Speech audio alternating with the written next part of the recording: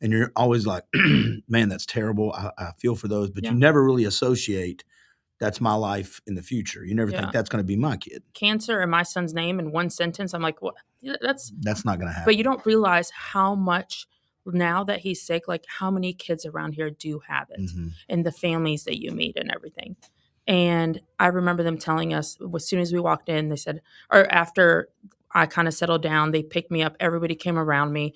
My oncologist, Dr. Mixon, actually got on his knees right beside me and just kind of went to my level because I was kind of still sitting in the ground, was like, hey, we're family. We're going to be here for you every step of the way. I remember Jennifer being on the other side of me. And then Jackie, she takes blood in the children's area, children's oncology. And just everybody was around me, just like, I just felt like somebody was like a blanket just came over me. And they're like, we're here for you. We're your family. We're going to get you through this. And they go ahead, when you first get diagnosed with leukemia, they go ahead and put you in for 4 weeks. You have to do, that's your induction period for chemo. When you say in, is that in? You like just you already induction? Like they have different level. They have like a roadmap of different things that you do, like induction, consolidation. They do like they have different things of like different chemos that they take. Interim maintenance, like they have a different roadmap. My son was high risk and he was a little bit older and he did not have favorable genes. So some of his stuff took a little bit longer. Some of his chemo was a little bit higher because he was a lot older. He did have a complication from one of his chemo drugs. So he actually did have to have surgery. He had a cyst the size of a cantaloupe on his pancreas. Now, how far were you into the process when that happened? Because we found that out. He had severe pancreatitis and the cyst grew.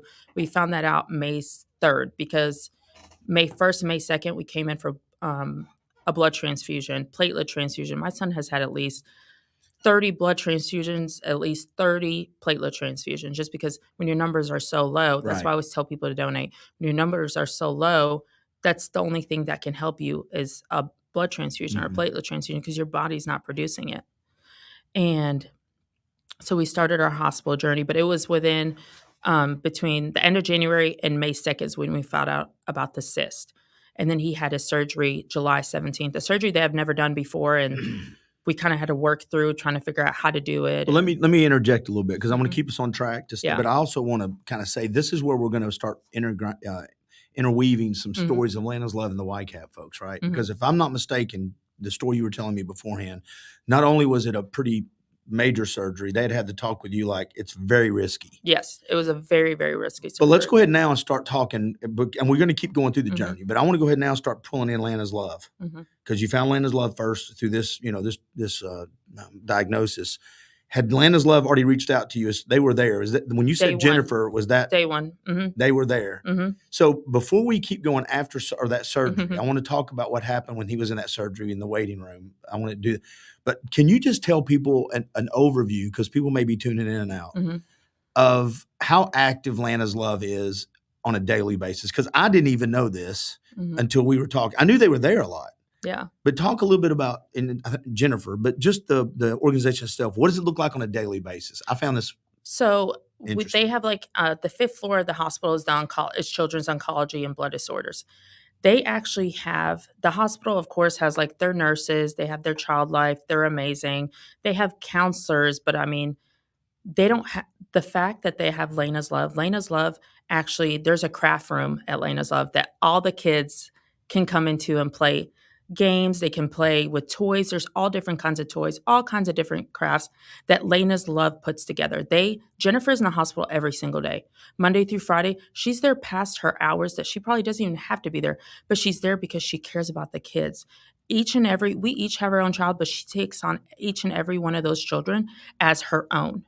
She checks on them. She knows their favorite color. I'm pretty sure most of those kids love her more than they love their own parent.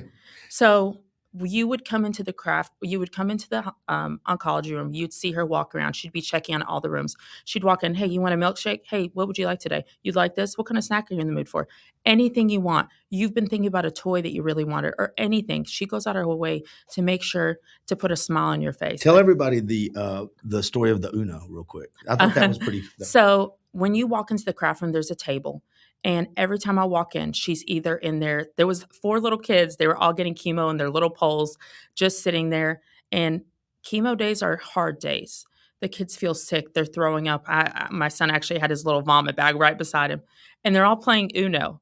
And they're like just laughing and making jokes, and they love Jennifer. They could sit there and talk with her, and she just sits there and just enjoys her time. It's like she just loves those kids like her own, and they're all just having fun and playing, and just they're either having snacks or they're just making conversation. She's asking how their day is. They feel so comfortable with her, kind of like she's just another mom to them. Okay, so let's do this too. I want to also address one of the things that I like about what they do is they try to make the world for your kids, the kids who are sick, or siblings, or the moms or the dads, whatever the family structure may look like. They try to make it look as normal as possible for that family.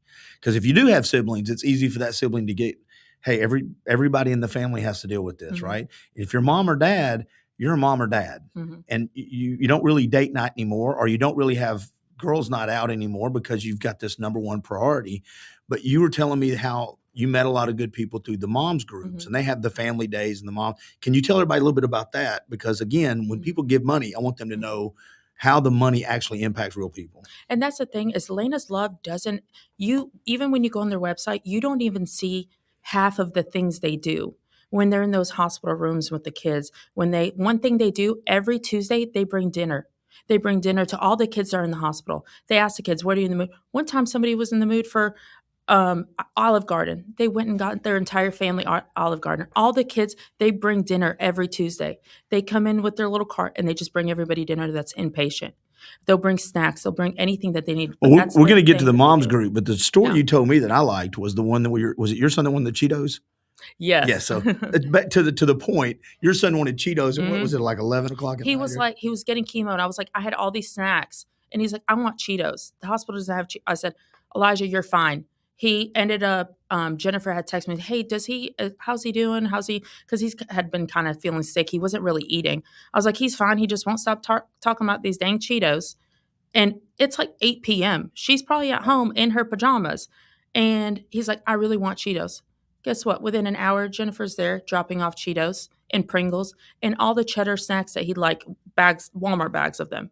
I was just like, my mouth dropped. Yeah. That's how much they care. That's how much they go out of their way. Or even, like I said, like a lot of things people don't see. A lot of those moms, a lot of those families, I would have never met them if it wasn't for Lana's Love. So the moms group is pretty important for you because, again, you're focused on your child and work. And trying to balance the two. Plus, that doesn't count all the emotional stuff you're going through. What is the moms group, and how did that impact you? So the moms group, we meet once a month. And they either take us out to eat or we go and meet at Jennifer's house. And we just it's just a time where we're not all looked at as moms that have kids with cancer. We're all just moms that just want to kind of disconnect and just have fun with friends. And that's what these moms are to me. Or we can talk about anything and everything. We don't just come in and cry and talk about our kids. We talk about everything that's going on at home. We talk about different things that are going on with our kids, their milestones. Even if sometimes like our kids are taking a certain medicine, it's making, hey, what did you do for milestones? Hey, what did you do for this? Or how's your child doing at this sport? Or just like, they're just like a comfort blanket. Like I would not have had that if it wasn't for Lana's Love, getting us all together.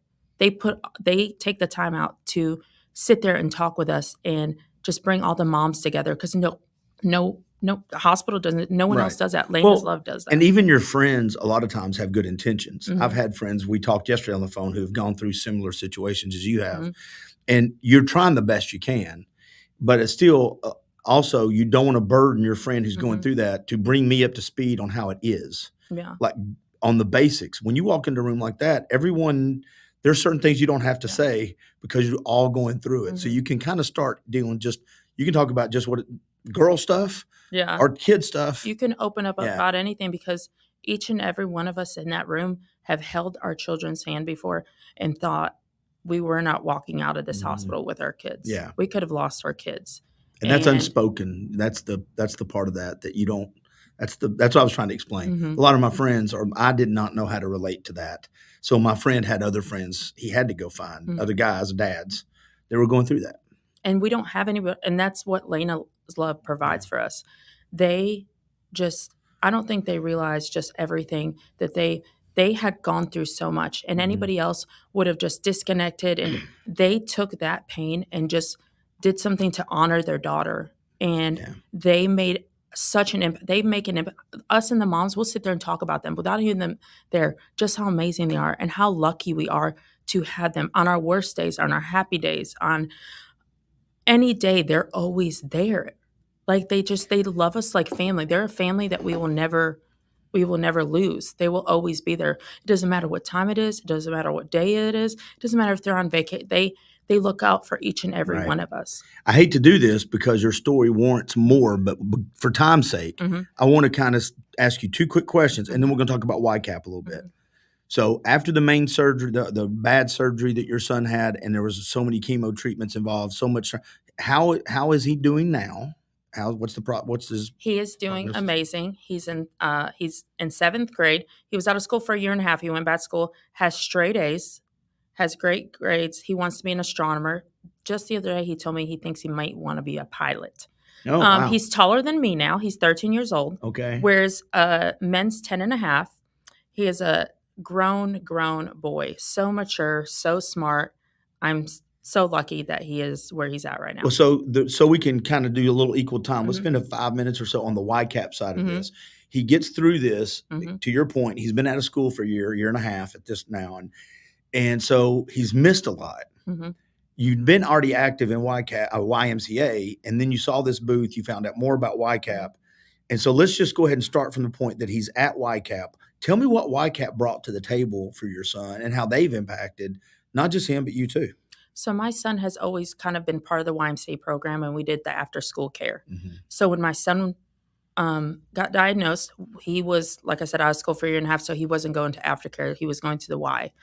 And they actually always just kind of kept in touch with us all the time. Whenever he was first diagnosed, his counselors from the YMCA program came to the hospital and brought him gifts and all the things that he would want, snacks and everything that he liked. They went out of their way. Even Ruby, that's a part of the after-school program. We always see her right there when we're walking to YCAP.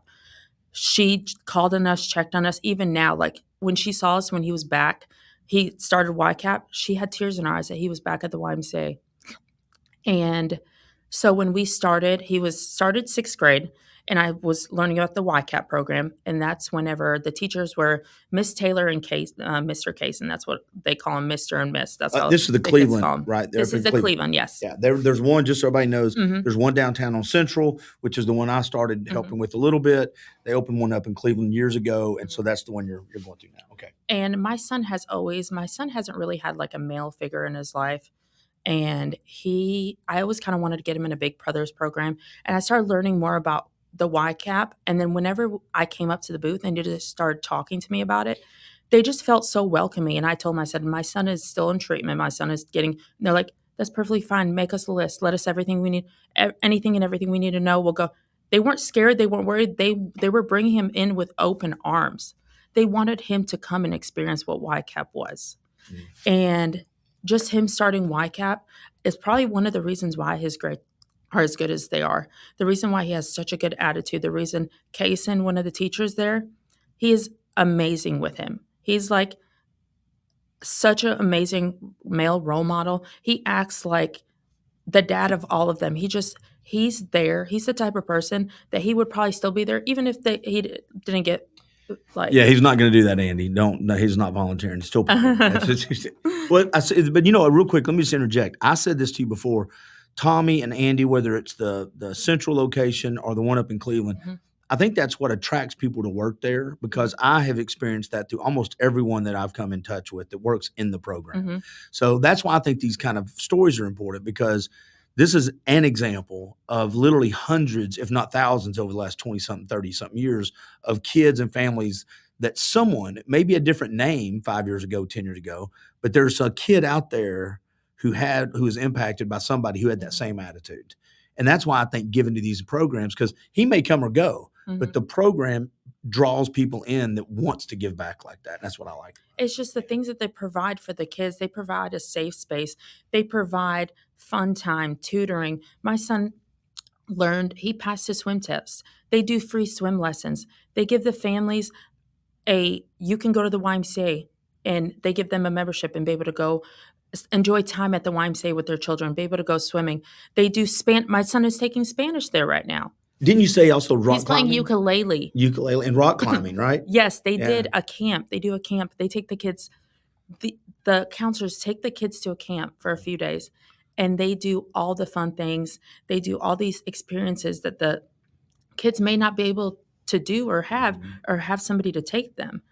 I just wish there was more people would speak out and just say what YCAP does for them, because my son comes in smiling, happy, so happy to go there, and just them to be there for him and take him in and help him with everything, especially everything that he has gone through. And to your point, when I say this, when Andy's on with me, because I say they always do stuff for family members too, and they do if the family needs it. But the best help, I'll just speak from a parent's point of view. I've had 3 kids. Everybody struggles with different stuff, right? Every kid's different. But when anyone walks in and helps your child, because I've been trying, I have a limited skill set. That when I say run alongside the family help, that helps a mom or dad more than anything, because that just takes the pressure off of you and me. When I see someone else stepping in and saying and speaking into my kid's life, all of a sudden I go, thank God. If you can get through to them, great. Or if you can help with that, great. It allows me the little bandwidth to kind of not have to always be spent, because it can be tiring. It can be very tiring. So you have these people walking in and helping your kid. That's the biggest help they can give you. It's an amazing program. Yeah. And they have helped me so much just in my son's just being positive about himself.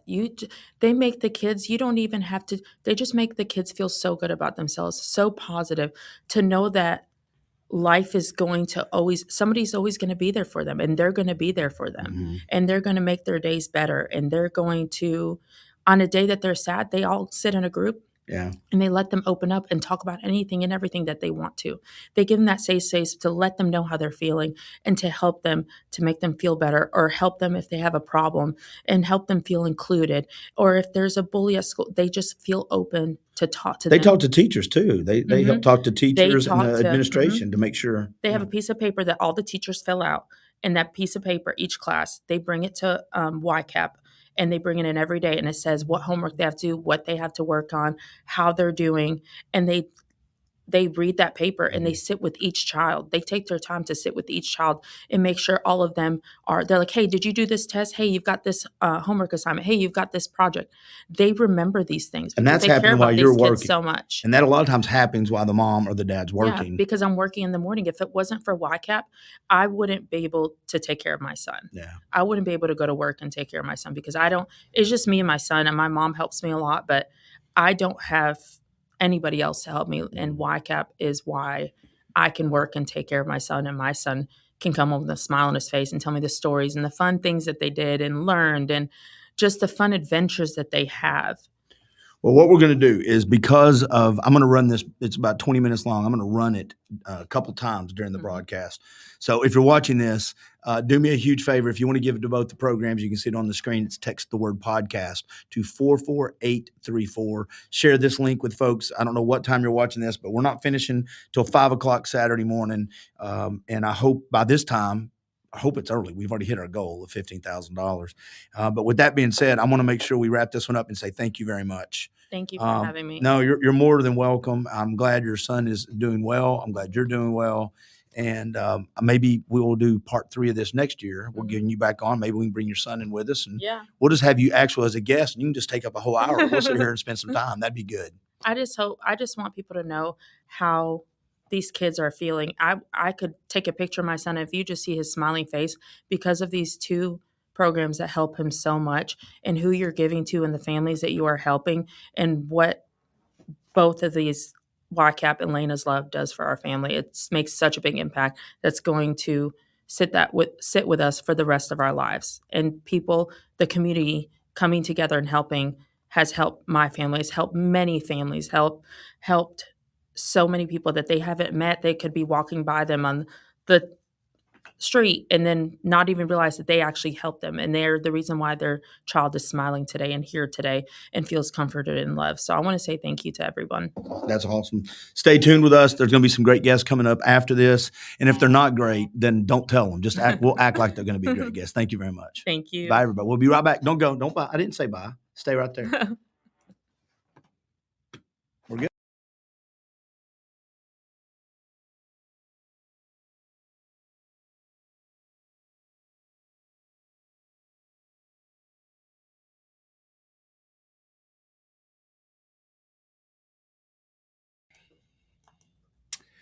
And just like that, we're back on camera. Everybody, you can look at the camera and see yourself right now. See, look at that. Hey, everybody. He picked him up. You got to talk, Lucie. You got to talk. So to pick you up. I have to talk to pick me up. Yep, talk and pick you up. There you go. One more time. There you go. Say, get on that mic. Check. Check. Hello. That'll get you. Here I am. It takes a minute. There's a delay. It delays, so if somebody stops talking, it pulls them off. Gotcha. That way we're not always wasting time.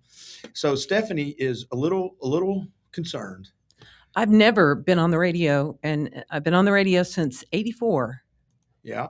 Never without headphones. This is first. So I don't, I'm trusting you. You're trusting the sound. Yeah. The sound guy. Yeah. Wow, you're screwed. So let's see how it sounds. Am I okay? Here we go. You're trusting the sound. Yeah. The sound guy. Yeah.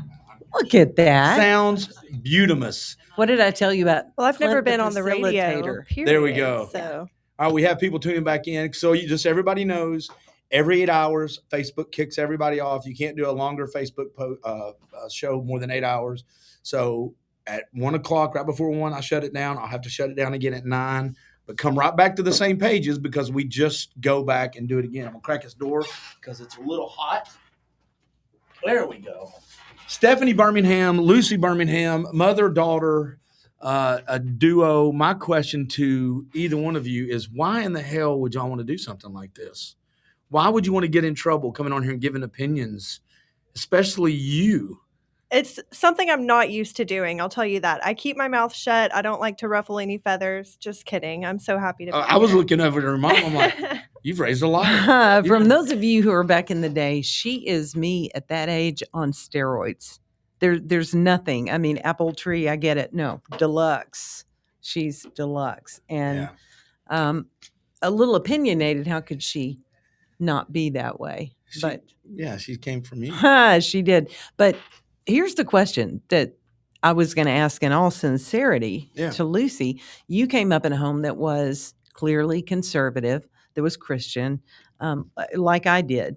But at some point in time, at what point do you make a decision? Am I this way because my parents told me to be this way? Or am I this way because all my parents' friends are this way and I grew? Or am I this way because it makes sense? And I can't even tell you when that happened for me, but you were inundated a lot earlier than I was with political public opinions, with me being on the radio and doing this. What happened? How did you get that way? How the hell did you end up the way you are, young lady? Yeah. It doesn't make any sense. No, well, I can say as a young adult, I did take the time to actually ask myself, am I this way because I grew up this way and my mom and dad are this way? Or is this what I truly actually believe? Is this what I align with? And, I went through it all, whether it be, pro-life, conservative, liberals, economy, social issues. And it turns out that I just so happen to agree with everything that aligns with the conservative beliefs. So I made that decision for myself. And I think I would have made that decision if I grew up in a liberal household. I align with everything the Conservative Party does. So, but and I agree with that. But also, I don't know. I'm not apologizing for it. And I know you're not either. But I don't really apologize that I influenced the way my kids were raised. I mean, sometimes maybe I look at my kids and I go, maybe I'm not super proud of that trait. Maybe I shouldn't have done that. But for overall, when I see them, I always think it's really odd when we say propaganda is a bad thing. I mean, listen, we are all, air quote, brainwashed for something.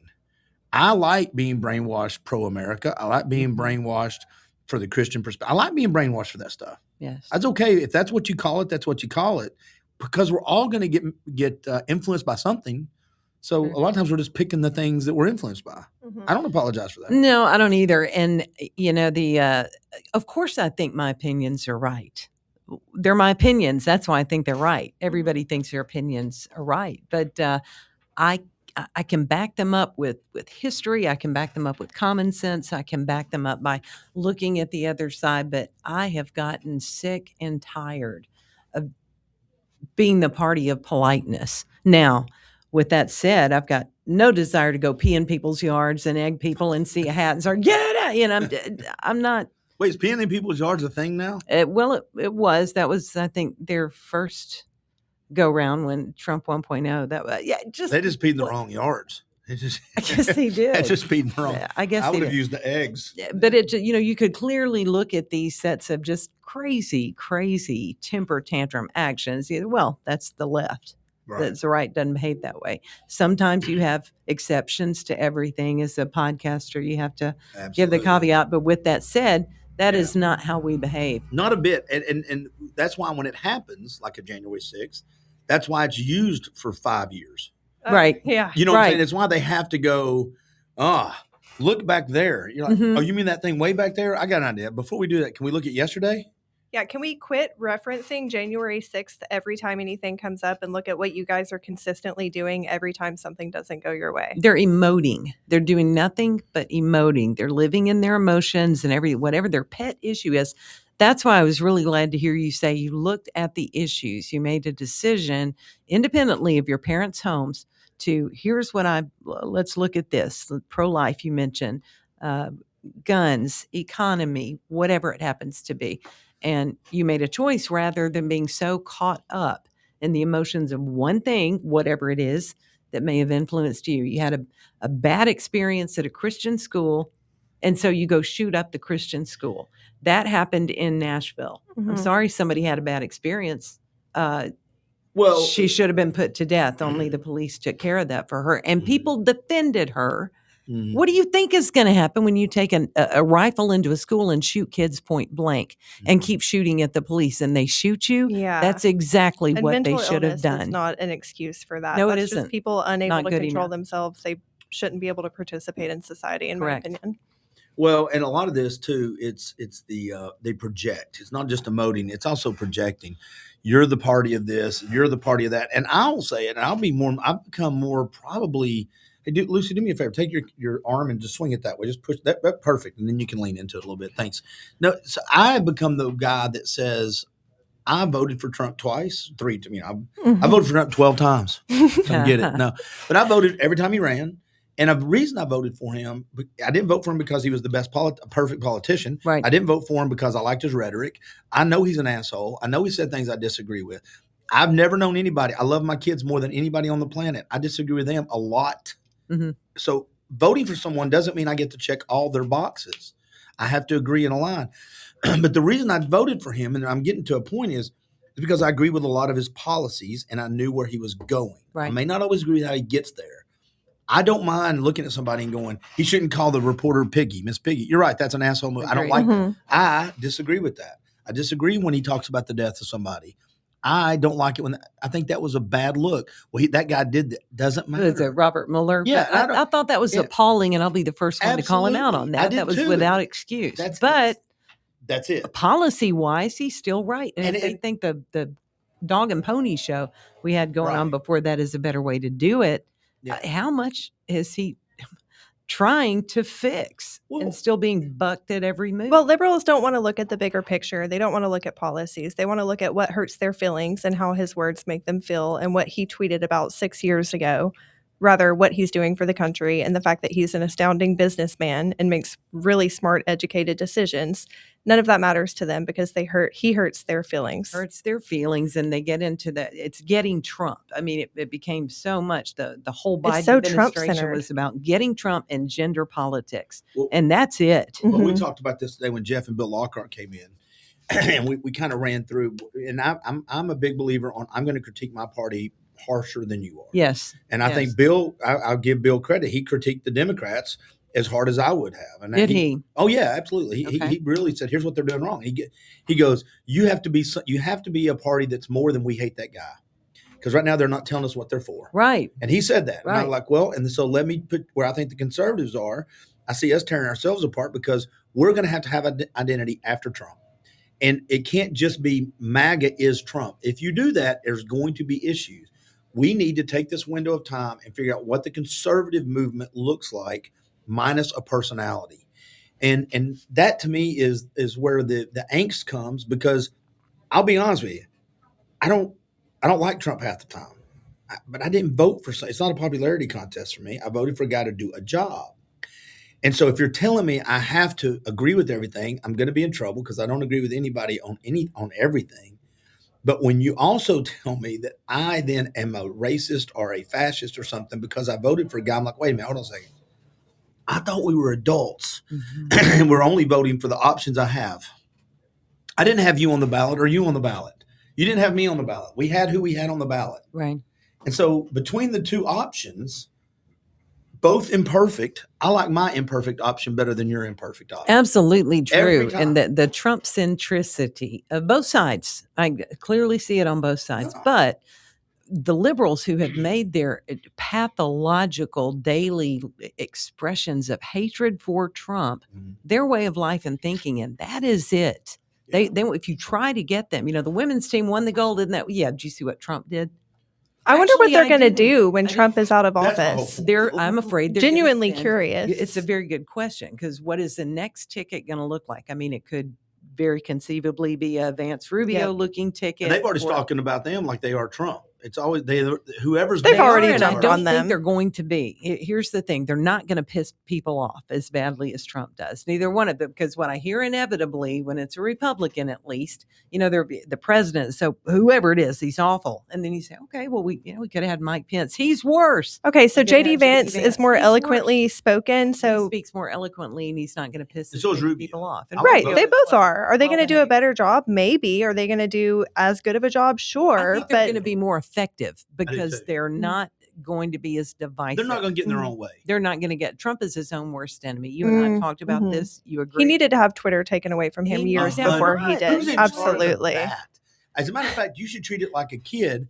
Tell him he's on Twitter, and then he sees it, but it's not on Twitter. It's like exactly quasi-Twitter. I'll tell you what I think. When you make your daughter a YouTube channel because they want to get famous, but you're the only subscriber, 100%. That's exactly what's going on. And you asked what the next party would look like. They spent the entire Biden administration. We got to get Trump. They kept him in the news.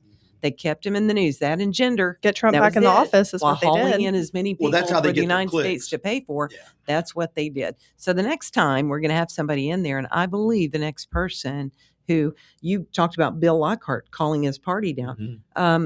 There was a wonderful interview with James Carville and Bill Maher. They did the same thing. Both of them, well, James Carville's kind of wacky. Bill Maher, to me, is extremely reasonable. Right. He'll work with both parties. He'll say, Democrats, you've got it wrong. They called out the woke. Both of them did. I was a little surprised that Carville did, but he did. He said it's a 15% chance of any Democrat who even admits to being woke or anything with woke. It's killing the party, and it is 100%. Because the truth is, there are very, very reasonable Democrats. Let's face it, there are things they do better. Absolutely. Not very many, but there are things they do better. And if we can't work together with them, if we can't have the security of the nation, the economy, the military, law and order, and the compassion that needs to come with social issues, we failed. The character of the country has failed. And we should be able to do more than one thing at one time. I said absolutely. That to Bill, too. I should be able to close the border and not be called a racist and get the illegals out of the country and take care of those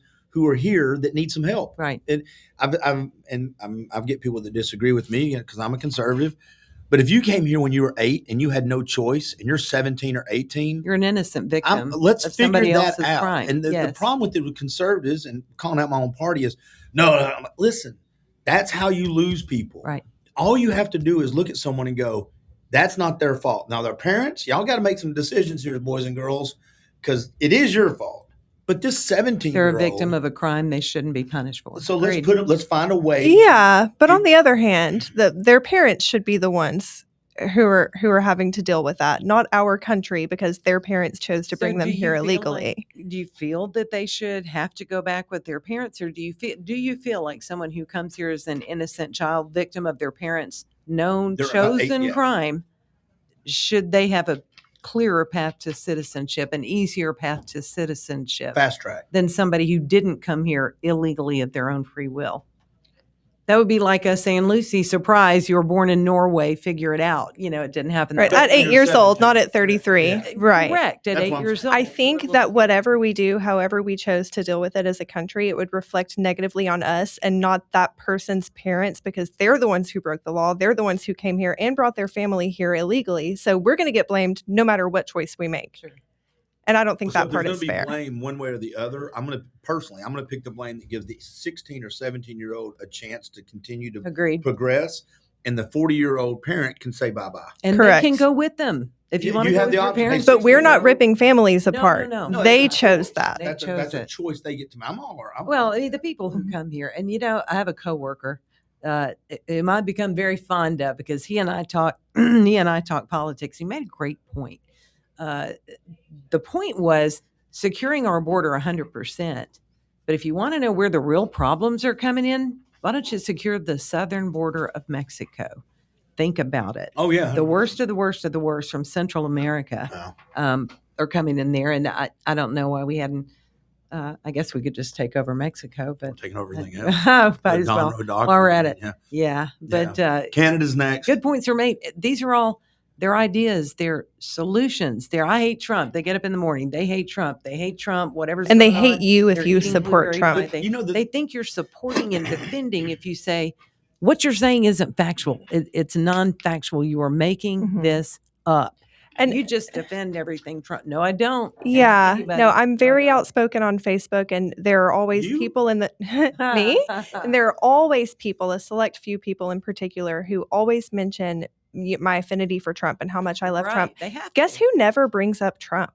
I don't. I talk about politics, but because they know I voted for Trump, because I've worn a MAGA hat, they can't listen to or understand or converse with me about anything without it being about Trump. Right.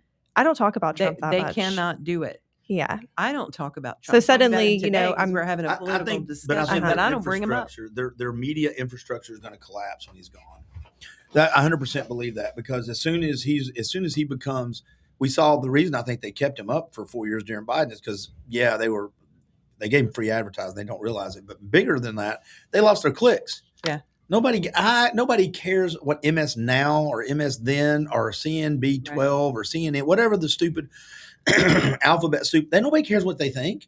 They care what you think about Trump. They want to hear what they're thinking echoed back to them from the people that actually have the suits on, the mics. So when he's gone, do you think Rubio? No, it doesn't have. Doesn't have the ring. And they're more like Obama. And I don't mean this in a bad way. What I'm saying is we're going to go back. Hopefully, we'll have politicians who are more statesman-like. But Obama lied to us in a statesman-like way. Correct. So, I have more flexibility after the election. Mm-hmm. You can keep your doctor. But he said it in a very calm way. Trump you're an asshole. Oh, that guy's a jerk.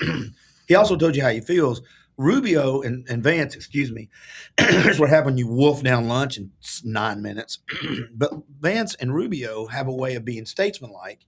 And I think hopefully we'll say the truth, not lies, but they'll say it in a way where they won't get in their own way. And without Trump, I can hope that I can only hope that they do, because it's going to, everybody on the other side is going to say it's going to be Trump 3.0. It's not going to be anything like that. They got to keep Trump's name. If it is Vance and Rubio, they won't let it go for a long time. That would be the worst thing that either party could do. Agree. It's going to behoove neither party for the liberals to do, for the Democrats to do nothing but make it all about Trump. We got to talk about Trump. I mean, there's drone on, and I don't know how these people put their shoes on. It's all they think about. It's not all I think about. I have a life and happiness and things I do. They think about Trump. And while we're on that topic, you asked me how and when I decided that I was a conservative for myself. Mm-hmm. I see a lot of liberals that are just so unable to get through the day without being miserable or being upset or discontent, and everything that happens is just like, oh gosh, I can't believe this is happening, poor me, how can I blame this on someone else? And it drives learn me to live life insane. through their diagnoses and their angst. Wake up, Everything's go to toxic work, and go everything. home, Yeah. take care of your family, quit whining, and go to sleep and do it again the next day. These people who are just so committed to being miserable and, want to tell you about their 74 food allergies and 64 diagnoses. Just They're going stop. to get along a lot better with liberals. That is not to say. I know plenty of liberals who are sound, reasonably thinking Jeff Stiles. people. There you go. That's a good one right there. So, Jeff, here's the thing about That's a Jeff. reasoned liberal. Me and Eric Buchanan and Matthew Durham, I do of Bind for the People. Matthew Durham, I said it a bunch, is an agnostic. He came from church, but he's an agnostic. He started off as very liberal. He's moved more conservative after COVID. He's an academic researcher. Eric is a registered libertarian. I'm the conservative. All of us would be considered conservative now, even though we give each other pushback on our thoughts and ideas. We have asked people, and we've got a few from Braver Angels that have tried, specifically Jeff and other people, say, listen, come on, very civil, sit at this table. You pick the 3 or 4 topics, whether it's border, the economy, foreign policy, cultural issues. Pick the topic. Give us a heads up. Let's talk. Let's talk policy. Let's just talk policy. I'm happy to talk about sanctuary cities and how I think it caused loss. Brought that up today to Bill. Sure. People aren't just getting snatched off the streets. And if they are, the only reason they're there is because sanctuary cities have told run here. And we're not going to work with the federal government to do their job. So they got to do their job. They're going to do it in a way you don't like. Right. My point is that I can't get people to come in and just civilly have a conversation and go, because I'm happy to go, you know what, that's a good point. I didn't think about that. What if you told them they can't say Trump one time? They couldn't do it. It would be like a Fembot on Austin Powers when they start malfunctioning. Right. They wouldn't be able to. They wouldn't be able to do it. They've got to emote. Now stop that. That's exactly. That's right. Like, oh, what? Fembot? Oh, go with that. The boot guns. That's what we're talking about. The boot guns. Well, you make a good point, though. It is relatively easy to have a conversation with someone who disagrees with you and find common ground on a personal basis. I think behind the veil of social media, everyone gets a little more brave. And it's, a good ground for arguments and disagreements. But in reality, if, I were having a conversation with someone like Jeff Stiles, who's a reasonable person, we could find a lot of common ground. You could talk for hours, remain civil, agree on a lot of things. But, you were talking the other day about the way you feel politically and getting a little tired of being the party of civility. I'm not going to go and stop being civil, but I'm really tired of, you can't harass a liberal. They'll cry. They'll sue you. They'll have a meltdown. They'll take a pill. They'll get diagnosed. You can't, and you shouldn't harass people. But you say the wrong thing, you're done. They can say anything they want. They can say and do anything. And if we don't agree, we're racist. Oh my God. End of story. That's the most vapid, dull, anti-intellectual thinking I've ever heard in my life. And by the way, so go ahead. Well, I just wanted to say you never discuss where you work. And correct. And shouldn't because you can't. Do you know why? It's because all the conservatives are going to come in and blah. Oh, that's right. No, they're not. Well, I'll tell you, the liberals who are going to try to shut you down and get your job gone. And if that doesn't work, they'll be happy to go after your business and screw over or ruin your business owner's business. Right. Because you disagree with them. Conservatives don't do that. That's them. And I work for a large company. Of course, it's franchised. Sure. So I consider who I work for to be a family-owned business. I work for a man who started this business from the ground up. It is a franchise. It's a very well-known company. But it would be so unfair for this man to have his company that he worked so hard for be put into jeopardy because he happens to employ someone who thinks differently from you. Right. And the people who are out to cancel others for disagreeing with them, they don't care about who they hurt or how it affects, they want me to get fired, sure, but will they go leave poor Google reviews and say, sure, you have a racist working for your company because I said something that made sense online? They absolutely would. And they don't think about the far-reaching consequences of that because they think only with their emotions. It makes them feel better. I'm morally better for you because look at the cool stuff I said. By the way, you have some great keyboard warriors that respond to your stuff. They really do. Yeah, shout out to Brock Presley. Right, Brock. I went to high school with Brock. So Brock is one who disagrees with me regularly. I went to high school with him. He's a very, very nice person. I had no very sweet, very funny, absolutely and totally deluded. Needs help quickly. but overall a very nice guy. And, we debate, and a lot of people ask why I don't just delete people who argue with me. To me, it would feel really strange to do that. I mean, I hear so many people, they give their one-liner, they make their meme. They live in the world of memes. They talk about them. They send them out. They speak in memes. Mm-hmm. And it sounds good in the moment. But the main thing is what you said. It makes you feel better in the moment, and you've accomplished nothing. The whole the meme-based I hate Trump or I love Trump. It does nothing. It just sits there. It just sits there. And when we're looking at solutions, we may be a couple of years or more from an election, but it's coming and we need to think about it. What is that going to look like? Are we really going to bake both parties in Trump? Trump's centricity for the whole thing. He's done. He's going to be gone. The minute you say that, here come the Democrat. He's going to try to run again, and he's going to posse comitatus. I sure hope so. Oh my God. Well, it's become I'm sick of it. But it's become a religion for a lot of people who don't have religion anymore. So the further you get a society away from religion, it's not that it goes away. They just replace it with something else. Truly, it's godlessness. How many times have I said that to you? It is godlessness of this society that makes people so mean and have to latch on to something. I want to do a quick. That's what I love about podcasting is I can make shifts whenever I want to because here I am doing the thing. Hey, so crime podcasting, murder. We're ready. Murder. We've got some new ones. We've got new ones and old ones. Yeah. Mm-hmm. Okay, so I went to the serial killer museum because I reached out to her. Yeah. And asked if asked what she thought about it because I saw her and her boyfriend went. Y'all went down there. And so me and Jen went. I liked it. It's a lot of reading. It's a lot of, and I guess I'm getting older because the things that I'm anticipating, like when I was going through it, on a scale of 1 to 10, for me it was a 7, which was good. It was fine. You want a reenactment there? Did you want to? I was hoping maybe that jump right. Yeah, just like more of a haunted museum. Yeah. What did you like? Do you like it? So, as someone who's very, very into just true crime and absolutely, she's a reader. Oh my God! And no wonder you loved it. Yeah, all it was words. Well, I grew up with my mom, during nap time. We would watch, unsolved mysteries together. So I've always been into true crime.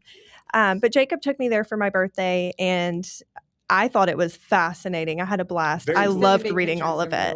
Look at this. Look at this. Yeah. It was really great. To have read so many books about Jeffrey Dahmer, fascinated with him. Absolute psycho. I thought he was so cool, though. And to go see a pair of glasses he wore. What do you mean by that? Yeah. Oh, him being crazy? Don't worry about it. We're clear on that. Okay. Obviously, I'm not, fantasizing about any of these people being wonderful people. Let me check your purse real quick. You keep talking. There's just a pocket knife today. I've got you, Lucie. But I thought it was fascinating and really good. Mom, I would love for us to go together. You would enjoy it as well. It's a great mother-daughter Is it? outing.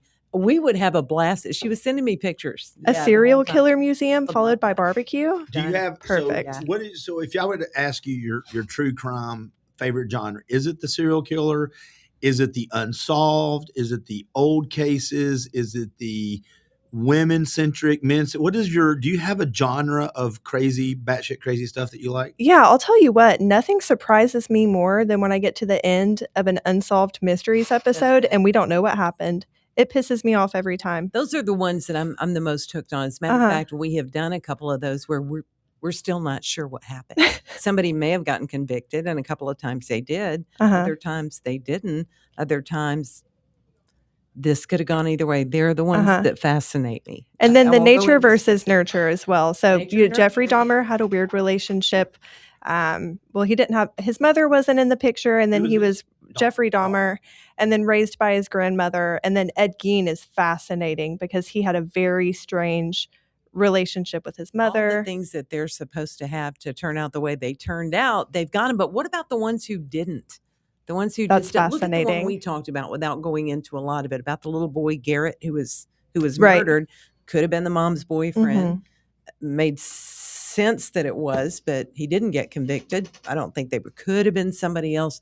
Gosh, I sink my teeth into those the psychology behind. I want to see the bad guy get the needle. That's important to me. I want the bad guy. So being fascinated with the serial killer as far as how cool, no, I don't think what they do is cool. I think the psychology. It's intriguing. It's intriguing very much. That's a way to do it. And seeing them finally get theirs in the end. as they should, but the ones that leave you hanging a little bit, I feel like I want to go solve something, because many have been solved by armchair podcast. I'm telling you, solve some down the road. Yeah, I've tried to. Excuse me. Tried to reach out to the local folks, and they've been good enough to come on from time to time on the Crimecast with me and Roddy. And I've tried to convince them. I'm like, y'all should come on once a month, pick an old cold case, something, and just rekindle some of the flames on there. Because, and I send them. I've got an email I sent with data on there. This is how many podcasts have been either solved or made advancements in till they, eventually led to the figuring out what happened. And I can't get them on board. I don't know why that is, because to me, it's a free thing. All you have to do is bring your data and talk about it. And I'm like, well, y'all should come on and let's just talk. I think podcasts are, back in the days we were on the radio, and this. Somebody wrote a book. You could get them on the radio. Mark Furman, Randy Weaver, whoever, anybody. Those are just a couple. You get them on the radio. You just called and invited them and they came? Bingo. Wow. Sometimes they called you because they could be on the radio and they have a book. But now I get them all the time. Do you? If they wrote a book. But what I'm saying is the people that you want to get, podcasts are too plentiful. I mean, I would love to get Andrew Bustamante. I would do anything. Do you know how hard that's going to be? And I'm committed to doing it. I think it's hard, but I think it's a lot of times it becomes hard because people forget that they think it's going to be hard, so they don't do it. The pretty girl a lot of times doesn't dance because everybody's intimidated to ask. Right. So a lot of times when you look on the good dance floor and they go, okay, I'm going to need you to call Andrew Bustamante. Yeah. You send your picture. Here's a photo of me. Can you come? Girl, and you go, because he was the one that asked. He's the one who asked. Yeah. Agreed. That's how I got half my sales. People were like, you're a great salesperson. No, you knocked on 40 doors. I knocked on 140 doors. Right. That's why I'm better. It's because I did more of the right things than you did. So yep. That's how that goes. I was going to ask you a question. I can't remember what it was about crime. Are you following anything right now? Is there a couple of crimes that you're focused on? You said you had new stuff. We do. We have some new ones that we'd like to at some point fire it back up. I'm trying to think. Start that back up at some point in time? I do. I really do. I didn't want to. Her job is very demanding. The logistics were really challenging. I know we should just quit. And I work with a bunch of young people. It's moving parts all day, every day, even today when I'm in a different state. But I don't know if I have any new ones right now that I'm following in the news, but I have been really interested in Crime Junkie podcast, and I can't think of the name of it right now. It was a family slaying. It's on the tip of my tongue. I'll have to get back to you on it, but there is a very juicy one out right now. We'll find a juicy one. I wanted to find some that were. Well, I have the Southern Fried. You do, but the Southern Fried Homicide, you see the ones, and that's fine. I want to do one. Nashville has plenty. Mm-hmm. I mean, plenty. Yeah, there are plenty. Hey, if anybody's got a good serial killer thing they want us to talk about, or we should do a podcast on, shoot it our way. Yeah. Comment. We'll look at it and see what's going on. These aren't even necessarily serial killings. They're just most of them happen in our backyard, and they fascinate me. And got to have an outlet. It doesn't fascinate me too much when it's a one-off with an otherwise normal person. Okay. All right. I'm glad you said that. So we were going through the serial killer thing. We walked into these rooms, and me and Jim were walking through. Now, there's one room that says budding serial killer, like ones that are new. Right? Like whatever. But then there's other rooms where you're walking in, and it's Jeffrey Dahmer, and it's Clint Powell with 63, and there's this one with 2, and we're like, 2? That's all you did? What kind of loser is this guy? Get your numbers up, pal. Yeah, what is that? You expect better, dude. What are we doing here? How do you get in the museum for 2? Absolutely. That's what we were walking through. Those 2 really good ones. And that's what we said. We're like, do you know how warped it is to walk through this and go, one person? Loser. They only kept 3 in the basement? What kind of shit is this? What are we looking at? Right. There was one in there, though. The guy got convicted of, I don't know, serial rape. And I think there was one murder, but I mean, he raped 15, 20 people. I mean, it was convicted. And he was right next to this other person. And me and Jennifer and this other couple were kind of, how you wander through and everybody's like, you run into people. So we're looking at it, and it said he was convicted to 12 billion years, whatever. And he served 6. And I looked over, and this girl over here had killed one person and has got life in prison with no parole. And I'm not saying that's not warranted. But I'm going, this dude is convicted of raping dozens and dozens, violently beating them, horrible rapes, and one death. He got out in 6 years or 7 years. this poor lady, y'all needed different attorneys. I don't know what that. Jennifer goes, how do you get out of jail at all? I was like, man, how they were framed. It is weird. If you take a look at what they did and how much time they got and compare them, sometimes it doesn't make any sense. But it was nuts. All right, so we'll dive back on the other side. Let's talk about social media. Okay. What's that? So when did the switch go off that you can? Charlie Kirk. She woke up radicalized. If I'm wrong, I peed a little bit right there, but go ahead. I've been very conservative for my entire adult life. And even before that, I would say I was educated enough as a young adult and teenager to safely say I am a conservative. I speak for myself. When Charlie Kirk was assassinated, I posted that it radicalized me, and I was 100% not joking, and I've been radicalized ever since. And the radicalized, again, definitions matter, right? Radicalized means I am who I am, and I'm not scared to say it. Correct. That's what it is. By the way, I hate to change topics, but this way podcasts work. Jess said Fred West has recently caught my attention. Fred West, he was in the serial killer exhibit. That's a very juicy one as well, Jess. He and another woman, I believe they were Australian. Fred and Rose. Yeah. They were bad. Bad. Kid killers, really. Didn't they kill one of their kids? They killed their daughter, buried her under the patio concrete, and then covered it again. They did some really sick shit. Oh, wow. Yeah. It's worse. She broke the seal. She said a bad word. Way to go. We were Oopsie. Well, so what was it? Scott Chase was just in here, and I said something, and he goes, "Can you say that?" I said, "I went, yeah." On Clint Powell's podcast? I want to make a living on it. He goes, "Dude, my muscle memory is true. As soon as you said that, I always think hot mic. Switch. There's always a hot mic. If I'm in a room of mics, I'm like, they're on. I'm just assuming they're on." He goes, "That's kind of weird." Scott's like, "That's kind of weird." Sounds just like him. It is kind of weird. I told him, I said, I've never met a guy that walks into the room and ups the energy level simply by walking into a room. Right. If you're in a bad mood when Scott walks in, that's on, and when he leaves, that's on you. Yeah. Because he's bringing it with him. Oh, that's fantastic. It was so nice to see him. Great. What was a nice probably treat. I wasn't even a teenager last time I saw him. Right. And I remember running through the halls of KC 106 and seeing all these people and then seeing them again now is crazy. That would have been the 2000s, early or late 90s, right? That's late 90s, early 2000s. That's when I was there. Yeah, I remember that. So we're going to talk about social media, but then I'm going to talk about, because Bill brought it up in a minute, about something your mom back in the radio days. You're welcome. Great. Can't wait. Well, no, the social media thing I think has changed a whole lot. From magazine covers and that's it. Charlotte Observer. We're going to talk about the Charlotte Observer. Well, just because Bill brought it up, and I think it's Bill was the first one to actually get a copy and bring it to me, and I think he kept that picture of me with the AK. Well, his office. He said someone said, "Have you seen the Charlotte?" We'll just go to that right. I'm going to come back to you on social, but he had said that. He said, "I got a message from somebody. This is before text message. Phones." He goes, "Have you seen the Charlotte Observer?" And he goes, "No. What are you talking about?" He goes, "You need to go look at the Charlotte Observer." So he went to Books A Million or something. Barnes and Noble. Yeah. He went to Barnes and Noble and got it. And he goes, on the cover was Timothy McVeigh, Osama bin Laden, someone else that's just batshit crazy.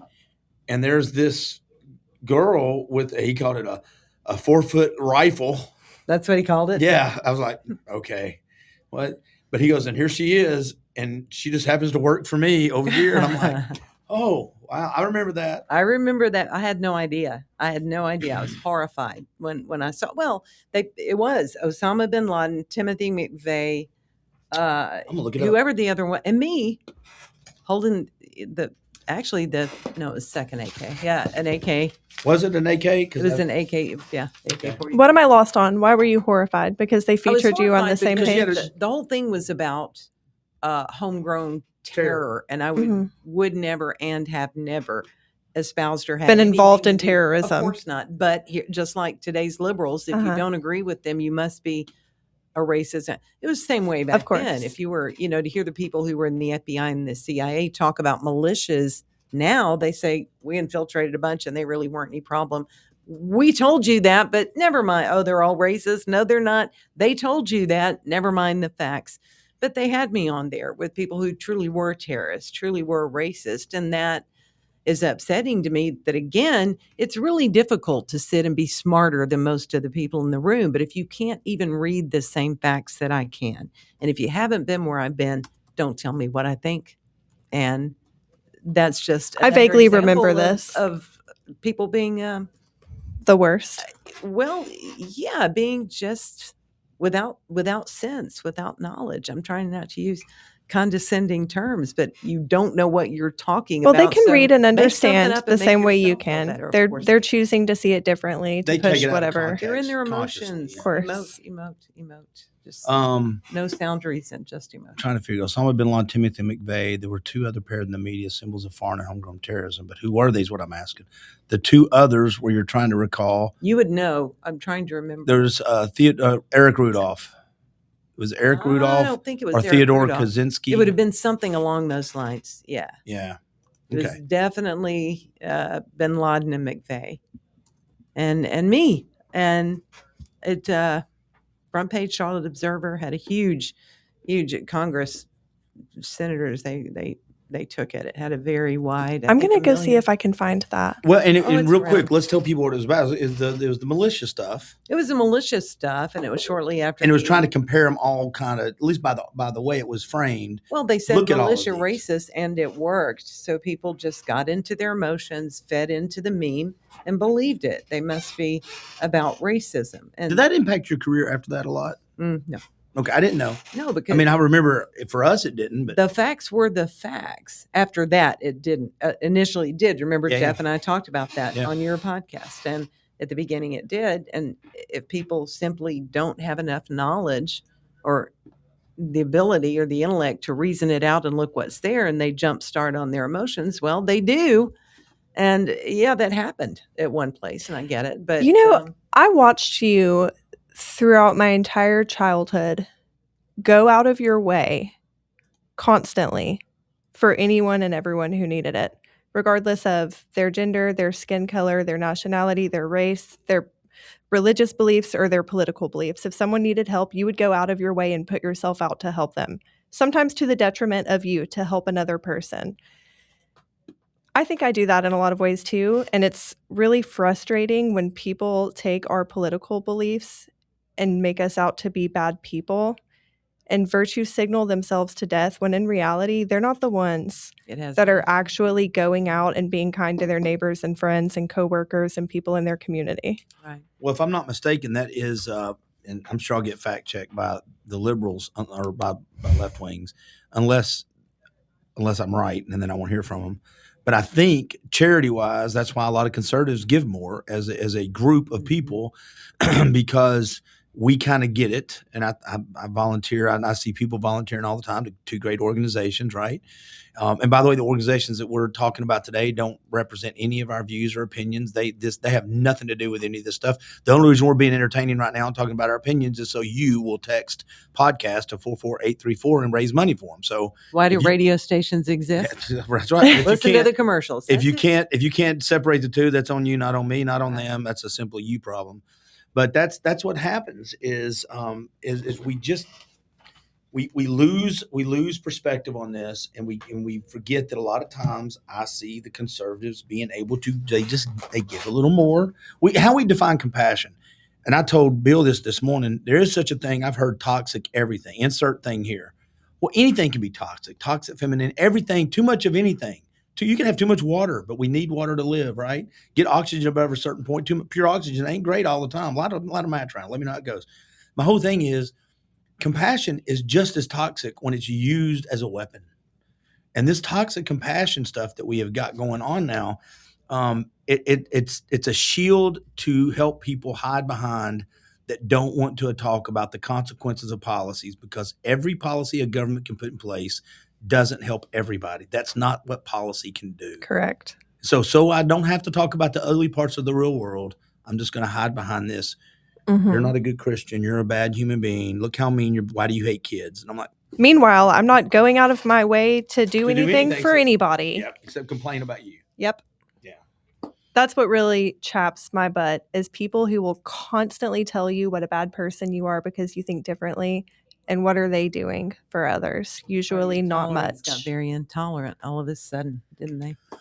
What is the, my buddy Matthew Durham, he's going to be so upset with me. There's a tolerance thing that talks about the only thing you can't tolerate is the intolerance.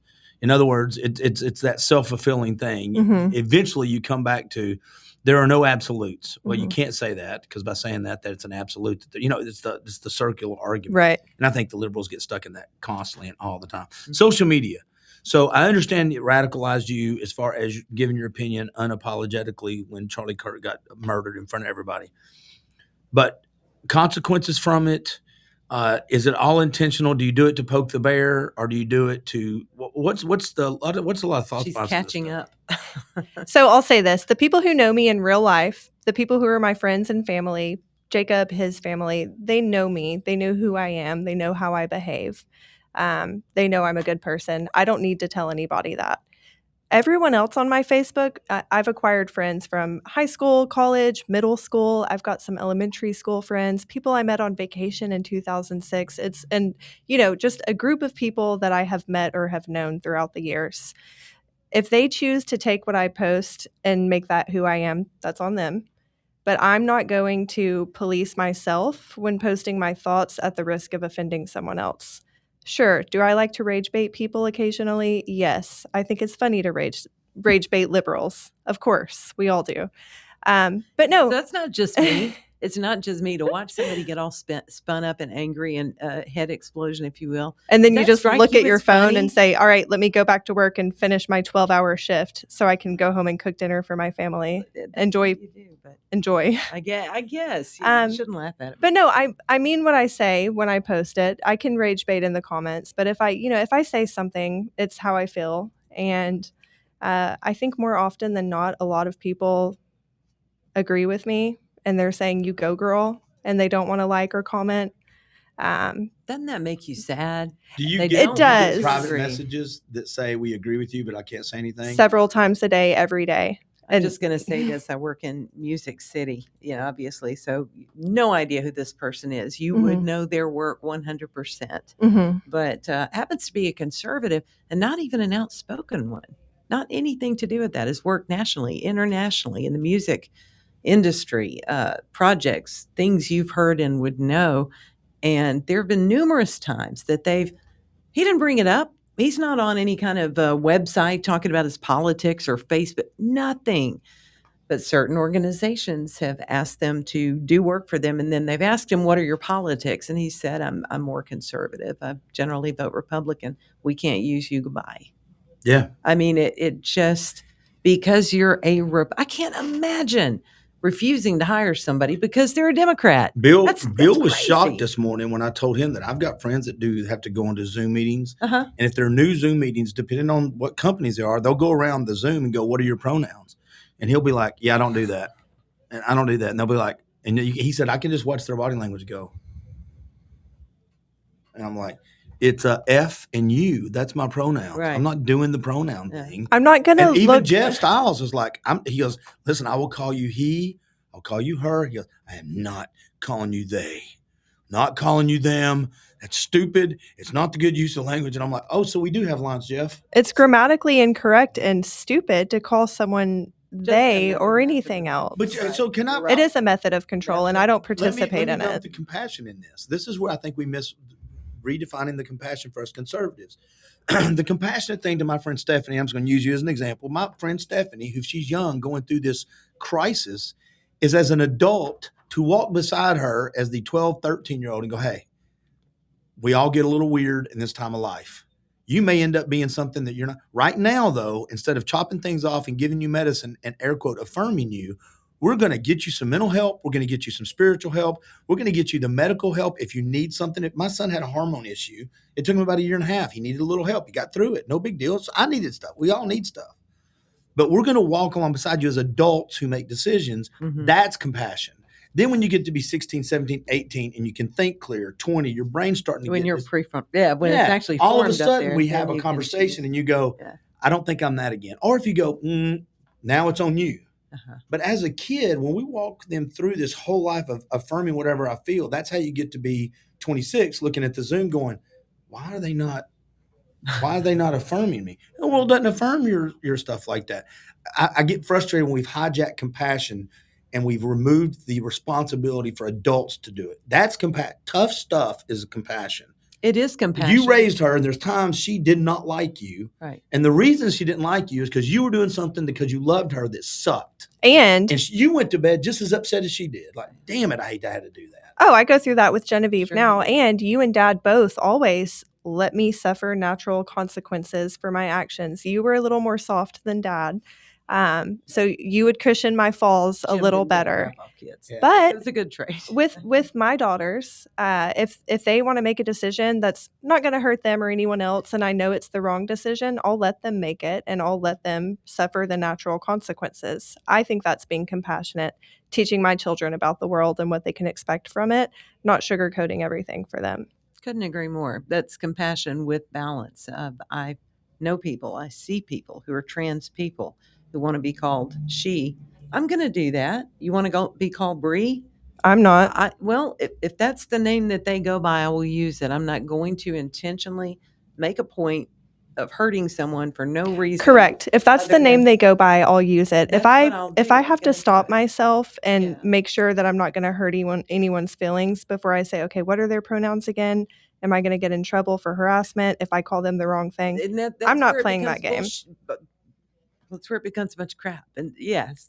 FCC just called you fired. Get out of here. Done. Handcuffs. But that's where it becomes ridiculous. Take you and your 4-foot gun and get out. Well, you know what Charlie Kirk said? He said you might get fired for your beliefs, and you might get fired for sharing them. You have a decision to make. Do the best to be compassionate. Treat people with compassion. If you believe differently than I do, I'm going to do my best to help you, not harm you. But at the same time, don't get ragey with me. You're going to have a tantrum over there. So to me, that's what I was going to go, because that's what frustrates me too. So compassion, I am now assigned to be compassionate as you define it, which is unfair. But now the compassion only goes one way, because if you call something different and it's out of the norm, and being out of norms, by the way, doesn't mean bad. There's a lot of things that are not normal that are not bad things. Some are. Some things that are normal are bad things, right? Mm-hmm. But if I were to make a mistake, and if your first instinct is to literally jump me, verbally or physically, so I then learn my lesson, whatever language, and try to harm you, right, my question to her would be, kind lady, I have a question, or sir, I have a question. Since you're doing something you know is out of the norm, and you yourself are uncomfortable in the journey you're on because you have a confusion, I get no mercy and grace in being confused either. You're the only one that gets to be mercy. You're the only one that gets to be confused. Mm-hmm. I don't get to be confused. You look like a duck, you walk like a duck, you talk like a duck, but you're not a duck. And I'm trying to figure out, is it a duck or is it a goose? I don't know what the hell's going on.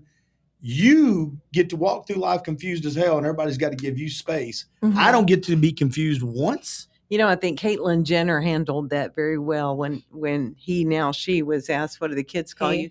I'm their dad. They call me dad. They call me dad. Good for him. He is their dad. He is their father. He raised them as a dad. Girl, you can go live as a girl. You can change your name. Whatever you want to do. This is America, baby, the land if you get to. But you don't get to make me. You don't get to change my reality. And he didn't try to freak out his kids by saying, what are they going to call him, mom? They have a mom. That's why he came out. I'm their dad. Call me dad. Trump-ish on a lot of topics. He's conservative on a lot of things. Yeah. A lot of things. He gets very conservative. I've never had everything that I've heard Bruce Jenner say, even on Keeping Up with the Kardashians when he was presenting as his own self. He's always been a decent, normal guy. Yeah. Did you watch Keeping Up with the Kardashians? You know what? I never did when it was popular. And look askance. But I popped in a few times. Yeah. You know what? Everyone has something to say about the Kardashians. If you listen to Kim Kardashian speak, she's a well-spoken, very smart woman. She's a very good mother. So I just wanted to throw that in for everyone who bashes her consistently. She's a really good mom. Okay. That's important. It's important. Damn TV, right? I'm not a fan, I can't go to bed at night unless I'm doom scrolling TikTok. Giraffes have tongues? No, they don't. How long are they? What is that? Pit bulls? Get rid of the pit bull. Why don't you have it on? She's just been so everywhere for so long that when I've taken a peek and seen how she interacts with her kids and gets down on their level and listens to them, and she isn't. She's not. But they're only showing us what they want us to see. Even the bad stuff they want us to see is bad, so they then can tell you, I'm just like, look, I had a bad day. Look, I burnt the pasta.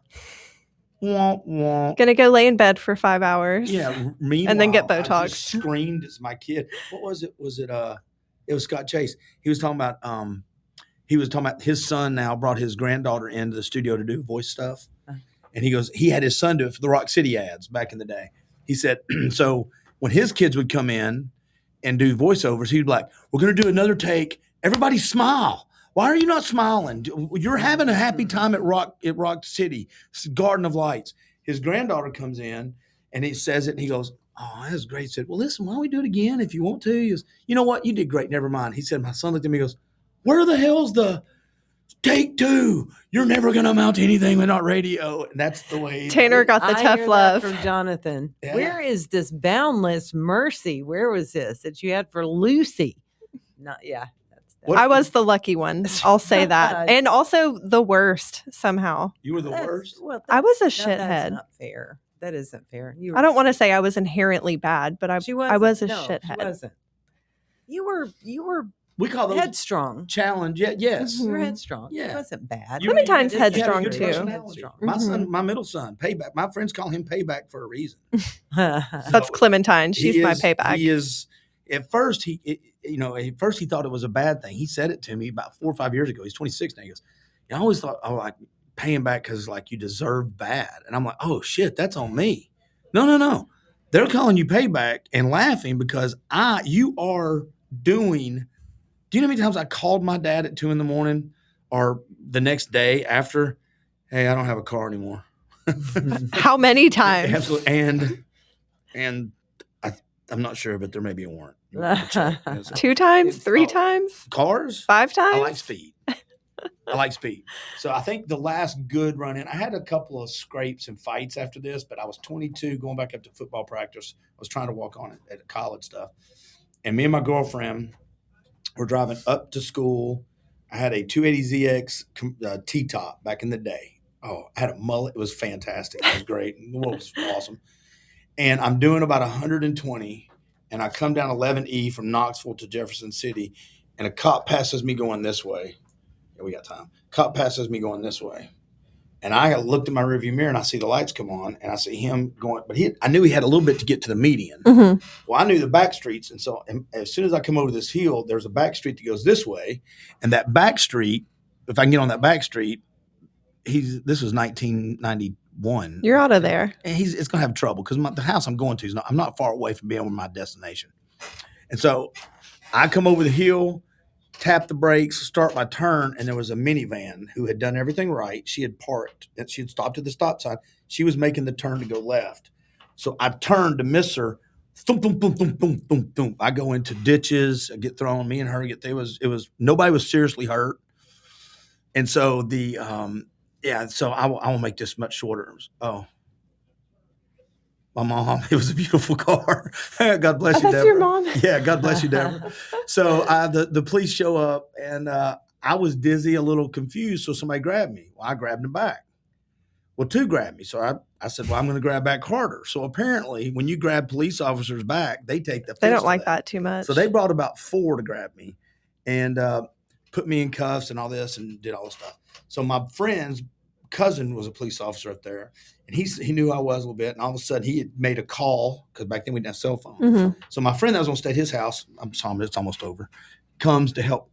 Says, he shows up at the scene, and his cousin, who's a police officer, comes over and says, "Hey, here's what's going to happen. We're going to let you out. We're going to reduce it from this, no resisting, but you're going to get the stars on your card. It's going to be reckless, but you're not going to jail." I mean, everything, all the stuff that would have affected my life really bad. Mm-hmm. He said, no. So I'm in cuffs, and the guy that put me in cuffs was really rough about it. I didn't like his attitude a bit. Mm-hmm. So as he's taking the cuffs off of me, I just look at him and I said, "Oh, are you going to unarrest me?" And about that time, my friend's cousin's cop grabs me by the shoulder. He goes, "I will put your ass into the jail if you say one more smart aleck word." You just got off the hook, and that's exactly what he goes. Get him in the car and out of here. So me and my girlfriend got in the car. So that was a call I had to make. Wow. Hey, so can I get a ride home back to Chattanooga? It was. You're about to get a ride back to jail. I was. Yeah, that would have been the third. Can time. you imagine your mouth getting you in trouble? I No. can't. No, me neither. Yeah. Sorry that happened to you. It happens to all of us. I do believe it sometimes. All of us at the table. I have a question though. Can I revisit? I don't think I've ever asked you this about the militia stuff. Did you stay in that? Did you get out of that at that point? And what's your opinion on those things now? The biggest thing that, you would ask if anything had affected employment other than before I came to work with you guys. Mm-hmm. The answer is no, because I think everybody else could read. So you guys could read and could form an opinion, or maybe, I don't know. But no, it never did again. As far as staying in it or out of it, I think the turning point for me was my beliefs never wavered, but you use the word militias, and people, I don't know. They get the word carries baggage because people have skewed it so much. In reality, tell me what a militia is. Well, it's all the men of fighting age, 17 to 35 or 45 in this state, who are supposed to take care of things.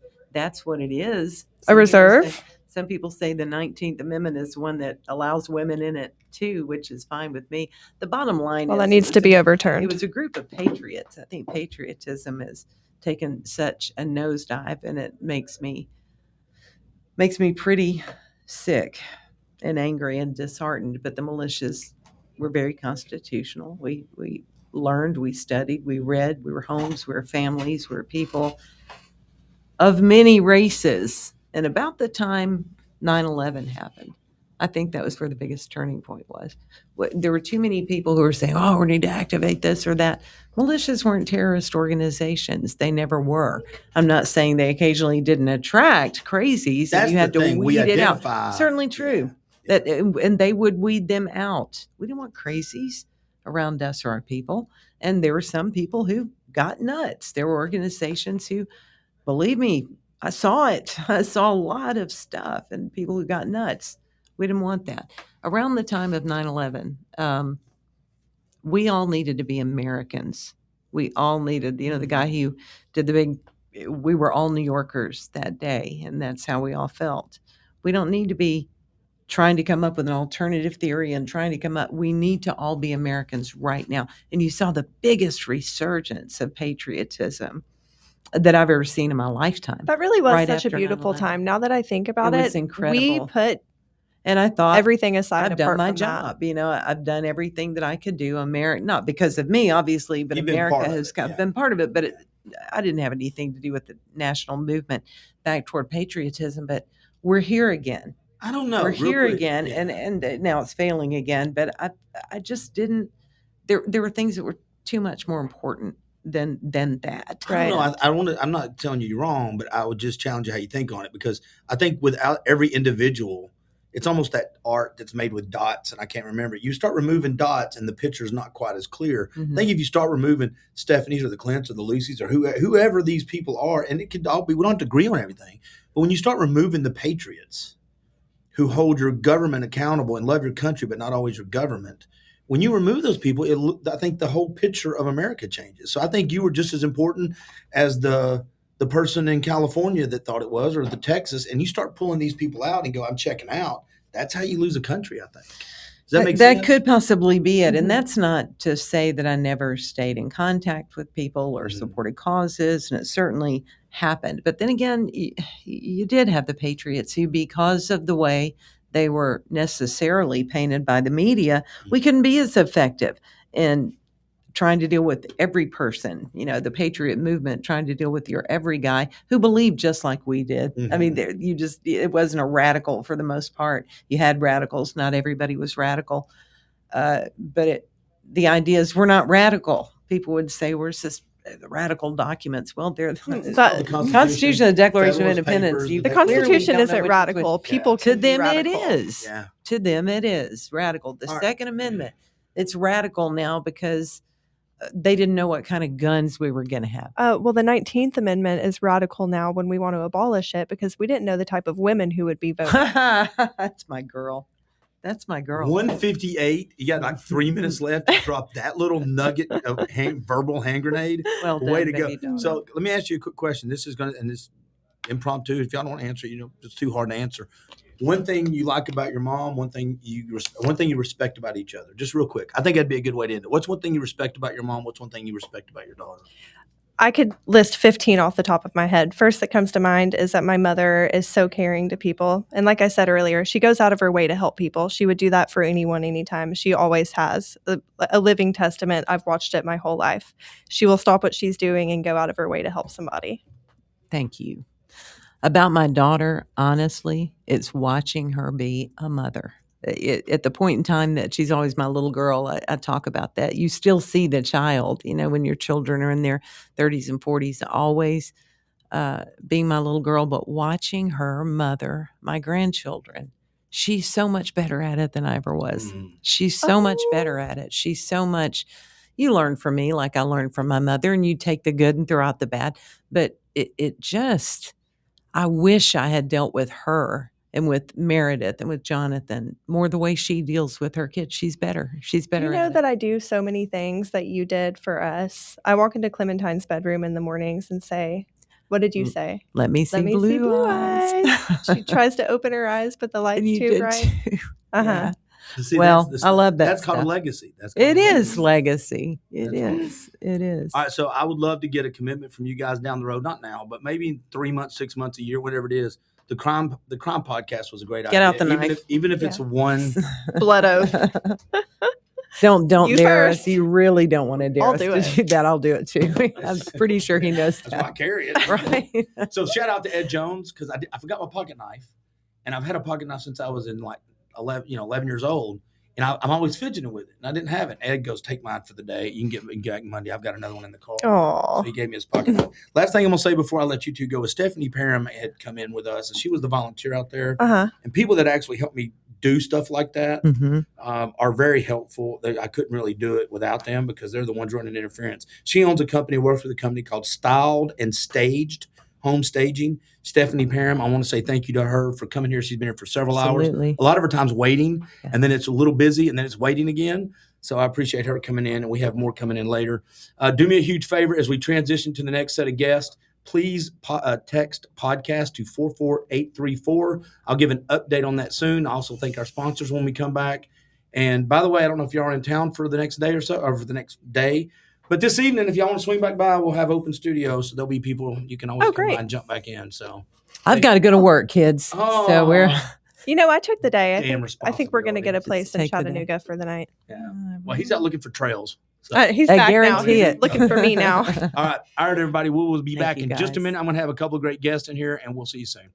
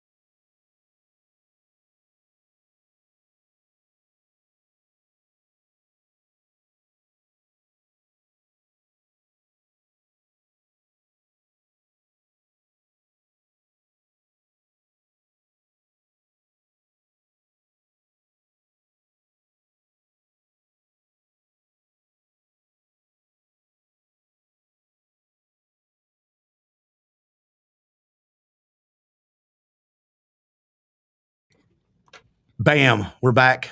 Michelle Hecker-Davis, how are you? Hey, Clint, I'm great. Let's make sure we all sound good. I like to go listen to make sure because, we're going to sound fine. You're a pro. I trust me. If not, we'll sound good in a minute. That's what'll count. Michelle Hecker-Davis has a podcast called Roots to Reason. I love the podcast. She does great stuff. I'll let you tell everybody what the podcast is about. Oh, here we go. Let's go. Well, it was your idea, Clint. Yep. Sounds really good. Yeah, I know, but it's your podcast.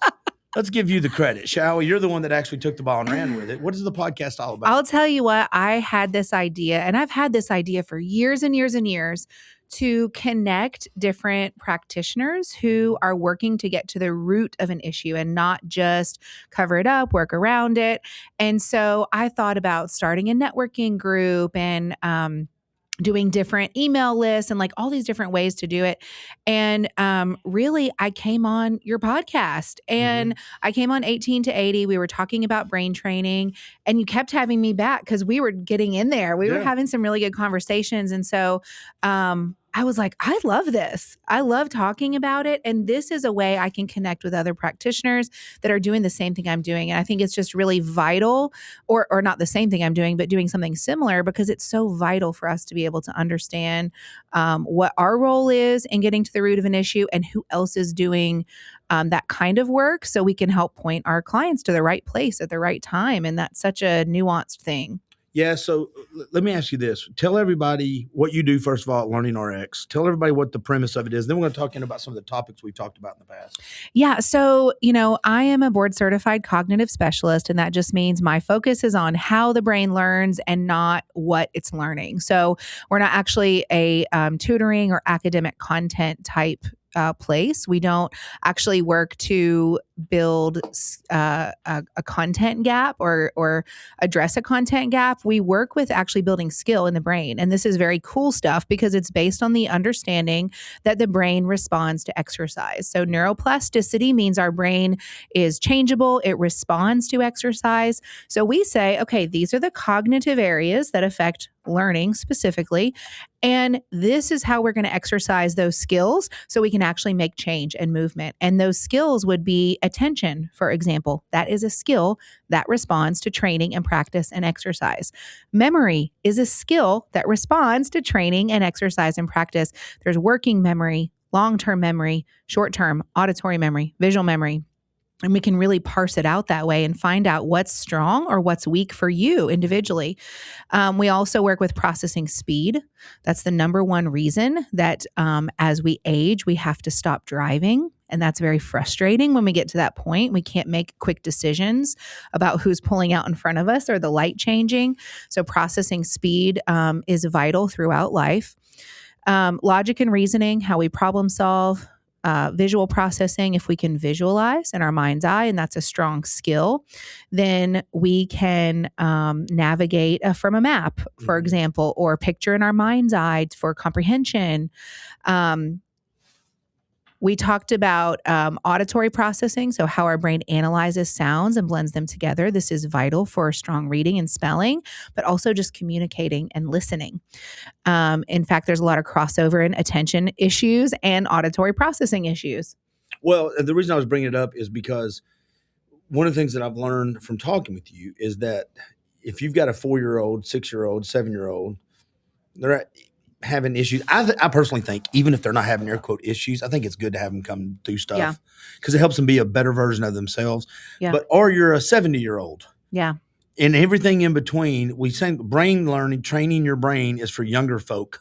Yeah. And we're like, probably you need more of it, sir, than the 5-year-old. Yeah. I'm not saying that, but you know what I'm saying. Well, I'll tell you this. Yeah, actually, like as we age, the neuroplastic properties decrease a little, right? So the younger we are, the easier it is to change the brain. The older we are, the more challenging it is, but it's definitely still possible.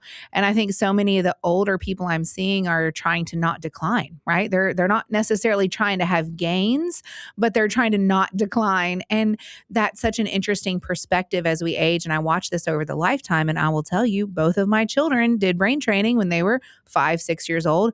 My parents are brain training right now at 70 and 72. And so and and I do brain exercises. So it's not age dependent. We all have a brain and it all responds to exercise. So it's very exciting work that I get to be in. But this was part of where, what came out with Roots to Reason was trying to identify, okay, if I'm going to get to the root of a learning issue, for example, and there's a cognitive issue, I can help. But what if there's a physical issue? What if they need something like vision therapy or hearing? We have the auditory. If they have a hearing issue, exactly. Or what if it's just manifesting itself? Yes, or even if it's a sensory issue and they need an occupational therapist or speech pronunciation issue. There's so many different things it could be, and even chiropractic can help, or sometimes counseling, behavior specialists. So I think I've made it my business to know who's doing what, and each person might need a different modality at a different time. And I'm like trying to hack that, when is the best time for this person and what's that going to look like for them? Yeah. And this is the referral team you set up between these practitioners is important too, because you can be talking to somebody and go, okay, you're looking for this. This is the doctor you need. You need a pediatrician. Here's somebody that I kind of work with. Yes. They can run into somebody that goes, listen, physically you're fine, blah, blah. Let's go get you tested. Yes. Yeah. And the testing I found, because she's brought in a few for me, can be fun, disappointing and challenging, but still kind of fun. She makes you're not doing well, not that bad. Not that bad. That's good. Yeah. The mindset is such a part of it too, right? And this goes across more even physical exercise type modalities where you're looking at, is your mindset one of just this is the way it is and always going to be, a fixed mindset? Or is it one of a growth mindset saying, challenges actually are how I learn and grow. And that's hard to do, right? It's hard to make yourself do things you don't want to do that are challenging, but that is vital for making a mindset that allows for growth and change. Well, I think one of the rigid thought patterns or mindsets you can get trapped into is as we age, the two things can be true, right? Aging does bring decline, but it doesn't, you can manage that decline and it doesn't have to be as prominent or as fast. So when I say, well, I'm just getting older, it's so true that we can just hold on to that and go, so that then justifies me not doing anything other than I'm just getting older, but I don't have to do it as fast or this way. Does that make sense? Yeah. So the rigidity on that thought is Mother Nature and Father Time, which is true. I love it. Yeah. I love it. I mean, and that is what you're exploring on 18 to 82 is just kind of across that lifespan. How are things differing for us and how's our perspective? And, it's interesting because as we age, we like to get into a routine. So next thing you know, you're driving the exact same way every day. You're getting the same grocery items. You're doing just all the same things. And that is not friendly towards neuroplasticity. Neuroplasticity is all about actually doing something different, changing. So I love to be able to give tips like, if you're right-handed, try brushing your teeth with your left hand. I thought that was so silly. Then I started rabbit holing it. I'm like, yeah, there's benefit to it. Did you try it? I have tried it. Yeah. It's hard. Yeah, beat the crap out of my gums. Apparently, this is, I might as well just, thank God it's not a knife. I'd be stabbed everywhere. We did this great activity where we were writing the alphabet with our right hand at the same time that we were writing numbers with our left hand at one of our trainer meetings. And which is dual attention task. So you're doing one with your left hand. Of course, the right hand is much, for my right-handedness, is much neater. Yeah. But again, that task, it makes your brain turn on focus in a different way. It creates literal synapse connections, and you can do this throughout life. So it's Ed Jones can write backwards. Cool. He writes stuff on walls all the time. In cursive. That's interesting. So what a fun thing to practice to work neuroplasticity, So I'll give Ed credit on this. He does it. I think he knows why he's doing it, but I think also it's part of his nature. Yeah. He learned to fly. And now he learned to fly. Now he learned to fly in a biplane. He learns to hunt. Now he's learned to hunt with a recurve bow. He's never played an instrument. Now he's been practicing every day the violin. He Amazing. does. So he's intentionally, and he's very rigid. I practice 1 hour a day on the violin. That's just what I do. That's amazing. And actually, I've been talking to him about doing brain training, and now I'm thinking he probably doesn't need to. He probably doesn't need me. He's figured out his own brain training. He's doing it without even knowing. Exactly. Yeah, I do too. Because I'm like the personal trainer, right? I'm like the person you hire to go tell me what to do and how to do it and when to do it. And you need that a lot of times, but some people don't. And Ed Jones may not. We'll come back to this. We'll come back to the training and the podcast, but just owning a business. Yeah. How do you like that? Yeah. Oh. And have you always done that before you got into the business part of it? Was that new and challenging for you? Yes. Oh my gosh. And I love it. I'll tell you a little bit about the backstory of that, because I actually went to school for accounting and business, and I went into corporate accounting and absolutely hated it. It was did not fit my personality at all, but it's what every aptitude test ever told me to do. Turns out, because I have good cognitive skills, so learning is easy for me.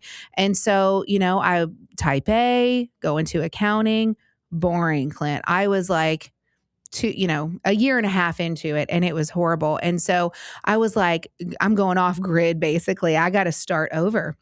This was after college, of course, and I had that degree in accounting with business.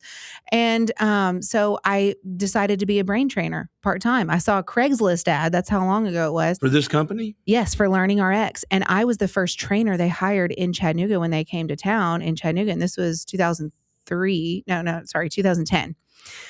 So in 2010, I kind of thought I heard the brain can change, and nobody knew the word neuroplasticity. This was 16 years ago. No one knew that word. So I heard it and I was like, this actually sounds like wacko. I don't really think you can change the brain. I've never heard this before. Witchcraft is this? Yeah, this is woo-woo. I don't know about it. And once my first student graduated from a 6-month reading program with me, a brand new trainer, and she had started on a 2nd grade reading level while she was in 4th grade. Teachers were recommending medication for ADHD. Her mom, who was a nurse, was not having it. She's like, I know where that road goes, and that's not the issue. She's dyslexic and ADHD. So anyway, she found our program, tried it 6 months. She's on honor roll for the first time, never has to get on medication for ADHD. And year after year, she's bringing me back her report card, A's and B's, again and again. She ended up getting her master's at Southern in social work, and she's a social worker now. And she came and did her internship at Learning RX, which was very cool, years later. That was probably 10 years after. But I was blown away by what this did to change the trajectory of this person's life. So now all of a sudden she's no confidence, 2 years behind level. Everyone's saying medication, 4th grade. And where that 4th grader goes, what happens to them in middle school, and it was really hard. Left behind. Yeah. So seeing this happen, I was like, okay, this program is onto something. And as I became the director of training, and then I became the director, and I just had my first baby. I had my sweet, she's 14 now, my daughter Aria, and she was maybe 8 weeks old. And the director position opened up at Learning RX, and I said, I'm going to take it. I'm going to take over. And I begged my husband to quit his job and let me go to work and keep the baby, stay at home. He did. And it worked out great. He would bring her to me every few hours to nurse. We lived really close by. And so I just hit the ground running, and ran the center actually for 10 years. And we grow in that time frame. We grew 400%. We were Small Business of the Year with the Chamber, the Better Business Bureau Ethics Award. We were on news stations and getting all these awards, and just growth, because my passion for what I was doing really drove. And I had never run a business before. But the owner was a great mentor to me. He's actually because it's a franchise. So, he was, what you call an absentee owner. He wasn't involved, but he was a personal mentor to me for leadership and business. And I could go to him with things, and I just learned a lot over that time. And then finally in 2023, I bought the center that I had been running for 10 years. So not a lot changed when I bought it. But all that growth I kind of got to get into with low risk, right? But I treated it like I owned it, but I really didn't. So what do you attribute the growth to? I mean, when you take over a business and there's growth, there's some things you had to do. It couldn't be just, I'm type A and smart. Yeah. There had to be some structural things. There had to be something you go, I did this 1 or 2 things that really paid off. Well, too, when I took over, I got access to all the books, and it was like, hey, if you don't enroll a student, we're going to have to close our doors. We can't make payroll. It was like, it was about to have to close. In fact, I love this story. My owner had to sell his Rolex watch to make payroll. Oh, wow.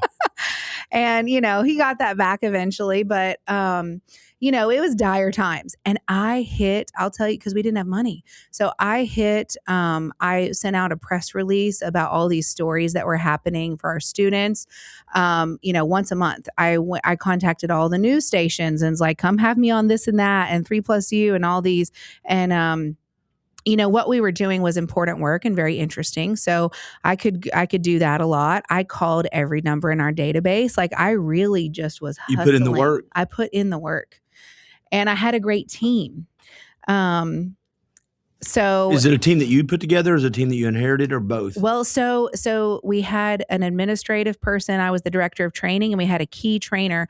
And actually the previous director, was struggling with some things, and we sort of said, this is going to be tough for us to keep going. And we kind of met with the owner. We've sort of decided we could restructure in a way where I could take over as director and that key trainer is the director of training, and that administrative person, Casey Jackson, shout out to Casey if she's listening. She works for US Express now, but she was a huge part of it. She knew the back end, the behind the scenes, and I stepped up into a role that I really had zero training. I mean, the owner, Ben, changed the locks on the door, and gave us the keys. So the other person, I mean, it was like, wow, you're out, you're in. And I just had no training, but I, like I said, had the passion.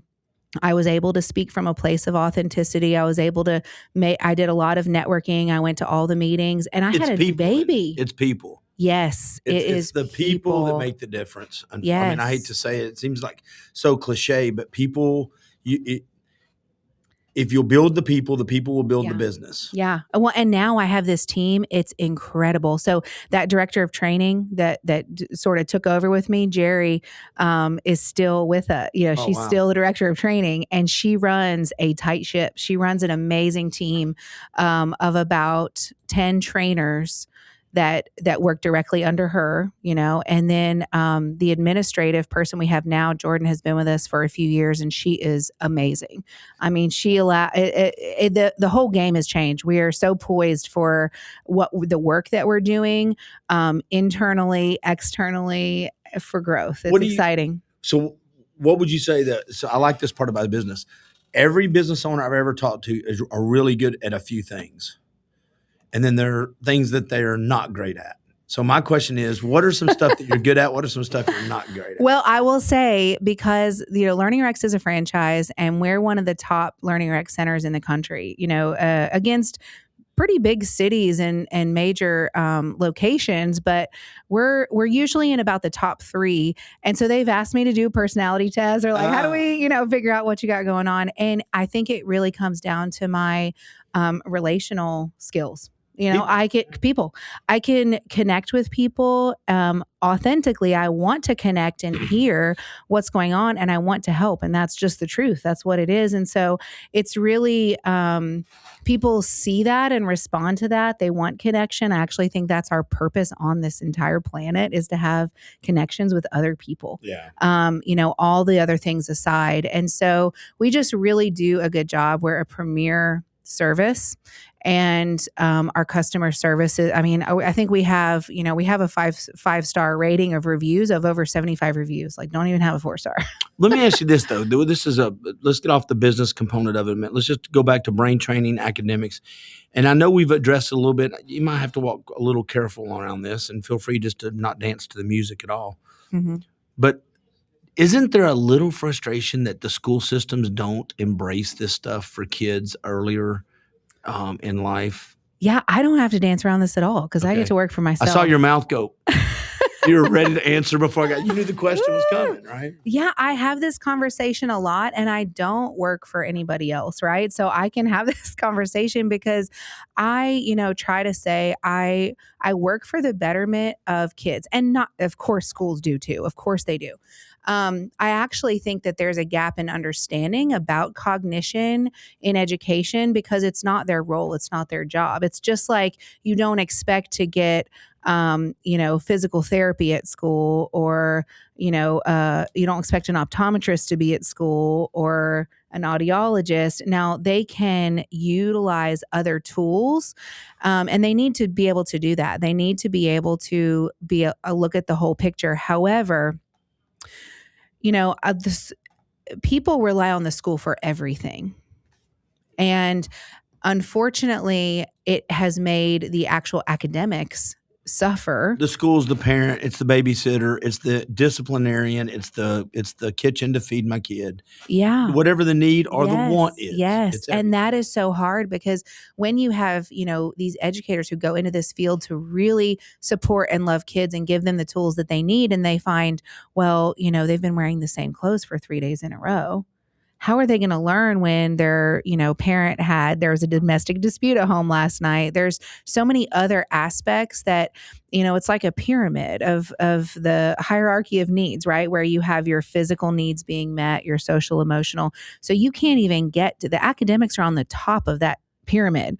And so schools, which are supposed to be academic, are really having to go to these deeper layers to make any movement, and they're not equipped. So when they get to the outcomes, a lot of times the results, the consequences of not embracing this type of training is always negative. It's we're not failing, we're not passing tests, we're not behaving well, we're not processing, we're not communicating right, and we're like, yeah, it's because you're being asked to do everything other than what you're supposed to do. And the one thing I think they could do, something like you do.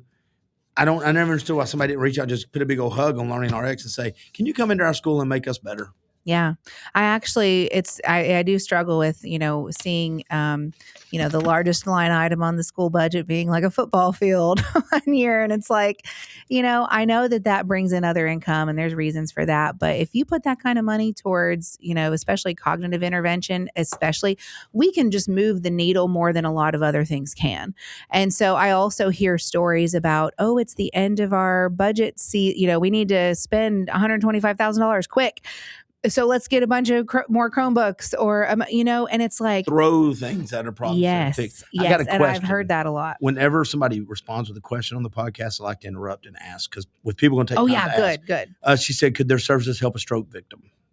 Yes, I got to tell you a story about a stroke patient. Thank you, Gail, by the way. Yes, thank you, Gail. I have an awesome story about that I want to share, because there's been a lot of new research in that field particular. But just to finish up kind of the school and that aspect, yes, and so much of brain development happens 0 to 5. Okay, and so I was talking about a little bit that neuroplasticity, the response to changes in the brain kind of decrease as you age, as far as how quickly you can. But 0 to 5 is when you're going to get so much of that growth. So that really lies on the shoulders of parents, right? So parents 0 to 5 need to know how to ensure their children are getting good brain exercise early on. And that's the preventative way. But pre-K teachers, kindergarten teachers, they're doing a lot of that work too. And art, music, play, that's how you build brain skills most effectively. But they're backing up our reading. So all that, it goes up to reading, but they're backing up reading to now kindergarten. You need to be reading, where we're not developing other skills first that are needed to read, like memory and attention and processing speed. So I really think there's just a lack in overall understanding. The research even that we've had 15 new published studies in the last 5 years, so if you're looking at, somebody who was in school more than 5 years ago, they weren't learning about this, so kind of catching up, I think, is a good opportunity. But I will ask it again, or I'll state it again. I get frustrated. I don't mind football fields. That's where the money comes in for them to spend other stuff. What bothers me is we always can point to football fields as look how much money they spend, but inside that, other line items are $20,000 here, $5,000 there, $100,000 here that doesn't need to be spent on other things that don't have the return academically or even athletically, that they could find ways to do this. And all they would need to do, in my opinion, is do a sample. Take a classroom from first kindergarten through second grade or third grade, and then compare actual tests and go, Oh my That's gosh. what we Hamilton can do. County, I would do that for free. I would do that for free to have a sample and let them see the impact that this. So when they hear that, do. how can they say no when there's no cost there? That freaks me out. Right. And by the way, I know someone right now, there's at least 2 that are listening that work in the school system. So. Yeah, send it on. I mean, I have tried. I have offered free evaluations through a grant-funded program I work with the Gibson Institute. Nothing. I don't know what to say. I think Hamilton County needs to look at quantity over quality is at least my perspective. Say that again, because usually I hear it the other way. Yeah, they are needing to look for quantity over quality. So you think that's their motivation? Are you saying the other way? No. I'm saying they're not willing to look at quality over quantity because they are looking at quantity. Yeah, I got you. That's what they need. I mean, it's not what that's what their position is. That's what they think they need. We need something for everybody instead of let's do this and see how it works. And it's hard because they're making decisions for lots of people, and so it's hard to limited resources. It's limited resources, so it is hard, and I understand that. But until they can get in a position where they're able to look at quality, that's when hopefully somebody will call me. Do me a favor. Let's do the switch up a little bit and talk about the stroke story. We got about 15 or 16 minutes. Oh my gosh. Yeah. Okay, Gail. So, yes. So there's some new research that's coming out about stroke specifically, but here's what I will say. Many of the stroke patients we work with have done their acute recovery after their stroke, meaning they've completed their physical therapy, speech therapy, occupational therapy.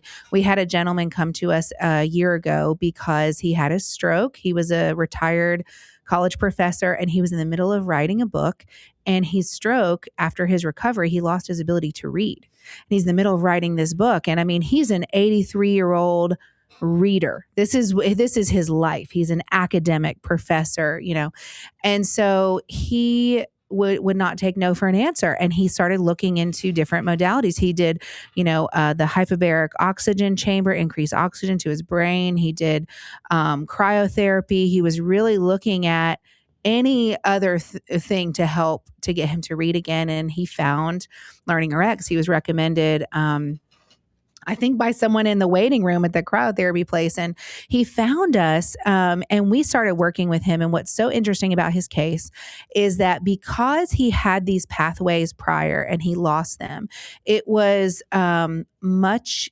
easier from my perspective, not in general, but we were able to put his brain back online through training his retrieval fluency, meaning he had the information in there at one point. So we're not building a new pathway. We're reconnecting a pathway that had been there. And he literally woke up one day and could read. It was incredible. Gail's adding more to the story. I'm 28 years past my stroke. Yep. But I want to improve and keep what I have. Yeah. So even we had a gentleman 8 years post stroke. But here's the thing. The brain responds to exercise, period. The only time I have seen if you're training memory, we train memory, you build memory. It's like if you go to the gym every day and you do push-up, you're going to build. Your brain responds that way. So that's just the fact, okay? If someone has seizures, for example, that's like a giant reset button. It's so hard to see that happen because you might make all this progress and then a seizure almost resets the progress or the gains that you had made. So in those cases, it's much more iffy. But your brain right now will respond to change. And it's just very rare and unlikely for it not to. In the same way that if you were to do 10 push-ups every day, your arm would get stronger. Yeah. And I'll give shout out to Gail. She's a big time listener of all the podcasts I do. She's joined the gym and she's nice. Yeah. She's a doer. She's not just a talker. That's awesome. So shout out to Gail. And Gail, real quick, we know she's watching. Yeah. If she wanted to set an appointment up, I know you're going to set it then. Can you tell her? Yeah, I was going to say, give me a call, Gail, because, and you can even visit our website, so learningrx.com. And if you go to the Chattanooga page, you'll see all of my team and center info on there. But there's a page that all about where you can read about stroke and our research behind that and what we're looking at. But if you come in and give me a call, give our center a call. Then we'll do a quick evaluation. It's about an hour and a half.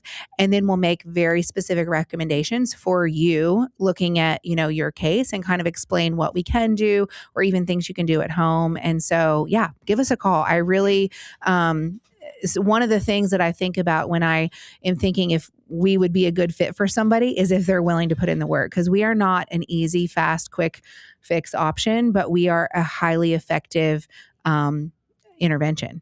What I have found with people who are living with challenges such as Gail and other of my friends, hard work's not something that they shy away from. Yeah. Because what we take for granted every day can be hard or difficult. So when you say the word hard, be careful how you define that, because they're like, oh, you mean like getting up and putting on your shoes?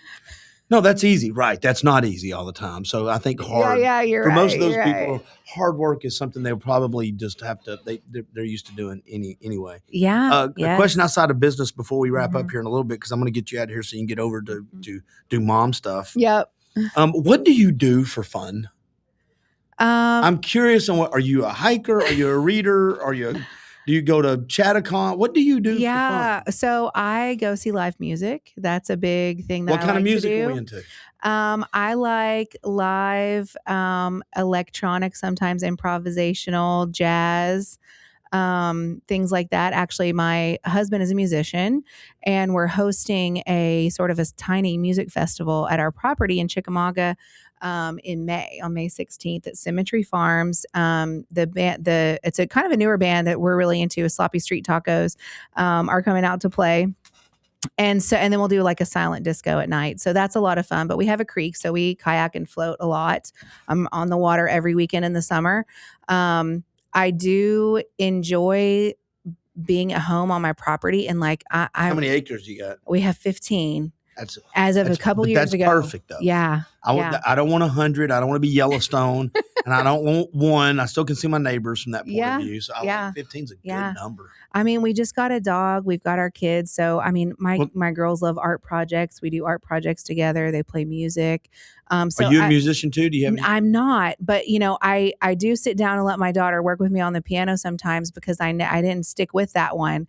But it's fun because I am such a type A analytic business person. So I have to make the point to do creative things with music and art, and that's what the rest of my family is. So we're a fun little balance when we get together. But what kind of dog do you get? We don't know. Rescue? He came from my fur mama. My local fur mama is a nonprofit here in Chattanooga that actually does neonatal foster. So this puppy was born in a litter of 16 in Atlanta, and we adopted him on Christmas Eve, brought him to my girls and surprised them, and they were so excited. But he looks like a lab, maybe pit mix. We're gonna do big dog, gonna be a little dog, 40-pounder. He's gonna be big. I don't know. He's a puppy. He's 5 months old. So how do you deal with the puppy phase? He's been fantastic. So this is what I love about my local fur mama. Shout out. We got him at 8 weeks. He was 8 weeks old, and he was crate trained. He goes into his crate every night. He hasn't had any accident. He loves to chew things, but we give him lots of things to chew. We give him puzzle toy, the puzzle dishes. Yeah. He, we take him for lots of walks, and so we don't leave him alone for long periods of time. So, I do. I leave my dog. My daughter's letting my dog out of his crate, and from now for a couple hours till she comes in. He's going to be crated a lot this 24 hours. That's okay. This is what you got to do. Yeah, he handles it well. I let him out this morning for 3 hours. Space for him here, huh? I did, but he's a slobberer. I brought him in here with me. Yeah, it is. He's a 90-pound half mastiff puppy, 18 months old. It's a boxer mastiff. Oh my and literally, if you've ever seen Beethoven or Turner and Hooch, these movies where the dogs will shake their head, and then all of a sudden it looks like you got snails everywhere. Wow. It's terrible. Oh my I love her. Yeah, don't bring her here. Yeah, thank you. Because you got nice clothes on, and I knew that. I'll take her in today. I'm gonna get cussed out all the time. Yeah. It's like Ghostbusters. You slimed me. Well, then that's what you got to do. You got to have her. Well, I've got friends going by and taking care of it. My daughter will be good. letting them out or her out. Yeah. I had a dog for 18 years. It was a boy. My girlfriend's always, because I'll be like, "How's she doing?" "He's doing fine." "You mean she?" I'm like, I'm mispronouncing the pronouns of my dog, but. Well, this is our first dog, so. Oh, is it? It is. What's the name? Remy. Remy, who named Remy's his name. Well, we all kind of did. My girls had strong opinions, and I just said, "What about Remy?" And they all said, "Yeah." And we were shocked. We all agreed. Oh wow, that's I don't easy. know where I got that. How'd that happen? I don't know. But yeah, my daughter too goes to a forest school, and so my third grader and then my eighth grader we homeschool and do some different activities with. So we're running around a lot all the time. And so with the business, so I'll say I don't have a ton of free time, but on the weekends I like outside, sunshine, on the creek, walking around, going to see live music. That's my fun. That's good. That's kind of chill. Yeah. That's kind of chill stuff. Yeah. Remind everybody how to get in touch with you one more time for their 5-year-old, 50-year-old school system wants to call you, or Gail. Go for it. Yeah. Here's what I'll say too, because real quick, and the podcast too, to make sure people know. Yes, please. Yes, thank you. Because everybody has a brain that can respond to train. We get that, but an evaluation, do you know how your brain works? Like you go and you find out all kinds of things about yourself, right? You do testing and we love to go to Nutrition World and find out what's going on with our gut and, these different things, but you can literally test your brain skills to see where your strengths and weaknesses are. And so a lot of people don't know that. So we do a lot of just testing of just saying, okay, here's your strengths and weaknesses. Here's what this means. Here's how you operate. Here's what you can do with that. But then if we find some significant weaknesses that are having a major impact in your life and we need to set goals and achieve them, we can recommend a training program with us too. So the testing, is just kind of a very, very low entry point. You can just go and do an assessment. It's great. So you can schedule that on our website, which is learningrx.com/Chattanooga-East. Make sure you get to the Chattanooga Center as opposed to LearningRx nationwide. We're actually in 40 different countries. It's all over. But you can read about lots of research there. We have a Facebook, Instagram, social media, and my podcast, which is separate from LearningRx, is Roots to Reason.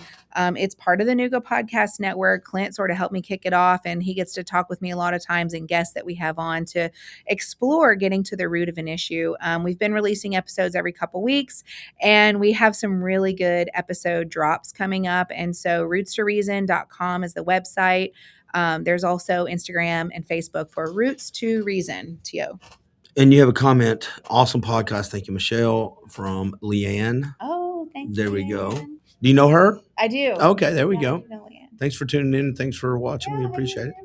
All right. Do me a favor, everybody. Go ahead and because this is all to raise money for two great organizations. Let me put that back up here. The comment kicked it off, which is 100% fine. You can text the word podcast to 44834. 44834. The tiredness is already kicking in. You got this, Clint. Oh, it's going to be fine. It'll be fine. If not, it won't be fine, and we'll know real soon. Yeah. I'm going to pull some advertisings up here for everybody, and then we're going to be right back with you in a minute. Michelle, thank you for coming in. I really appreciate it. Clint. All right. Hold on, everybody.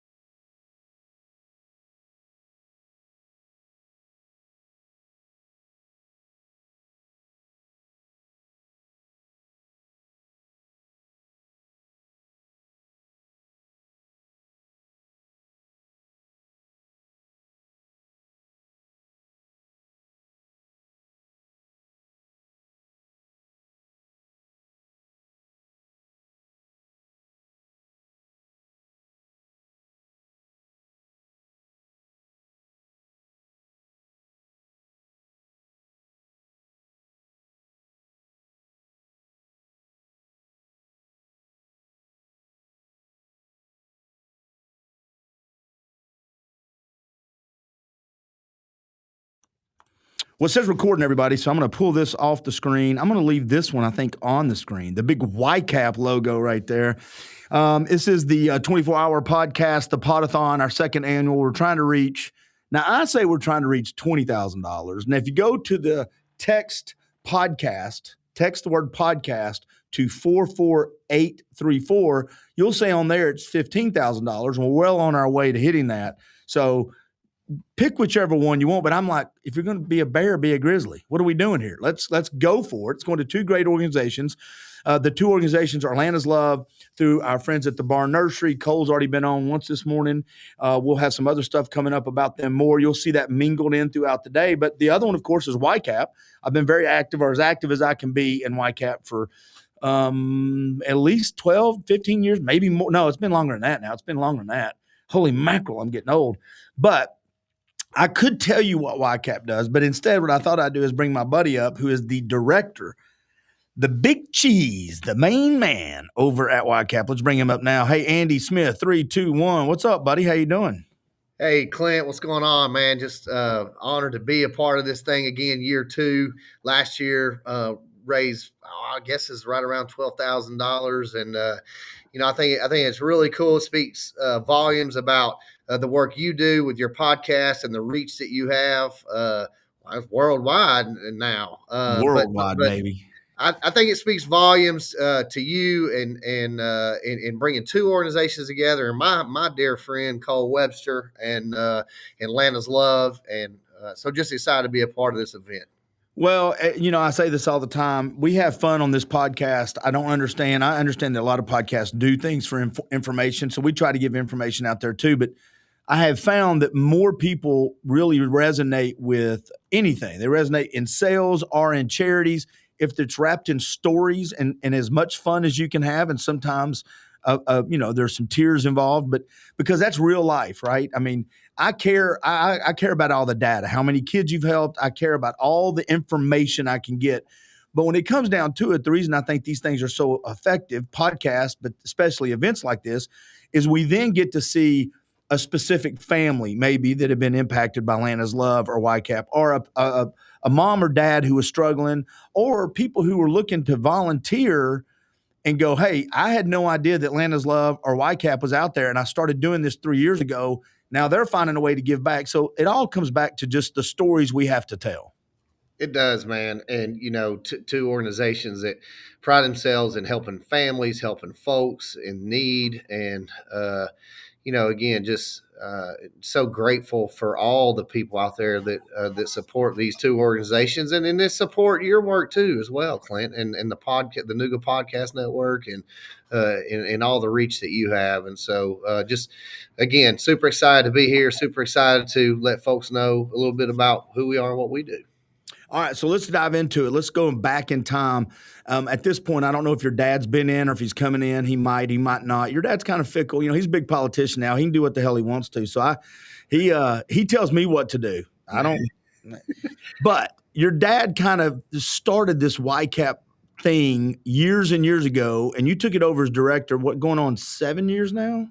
Well, he retired in 2018. So, 2016. Sorry, got time. Oh, my gosh, 10 years ago. Yeah, 10 years, 2016. Dude, you're getting old. I'm staying young. I don't know how you're catching me like this. It's all that gray hair, man. That's wisdom, though. That's right. That's Dude, look at that.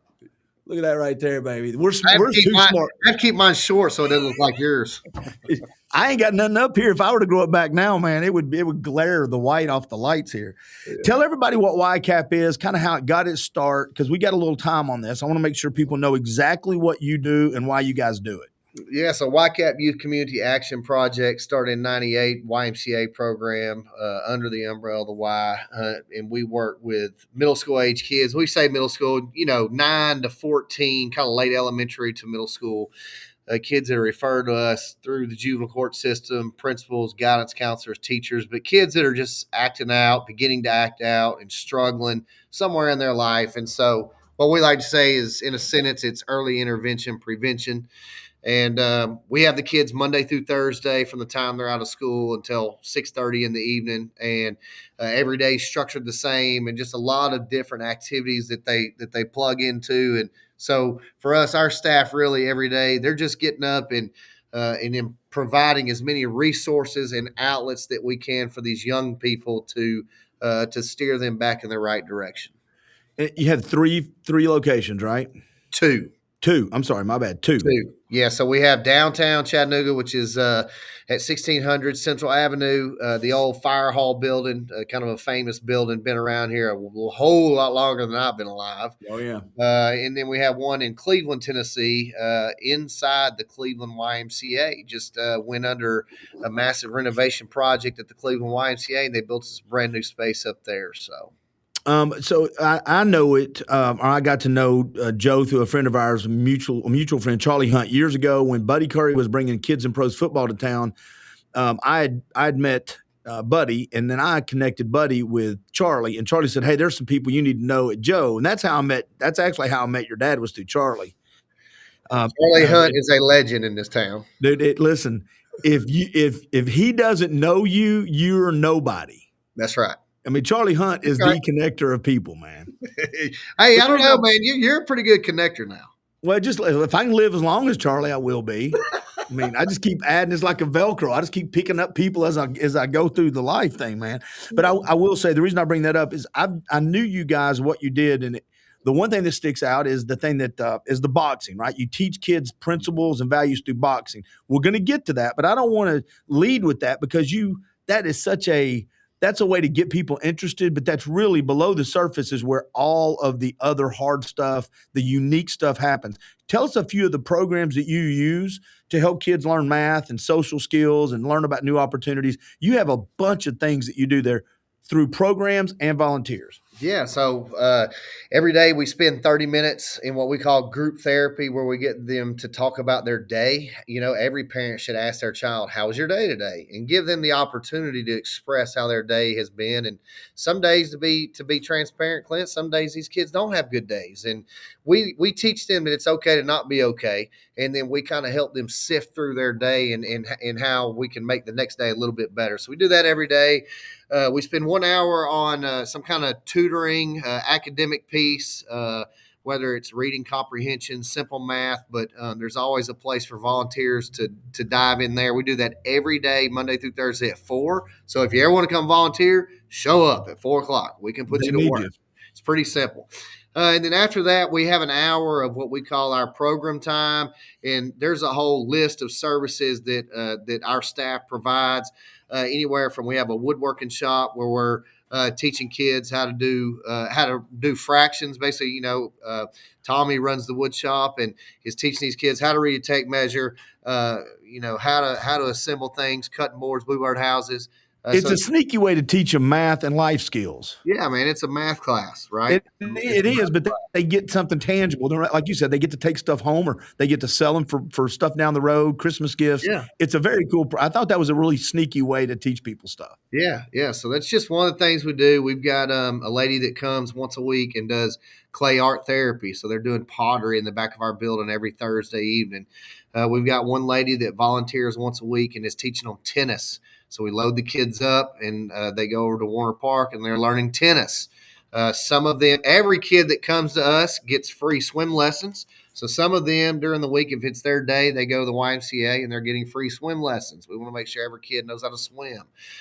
We have a community garden that Tommy, our senior program director, runs that as well. And, teaching them that a tomato doesn't come from Food City. There's an actual process to that.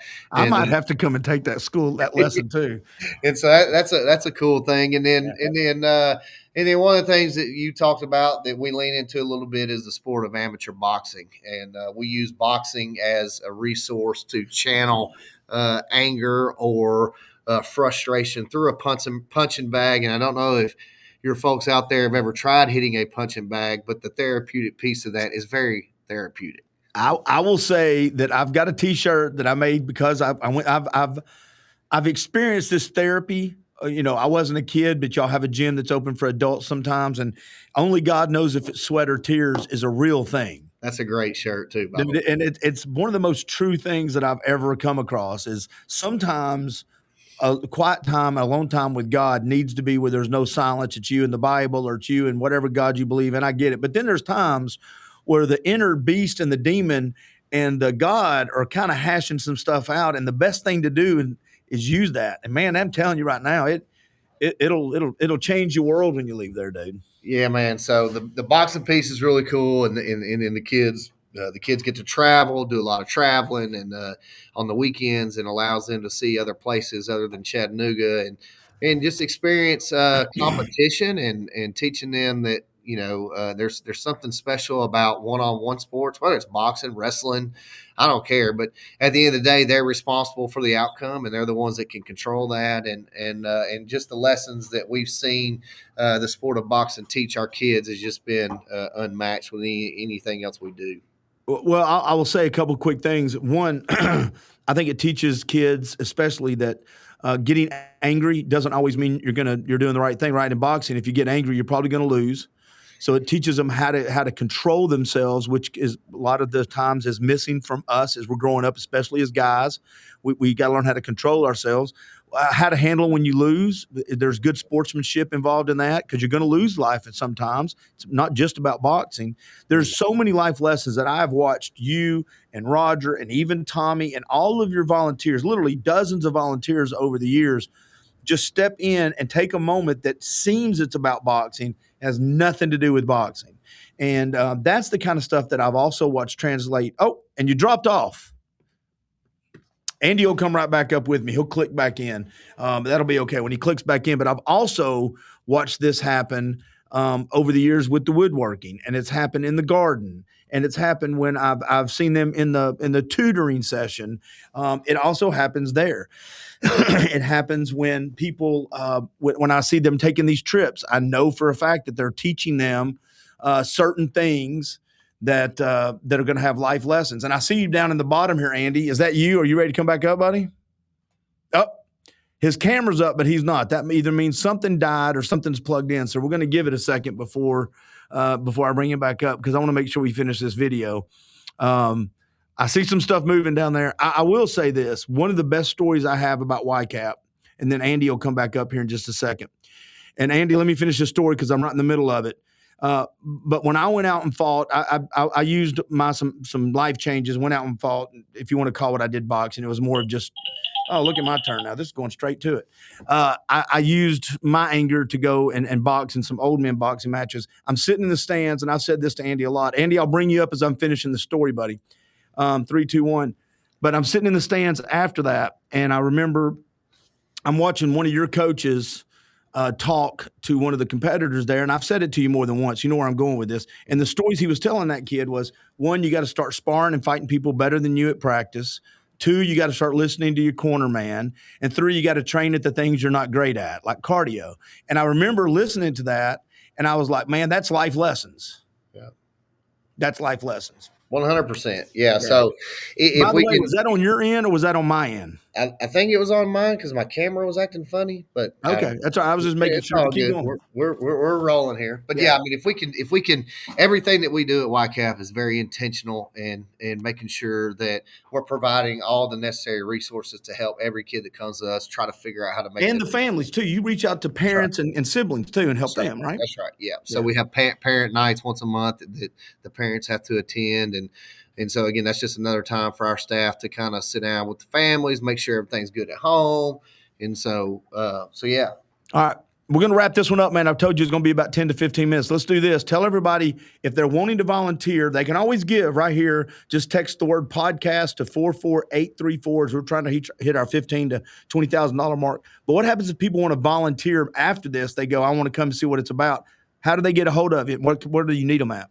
Just come by 1600 Central Avenue, Chattanooga, Tennessee, 37408, Monday through Thursday. Somebody's here all the time from 10 a.m. to 7 p.m. Or I know Clint cringes when I do this, but I'm going to do it anyway. You can always call me, 423-847-7682, and I'll plug you in. By the way, do y'all still do kid sparring on Wednesdays?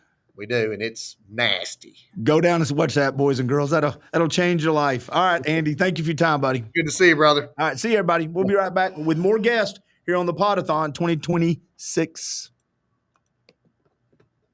All right, buddy, we're out, man. Sorry about that. I don't know what happened.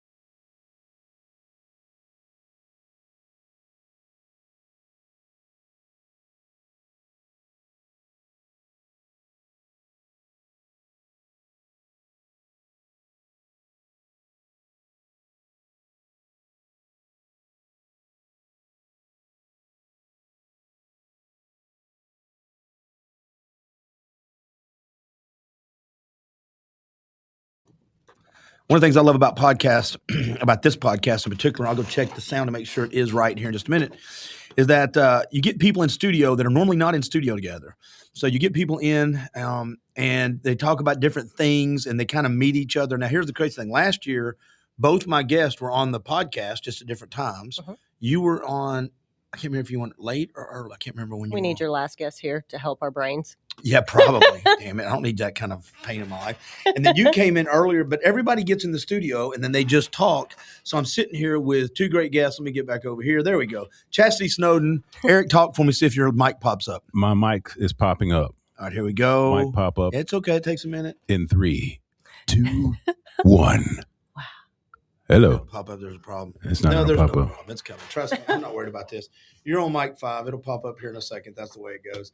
Thank you both for coming in, and if not, you'll be the voice of God. You can say what you want right now and not get fired or anything because nobody can see who it is. You don't know the power of the dark side. Apparently. Oh, see, there it is. That's what does it. That was great. Darth Vader always makes it happen. All right, so Eric is, I don't know how to describe you. You're a former radio icon, professional comedian. Ooh, icon. We'll leave the other stuff out unless you want to. No, we got to leave that other stuff in. That's why I'm here. Okay, I was making sure. I've had some people walk in today and go, I don't want to get fired. You know what I'm saying? No, my boss knows I'm here. Okay, good. Yeah. I told him I was going to promote hiring opportunities, all of that good stuff. Well, let's hit it real quick. Let's get that. Let's do some of that. Do you want to do it now? Give me 2 minutes. I told him I would go live. Tell everybody what you've done and what you do for a living, and then we'll come back over to Eric. Yeah, I'm a nutrition coach. Online, you always want me to tell what I've done, and yeah, I do. I want you to tell everybody. It's so hard.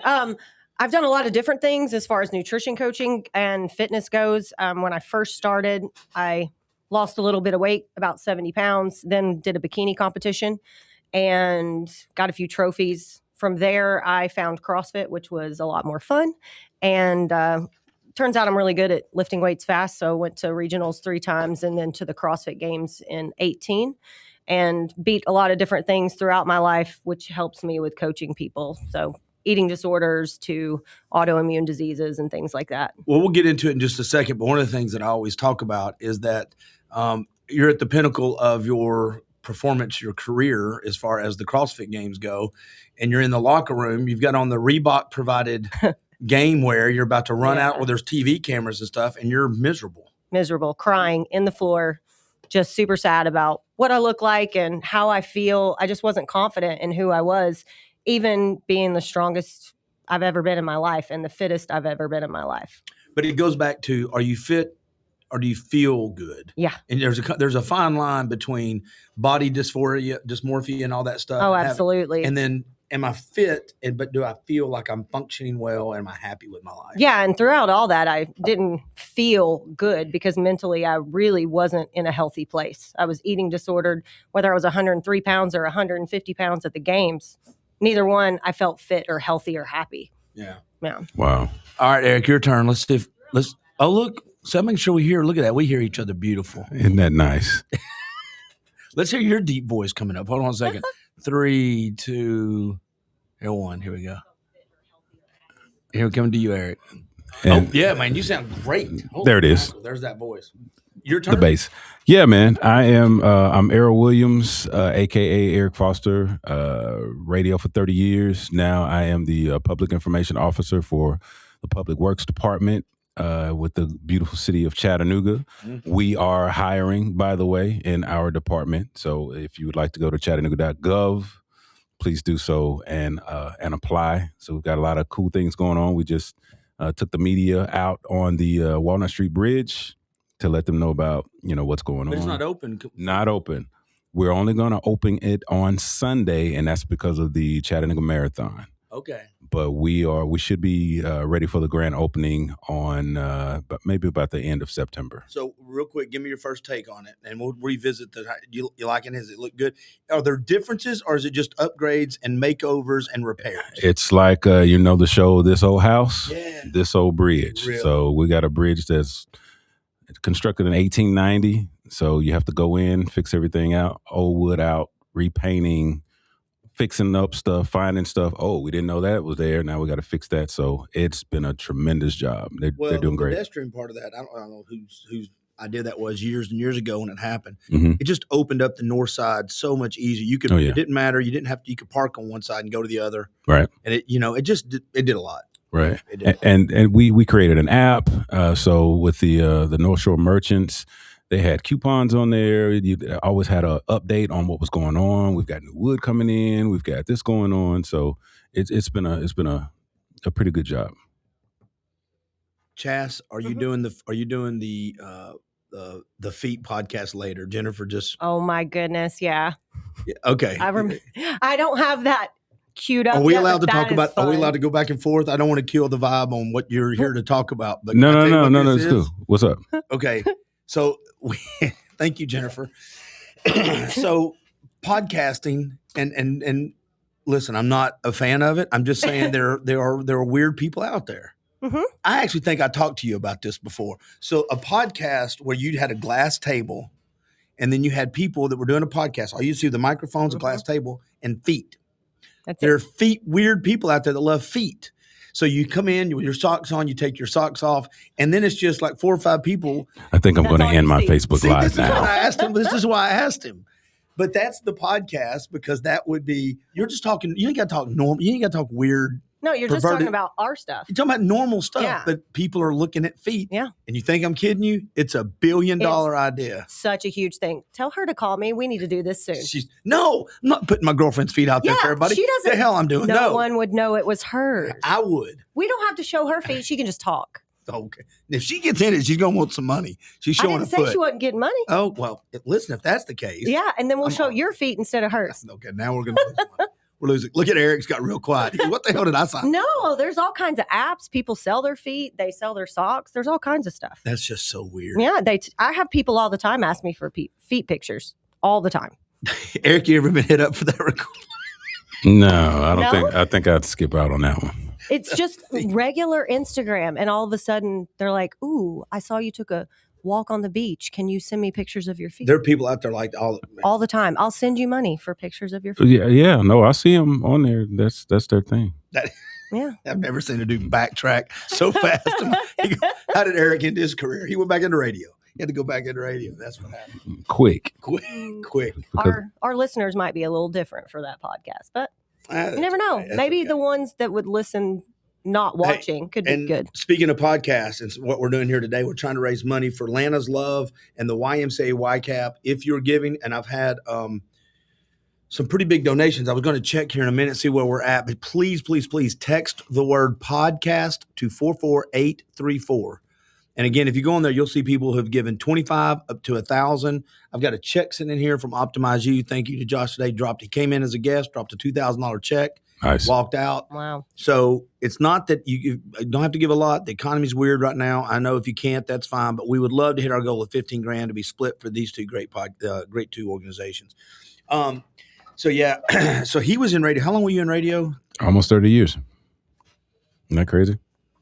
You miss it? Some aspects. But you grow. You want new things. I'm using different parts of the brain. I was doing a deep dive into bitumen. Pardon me? Yeah, it's a product. Did you do that on a foot podcast? What was that? It's product used in paving. Oh, there we go. New stuff. Also, fun fact, it was also used as waterproofing for Noah's Ark. So I just thought I'd throw that in. Really? Don't get on that. Yeah, right. So is that your job to do, or is that your job to market that you're using that now and you're trying to tell people? No, that's an engineering thing. And I'm working on a project to figure out cost and what's going on, because the world is crazy right now, which means everything is going up. And part of our paving deals with petroleum and oil. Have changed substantially the last 30 days. Si, senor. I understood that. Well, I'll say this too. I saw something, and was it Saudi Arabia? I can't remember. It was going to be because I go down these rabbit holes, but it's about street asphalt paving. And when they pour water on it, the water completely dissipates. Mm-hmm. Now, it probably costs $2 quadrillion. That's a real figure. I looked at it. It is, yeah. But especially now, thanks to the petroleum. But I was amazed. I'm like, no standing water on the roads. It goes into a system that then is repurposed. And I'm like, some people are just smarter. They put stuff like That's that. amazing. Science is cool. It's very cool. Science is very cool. But it's also, people also, why don't we do this? And I immediately want to go, do you know what you have to undo to then do that? Mm-hmm. We don't have the infrastructure. That's what you do when you're starting something. To redo the whole infrastructure of where the water goes, it would take forever to pull what you already have up. I mean, it's doable. Yeah. Do you have the money to do it is the question. It's government money. Yeah, sure. But still. I know, I'm just playing. but it's just our money. It's just our money, right? Well, it gets funky. I mean, it's a big science project where I am. I'm on the floor with all engineers. So I'm constantly learning something. A couple of days ago, I was out in the creek with our stormwater crew, and we were doing macroinvertebrate sampling. Okay. Yeah. What's that? Bugs. Okay. So either bugs that are present or not present can determine water quality. Oh. Didn't learn a lot of that in radio, did you? I learned it in 4-H. Who was not in 4-H? Were you not in 4-H? I did, yeah. Yeah. So, but I don't remember learning. Granted, it was a minute ago. I might have learned bugs and forgotten. You know what I mean? Yeah, but engineers do that. But that's not engineers, right? Stormwater engineers, yeah. Okay. Little biology and engineering. Wow. There. Yeah. And man. Is that scratching a new itch for you, though? I mean, you talked about it really. Listen, man, can I just say this? The nerd comes out, man. You just start looking at different stuff and you're like, how does that work? All of the critical thinking questions. How, why, when, how much, where. Yeah. Why does this work? How does this work? Oh, and then eyes light up. Oh, well, see, we're going to do da-da-da-da-da. And you're like, damn, that's pretty interesting. That's so exciting. It is. Yeah, especially in a completely different field. And from public work side, we do so much that people just take full advantage of. They're out at the park having a good time with their family, not thinking about the scientists and the engineers that had to develop what the infrastructure was going to look like. We can't build here because this soil is this. We can't do this because of that. We got, man, oh my God. I didn't even know any of that went into that. Oh my God. No. Oh yeah. I was just like, the grass looks great. Let's run on it. Right. Maybe do a cartwheel. That's as far as I got. But if we're doing our job correctly, you get to do that. Yeah. Huh. Yeah. Well, thank you. You're welcome. I'll tell them. Show them that video. Oh, you're not live anymore because from my feet podcast. Yeah, that went left kind of quick, and then I'll get in. And I said, I'm not going to get fired. He brought up feet podcast. He was challenging the theory. And I get to work, and my boss, I need to see you. I was like, okay, it wasn't me. He just looked over. Come here, man. Let me holler for just a second. Sorry about that. No, it's completely fine.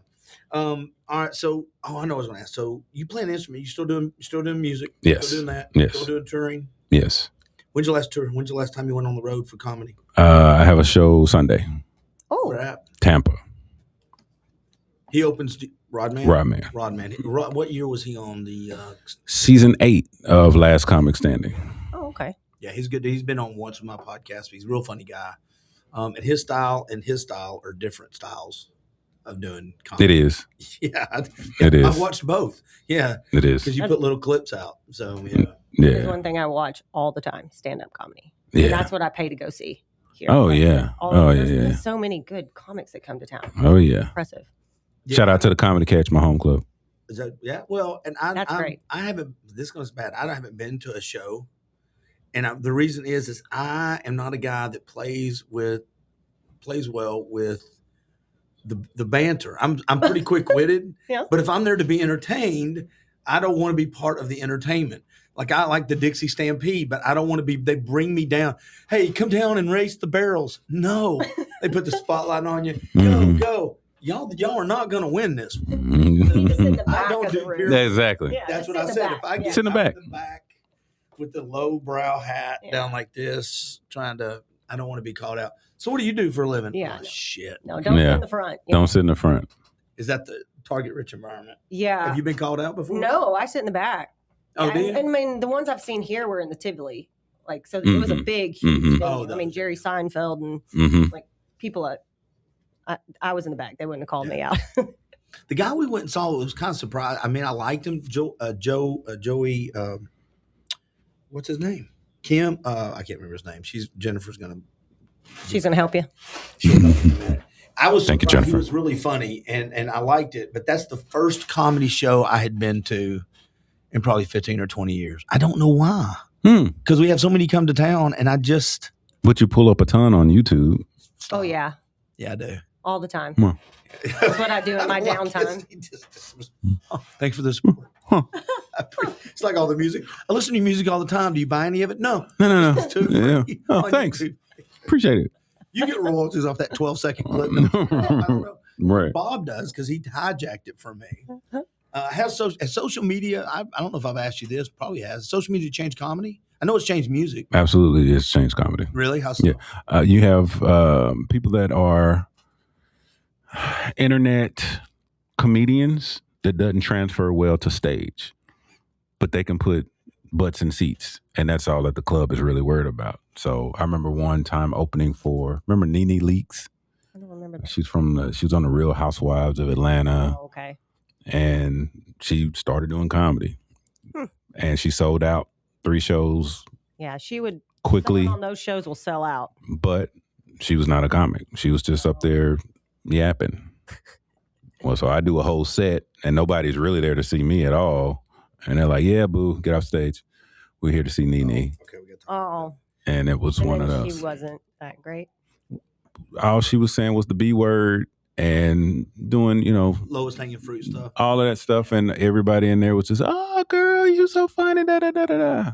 And you're meanwhile, I'm looking in the mirror, going over routines 12 times. Yeah. Man, let me change this. Let me change this set around, and I'll do this one. Yeah. I always see that too. It used to be, and I think there was a rush on it after Jerry Seinfeld. People who were either comedians that would go into making TV shows, or people who were funny on TV try to become comedians, and that failed miserably most of the time.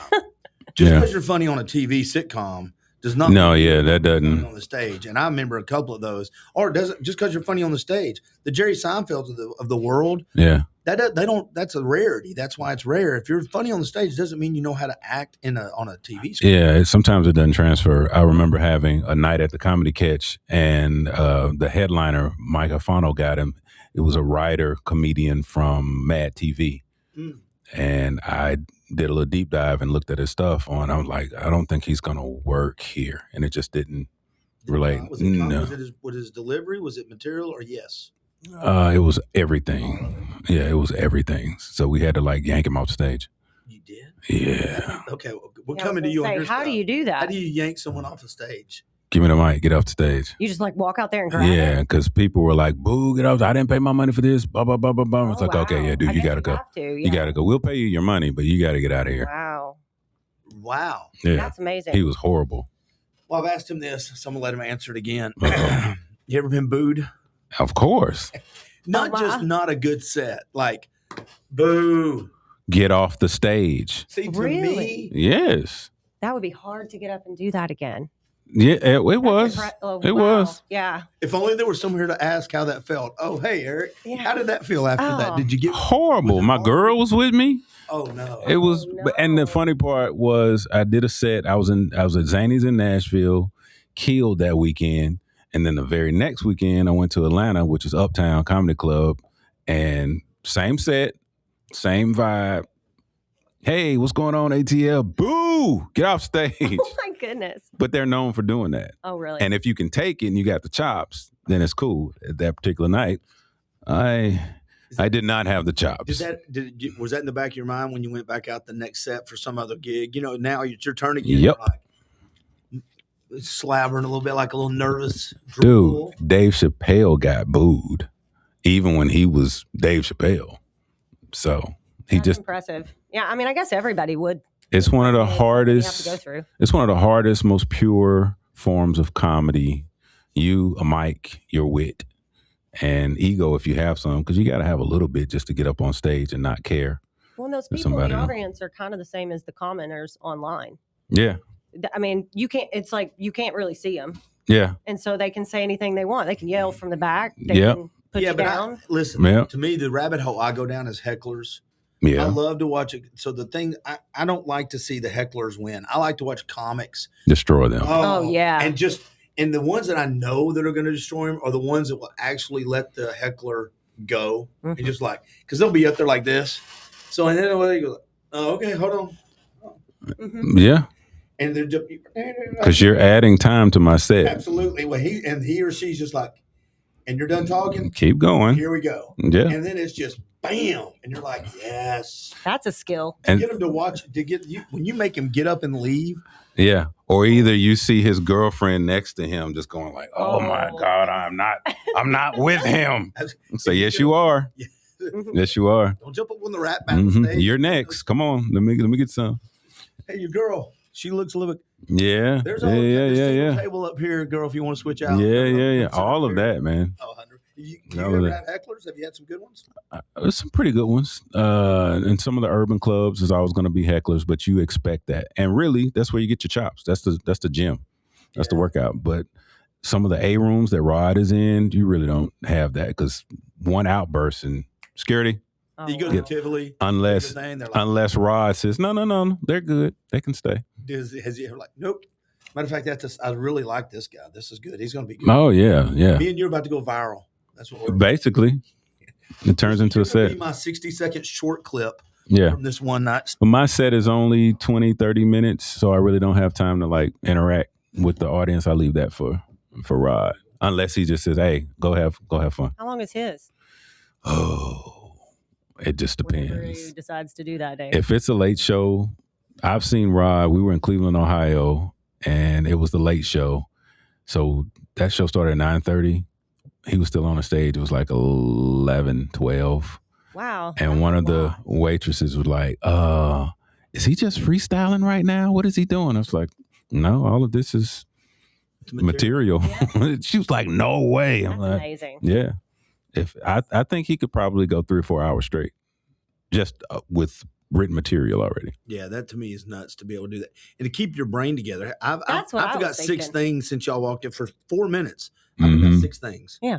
I don't know how he would get up there. I would get jokes confused. Yeah, and juxtapose the beginning or the end, and I'd be like, writing is a real thing. Yeah, writing and deconstructing and reconstructing. Moving around, and I would feel like I'd have trouble remembering, did I say this one already? Yeah. Well, and it's also the delivery style. I mean, because Bill Burr talks about this. You can say, I can read. He's an assassin. I can read it, right? Yeah. But there's a difference between the delivery is everything. The pause, the pregnant pause, they call it, the giggle, the setup. I think he did a great job. Did you watch the newest Nate Bargatze, the one off Netflix? A beast. He's amazing. So he did the whole first part about him working for the water company, the water meter, and then protecting the water thing after 9/11, standing in the field with a lantern to make sure what was I supposed to do? Call 911. Hey, the Taliban's here. 25, 30 minutes later, he's doing something about water, and he goes, "Not on my watch," and the crowd lost their shit. From the bit he had spent, I mean, he set that up, and I would just people like a classic play. Did it? I was like, oh, yeah, the tie-in. That's not fair. And tell a joke in your first 5 minutes. Yeah, and tie that in for your last 5 minutes, and then everybody's like, "Oh, the fish swallowed the hook, and it coming out hurt." You're like, yeah. I did not see that. A good friend of mine, Mike James, is out on the road with Nate. Really? Wow. Yeah. Mike's is from Nashville. I'm telling you, that guy is, and I watched his first Netflix when he came out, probably during COVID or COVID-ish time, the Tennessee Kid. And I knew then, I'd never really heard of him, but it's like comedians to me is like the iceberg. By the time I think they're popular, they've done decade of just getting their asses kicked. Yeah. No one remembers Nate when he was in New York going from club to club doing 3-4 shows a night. Nope. And that's the Mecca. And that's where the chops happen. So, right, your overnight success. People who have not overnight success. It's like going, she just showed up at the CrossFit Games. Right. Yeah. They were like, hey. That's exactly right. What happened? You just got good. I'm like, yeah. Yeah, bought these triceps at Walmart. What's genetics, Jack? You don't understand. It comes easy for you. Oh, yeah, it's easy. No. You see the 10 hours a week and vomiting in the corner. No. Right. Moving, changing places. I mean, like, even comedians have to move around. They have to probably be in different places and learn different things. It's the same like athletes. You got to be around the good people. So you got to move. And it's planning and everything. You've got to plan how are you going to eat? How are you going to train? Am I training the right way? Yeah. So train to your weaknesses? Are you trained? Oh, yeah. Yeah, definitely. And then we would surround ourselves with people that were better. So if you're really, really bad at rowing, you find somebody that's good at rowing, and then you go against them all the time until you get better. Classic sports stuff. Everything. Far better, people better than you. Yep. And then once I could beat everybody in a certain gym, I moved locations and found somebody that could kick my tail. Mm-hmm. What is that? Friends of mine that have jiu-jitsu gyms, and they talk about this all the time. If you're it's the same thing with being a business person. If you're the smartest person in the room, you're the best boxer in the gym, best CrossFit, best comedian. It's time to move. I'm not saying just don't leave your people. Don't abandon them. Don't use them and leave them. Just go spend some time in a gym where you're getting your ass whipped, or comedian where you're like, oh, I thought I knew what funny was. Yeah. Sorry. You're walking in and you're going, look at my handstand, and somebody's going, yeah, but can you do the box jumps up? Right. Oh, I didn't know we were doing that. but I'll try. Right. Yeah. And my favorite exercise is handstands and hand walks. Handstand push-ups. And people have no clue of how much strength that actually takes. No. Yeah. So many people, and I don't want to sound morbid, but so many people would die because they can't do a pull-up. That is so true. You see what I'm saying? That's true. Oh, yeah, he's going to die. Everybody would. He's hanging from the helicopter. Just pull yourself up. Come on. No, he's not going to do it. That is so true. Yeah. Do you still do pull-ups? I mean, you still do them all the time? Yeah. I have a pull-up bar that's in between. I just like to make things a part of life in between my closet and the regular room. So do a few on the way in, do a few on the way out. Because grip strength is the big thing, too. That's what's big. I mean, farmers carries, bro. Most women can't pull, but grip strength. See, look at his horrible. forearms. Yeah. I know, right? Yeah. Well, so I've got trigger fingers, which I can't really close my hands all around good, but I've learned they're going to get the thicker handled kettlebells. Oh, yeah, yeah. So the barbells hurts to close them that way. Yeah. But those thicker handles, I can do. I'm like, okay. So now I've got still get your work in. To adapt a little bit into that. But a lot of people have that. You should make and create a bar for people with. See, look at that brain. Yeah, I should. Look at there. That's my thing. I love creating. I'm like, look at there. Make a business. Well, they have the thick barbells. And so those I see people do deadlifts. But you have to advertise to the right people. That's true. Yeah. And guess who's good in advertising? I feel like I know somebody. I already know some guys that are good and got a voiceover guy right here, a commercial. I'll create it. She can demonstrate it. Yep. Business, just like that. Last time it was. We'll make all our money through the Jennifer and your foot thing. That's what feed the beast with the money. Yeah. I feel like we've pretty much launched probably the worst idea. Now, does that a shitload of material though? Yes. Does that affect you when you're punching? Oh yeah, I can't. I just started back a couple weeks ago because it's not as bad in this hand as it used to be, but this hand right here, it's better. But when I close and it locks, to open that up from right there, see how wide it is and tight? To open that back up for them to snap, the pain from here all the way down is just it's silly. It'll wake me up at night throbbing. Wow. But I found, so last week I started trying to hit the heavy bag again. I've been avoiding it a lot because gloves. So I've got like 4 different sets of gloves, and I found a glove that I have in my bag that I haven't used as much, but it's weird. It's got less padding, not more. So when I use that glove and I wrap my hands a little different, I can hit probably 80%, which for me is still good because I'm not fighting anymore or anything. So I started moving around again last week. And I'm like, oh, it feels so good. If I can my hip, I flex all my hip all up, take my Toradol shot, whatever I got to do. And I go in there for like 3 hours. I'm like, oh. Feels so good. Oh, it feels so good just to sweat and do this again. So great. And I thought it would hurt my hands more, but it's actually making my hands a little, it's not gone away, but it's making it less pronounced. So I'm like, that whole use it early, I was gonna say that's like with arthritis and stuff. They say arthritis was sitting. Don't stay sedentary or sit, and you have to move through it. Yeah, arthritis was starting to set in because up until 2 weeks ago, before I started hitting again, they would get stuck here, and I would have to pop them open. Now I can do that right there. But how long have you had that? About a year. Do you have anybody working on your forearms or your? I went and got a couple massages. Arms. I mean, like painful work. Like. I'm all in on the painful work on my forearms. I mean, if you can hurt me, I'm all in. Yeah. I don't mind that. I got a girl in Ringgold. She's amazing. But the reason, because that's what I used to do for 10, 12 years. I loved hurting people, but you have to release that stuff. Otherwise it won't. So she's using the blades and everything. Upper, usually it's above or below. The only one, use all kinds of tools. I go to Stephanie, but there's this other girl a long time ago because I got a bad hip. And they want there's a lot of stuff, adhesions. So I follow this guy online. and they do these adhesion releases. And I wish somebody around here would do them, like a professional that knew what they were doing.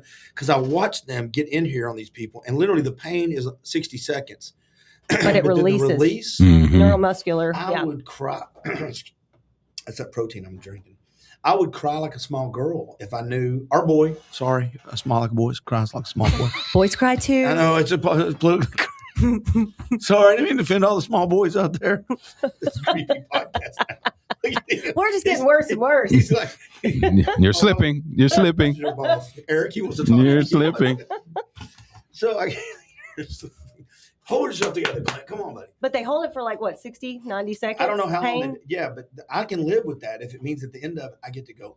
Mm-hmm. Oh. And myofascial release is probably what it is. But it's that combined with trigger point stuff. But do you like the painful massage, the deep tissue stuff? Or yes. Have one? Yes. Yeah, it makes you question. I like religion. medical pain. You like what? Like medical massages where it's deeper than deep tissue. And the girl that massages me that's in wrinkled, she giggles because I'm in so much pain. It makes her laugh. Yeah. Which is kind of funny, but it's the most painful thing ever. But deep tissue to me feels normal. Regular massage feels like a tickle. I wasted my money. Yeah, I don't. Feels like that. Putting lotion on yourself. Yeah. Yeah. Myself. Yeah. No. Yeah. So people love it though. The hip thing though, there's the elliptical band, whatever that band is. IT band. IT band. This girl took this the roller, barbaric looking thing. Yep. It started up around my hip, and she goes, "Now you take pain really well." I'm like, because I'm fine with pain, and I'm good with pain. I can handle pain. It's different. She started, just a little bit, and I was like, "Man, she's right on it." And then she goes, she got about that far, and I went, "Hey, hey." She goes, "You want me to keep going?" I went, "Oh no, I'm going to talk like this the whole time. Yeah, don't stop." But I am going to say some words that I'm going to have to pray for forgiveness for. Yeah. I've got a bum back, and my brother's a physical therapist, athletic trainer. And I said, dude, I can't move. He said, all right, I'm going to give you a little treatment, and it's going to last maybe an hour. I mean, I couldn't move. Yeah. And man, he got in this hip area, and he worked, and I was screaming, tears. But maybe for about 45 minutes, I was like, dude, I'm healed. And he's like, somebody laid hands on you. He says, no, you're not. They said, it's going to come back up. So is that just have to keep it until they go fix it? Or man, until that spasm phase is ready to stop spasming, and then you're just sitting there like, there's nothing that you really can do. But it was just amazing because I was spazzing so hard, man, I could not move. And he got in there. And it was extremely painful, a 10 out of 10. But when he finished, I was like, dude, I can move. I can do everything that. How great does that feel to every now? It felt great for about 45 minutes. That's it. And then the moment that I fixed dinner, sat down to eat, and sitting is death. It's death. It's literally causing all of us to really die. is. That's why I have to get up and walk around. Especially for guys. My. When you walk in, I had a video running because if I don't and sit here, my hip, literally, you'll see me sometimes get up and it's almost like I have to pop myself up a little bit. Pelvic tilt from death. It's Pelvic tilts are and mine are tilted and this. Oh yeah, mine too. So L4 is shot. Nice kind of. See, I'm sitting like that now. Me too. I was like, got to pull these shoulders back because I don't know what you're talking about. You guys are so weird. We need to get you a standing desk for podcasting. I have one at work. I could do this, and I could just tell all my guests, "Hey, we're standing up. Just hit the button. The whole thing rise, and everybody stand up." But you got to yell out, "All rise!" Podcast is now in order. Right. We need 3 or 4 of them in a row. That would be awesome. Now that you have all of this set up. Yeah, let's change it completely. Change it. That would be awesome. But if you did a podcast by yourself, it would be cool for you to have a desk that you could raise up and lower. I can make this one of those. Yeah. This is a side. This is an addendum. At least to have an a break. too. I got my buddy coming in about 45 minutes, 30 minutes or so, but he's going to be talking about Bitcoin. Do y'all do anything on Bitcoin? I would love to learn. You can sit in with Andy Peters. Do you know Andy? I don't he used to own Fit Mill. What's the name? You know where I'm just my hello brain powerhouse. I mean, you've only been talking for how long? No, it's Goldsy. I can't remember. It's the one over by behind Taco Bell and Burger King off of Lee Highway across from Nutrition World. What's that gym right there? There's a gym over by the Sportsman's Warehouse in that subdivision. Oh, yeah. There's a big gym right there. I know what you're talking about. Gold or whatever. Apparently, it's rubbing off on you guys, too. He used to own a restaurant right next to it, about a fit restaurant. Mm-hmm. All they served was healthy meals. Oh, awesome. Yeah, he was a power lifter. He did great. But then he started buying Bitcoin. It was like 10 cents a share or whatever. Oh, my. And he bought it, just buckets of them, buckets and buckets and buckets. Yeah. And then he started making money and investing in other things. But now he's got buckets and buckets of Bitcoin that are not worth 10 cents a share. They're worth much more than 10 cents a share. So man, he's coming in. But I've got a friend of mine that just invested a couple of weeks ago a little bit. And I don't know if it was gym people or what, but I knew some people in Atlanta that were mining it. I don't know how that worked, but their gym turned into like all this hot stuff, these things, and they were mining. I was like, I don't understand. He'll be in here. Yeah. I've asked him about mining Bitcoin. And this is the frustrating part for him. I have asked him to explain Bitcoin to me and digital currency. He's been on probably 10 times. And he's a super interesting guy. Very chill, very smart, very patient. And he has explained it to me in like detail, like for dummies. Mm.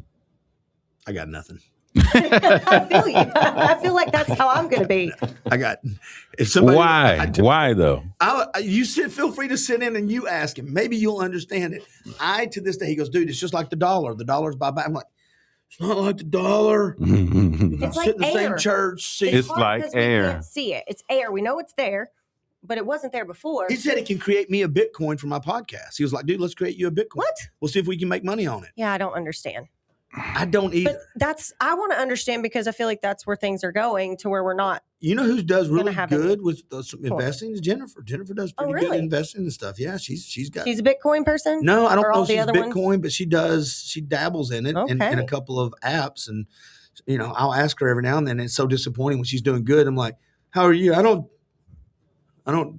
do it either. I don't know what we're talking about. I'm sorry. I say you can invest in Bitcoin on your Cash App.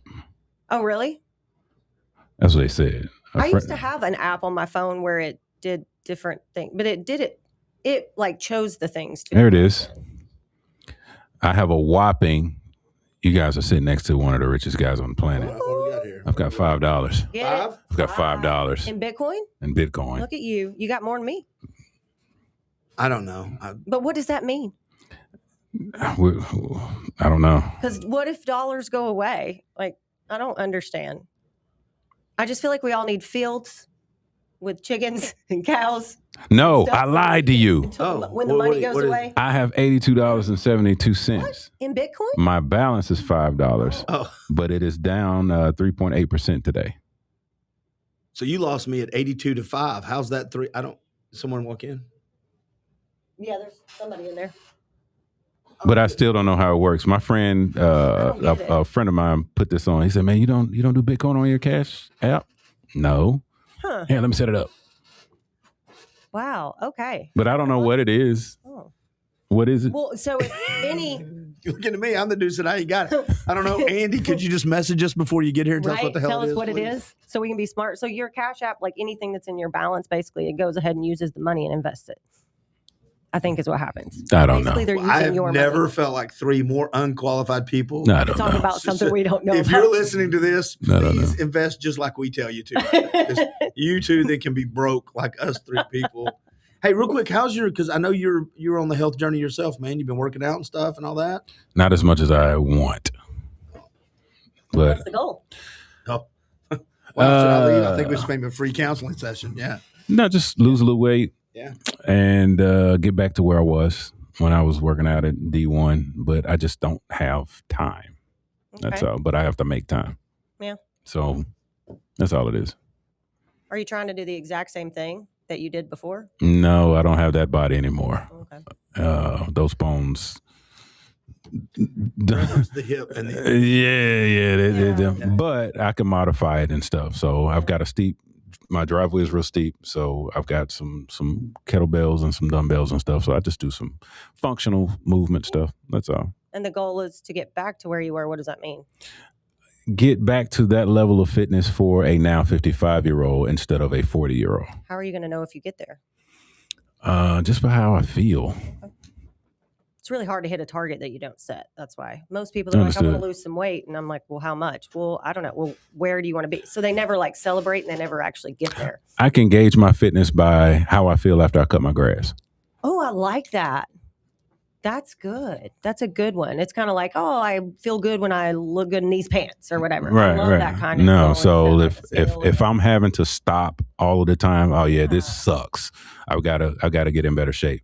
Or if I want to take it up a notch, I'll take the basket off of it, and I won't use the auto engage, and so I can get a little bit more resistance. Blah blah blah blah. I bought the lawnmower without power stuff, just to push. Just to push, right? The right. Old school 1980s, right. 70s. Right. It weighs. I can pick it up. It's not got 14 motors on it. If one thing breaks, I can't use it. Right. And I've had that thing for 2.5 years. I bought it off the side of the road in a box from a guy for $220. Best of it feels like the 80s again, man. I'm just pushing. I would much rather do functional stuff than any of the, the show muscles that we used to do when we were in college and stuff. Because my dad was a construction worker, dude. His hands were so big, he wore his pinky ring. I mean, his wedding ring on his pinky. He lifted concrete all day. He chopped wood. Now people can't walk up the stairs.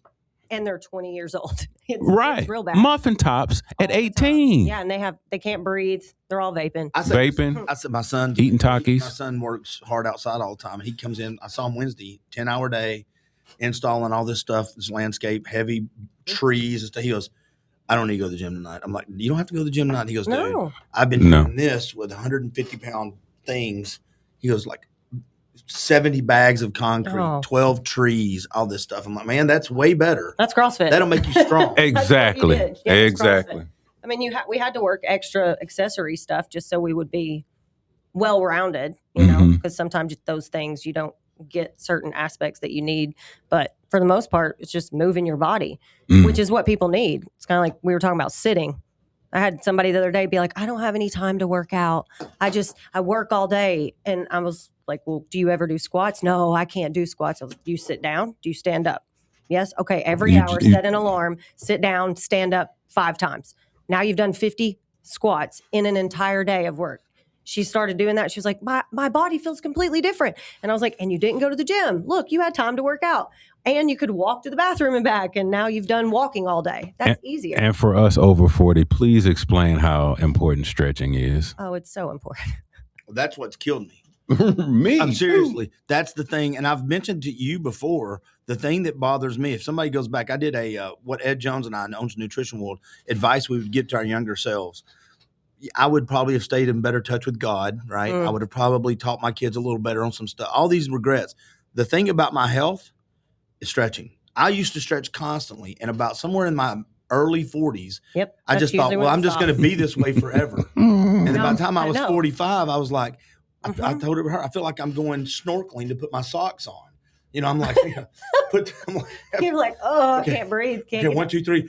How do you breathe? How do you hold your breath and suck your gut in at the same time? Yeah. And your hamstrings are about to pop. That's not funny. All of a sudden, where did my toes go? I can't even get down there to touch them. Yeah. And I've always been really flexible, but from going even from like 42 to 46, I've noticed the difference. And it's like I have to focus on stretching regularly, but not just static stretching of like, oh, I'm going to stretch. It's like moving through stretches and moving in different planes. And instead of being like, I'm going to do some bicep curls, it's so much better for me to get on the floor, stretch, move around because I feel better and I'm doing body weight movement even. So people just don't understand how fast it goes. Yeah. And that's the thing where you get tight and then you can't sit down. You can't stand up. You can't reach over and grab something. And then you fall and now your hip's broken. Now it just gets worse. That's what Jen says all the time when she was a police officer. And it was like, hey, by the way, one of the things that it will get you is if you fall and you can't get off the floor, like unassisted off the floor, there's a problem. You're going to have a problem in life. Just like you were saying about grip strength. Grip strength's huge. And people don't train it ever. It's really a hard thing to train. But, I mean, if you got a kettlebell laying around maybe, or like I use a pull-up bar to do grip strength, but nobody ever trains that. And all of a sudden, you can't open things. But the cool thing about just some of the functional stuff, like what your son is doing, they do that all the time. Yeah. All the time. But most people are in front of a computer. like a computer all day long, and that's all you do is sit. So if you can work those things in throughout your day, like put a pull-up bar in between door frames or have a kettlebell and you can carry it to the bathroom, just anything you notice that's going downhill, just put it into your daily life instead of going to the gym. Take the stairs instead of an elevator. Yeah. Little things like that. They won't. No, that's what I'm saying. I thought It's you were like, crazy. It's the nuttiest thing ever. Even if it hurts, because I'm learning kind of on my hands and my hip. I'll have a great 2 or 3 days on my hip, and I'm like, I'm going to take a day off. So I take a day off from everything, including the stretching. And the next day, I'm like, why am I hurting so bad? I'm like, taking a day from working out may be fine, but I am now the age, I got to do something every day. Move. Every day. We got to move. Or I'm screwed. It makes me feel for the people that like something happens and they're in bed even more, because I've taken care of people, or, you know, even people that are injured. I tell them, I'm like, even if you're having surgery, I don't care if you're 40 or 80, you need to be moving, get up, move your arms, do something. But man, people that are bedridden, oh man, they have to hurt so bad. Well, because I've determined it's going to hurt whether I move or whether I don't. So it might as well hurt when I move. That's true. I mean, there's pain involved in both. So I might as well just go ahead and do the moving. And for healthy people, for them not to move, think about people that have had major surgery, knee replacements, heart surgery. What's the first thing that they tell them to do? Get up and move. I was at therapy the next day. Right. I had a buddy that had knee replacement. He was in therapy within 12 hours. And they tell you, like, stand up, let's go. And I'm like, really? They're like, the next day I had to walk down the hall and back, and it hurt like, damn it. And you're like, and they go, yeah, but we're not going to let anything set in. We're not going to scar tissue build up. We're going to get you used to your body's going to continually move. And I was moving it. And that's where the healing is. That's 100% where the healing is. Is the moving. Well, the scar tissue will wreck you. It's like you were talking about the IT band pushing through that. That's the material that's made. That's what scar tissue is. It's the fascial tissue that binds together and just squeezes down. It's the strongest thing in your body. They tell you that I've got the little massage ball at home. You can put on their back. I love those. Okay, and I like the roller. Back off on great. The lacrosse ball. If it's a lacrosse ball. Okay, let's hold up a little bit. Here's why. I love it too, but doing that to myself. So I'm much better at somebody doing it because I'm likely not to chicken out. Pause. If I'm laying on it, I'm going to go, okay, well, I'm laying on it, but I'm going to lift up a little bit because that hurt a lot. Yeah, because you can't really relax. You can't really if somebody's doing it to you, I'm not going to cry chicken. Yeah. They can be in there going through my soul. And I'll be like, funny. How's it going? That's why I like the stretch stores, man.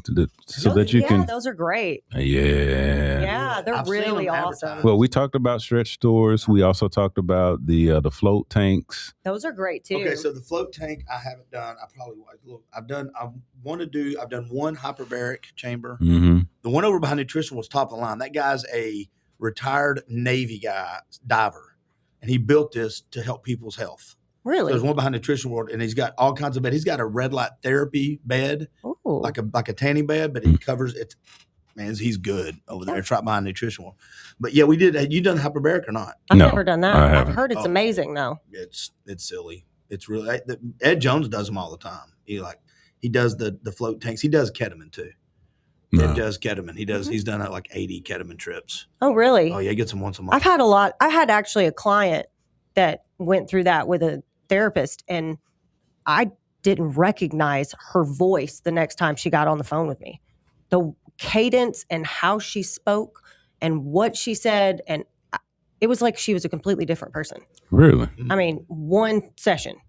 Yeah. It was amazing. And she was like, I feel completely different. Yeah, he said it's made him way more in touch with his humanity, with his immortality or his mortality, and the immortality part of our life. It says it's made him much more grounded. Does he do it with a therapist or by himself? Yeah. There's a place in Chattanooga that the guy actually teaches. He's an anesthesiologist. He teaches anesthesiology, some stuff for the colleges.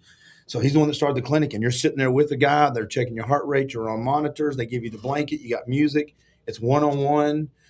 He goes, you're given only this much. You're not getting the massive dose. He goes, if we see anything happening, they pull you back. That's good. Yeah, I have some people that do it, but I think they're just doing drugs. It's in a van down by the river. I did a ketamine trip, and I was like, by yourself at home? I don't know if it's the same thing. It's not the same. That's how you can have. I mean, ketamine is they use it in anesthesia. Yeah. I mean, you'd screw yourself up with that. Yeah. It's pretty bad. People. Yeah. Yeah, it's like they abuse stuff. taking gummies. You buy from a guy, like, what? Is that made in your bathtub? That's why we need medical everywhere. Are these right? That's another subject. I think we got 10 minutes. I think we need medical everywhere. It literally changed my migraine stuff. I used to be on 11 pills a day plus Botox, and then now I just have medical. And if I get starts, I just can utilize that. That's it. Well, she's hesitating saying anything. Like, I get that, you know, the stuff. And I was like, well, I live in Florida. Yeah. I do. So I have a medical card and I live in Florida. Officer, I'd like to talk to you right now, immediately. Which I just think it would be so good because I know so many people that struggle and they need it, and it would make a big difference where they didn't have to buy it from Joe down the road. Joe. That guy always. His name's Joe. Oh, yeah. Yeah, it is. It was Joe. I tell you, if he's selling that, he's hiding it well. He's done good for himself. How would you can't just get that either, can you? You have to get that from the doctor, right? Yeah, well, you can get it, just like everything else. Oh, okay. You know, there's Optimize You clinic that handles your hormones, and there's Bob's fantastic ED fixes over here, you know. Okay, that's awesome. By the way, here's the Midnight Magic pill at the cash station cash register. And come on in, I'll give you your testosterone shot. And you're like, I don't know. I'm Cannonball Run. How easy? Yeah.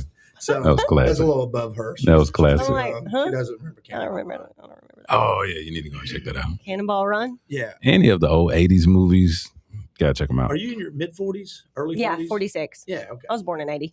Every now and then I'll be saying something to Jennifer, who's in her 40s, and I'll be like, man, you know, such and such. She'll go, I don't know. Got what do you mean? nothing. She goes, I was in like 6th grade. And I'm like, really? She goes, That makes it weird. Really? Right. Like, sorry. I don't like that a bit. I don't like that sounded a bit. Hey, I've been through that. Dating 10 to 11 years younger, I understand. Yeah. Oh, have you? Yeah. Oh. Ooh, what's the difference between 10 years younger, 10 years older? Much different. Yeah. Yeah. But the conversations are the same. You're still going, whoops, no, I don't know about that either. Yeah. But, I mean, 30 to, 55 or so, 35 to 55. People are kind of the same, but it's just 35, they're talking more about a lot of times kids and the ex-wife, and 55, you don't have those conversations. They're talking about like retirement or like what they want to do for the rest of their life, which is nice. I'm more toward conversations in the upper, but usually in the upper, they're not healthy enough to keep up. Seriously. No, that's true. In Florida, they might be, though. This demographic, a lot are not, they're not. In Florida, you have to look good all year round because basically you're hot. So I'm going to tell you, that's one of the things that you see. My brother at the time was working in Miami, and I went down for a summer and did an internship. So we're in Boca. So we're working out, we're training, So my internship ends. And I get in the car, we're driving back up. And the closer that you get to Chattanooga, you're looking, we stopped at a restaurant and we were like, it changed. Why are these people so big? They're so big. And it doesn't matter if they're 12 or 95. And I'm, just a week ago, I'm training a guy that's 74 that looks like he's 50. Yeah. It's Speedos, abs, the whole nine, and you get up here and the first Cracker Barrel that you hit, you're like, what do you get? It's like, no, not on that. I'm just saying. No, I went to the Cracker Barrel. We were at the Cracker Barrel. I love some Cracker Barrel. It's using it in proportion, right? Cracker Barrel's fine. Waffle House fine. Having a donut, a cookie's fine. Delicious. Josh, everybody that came in today who was healthy had a cookie or a donut or part of a donut on the way out. They didn't have 9, and they didn't do it every day. No. And then tonight they didn't do it again. They don't have 6 in their house. I have a friend that's 54, and he's still eating like he's 24. Okay. It's like, dude, why are you eating double stack crystals? What are you doing?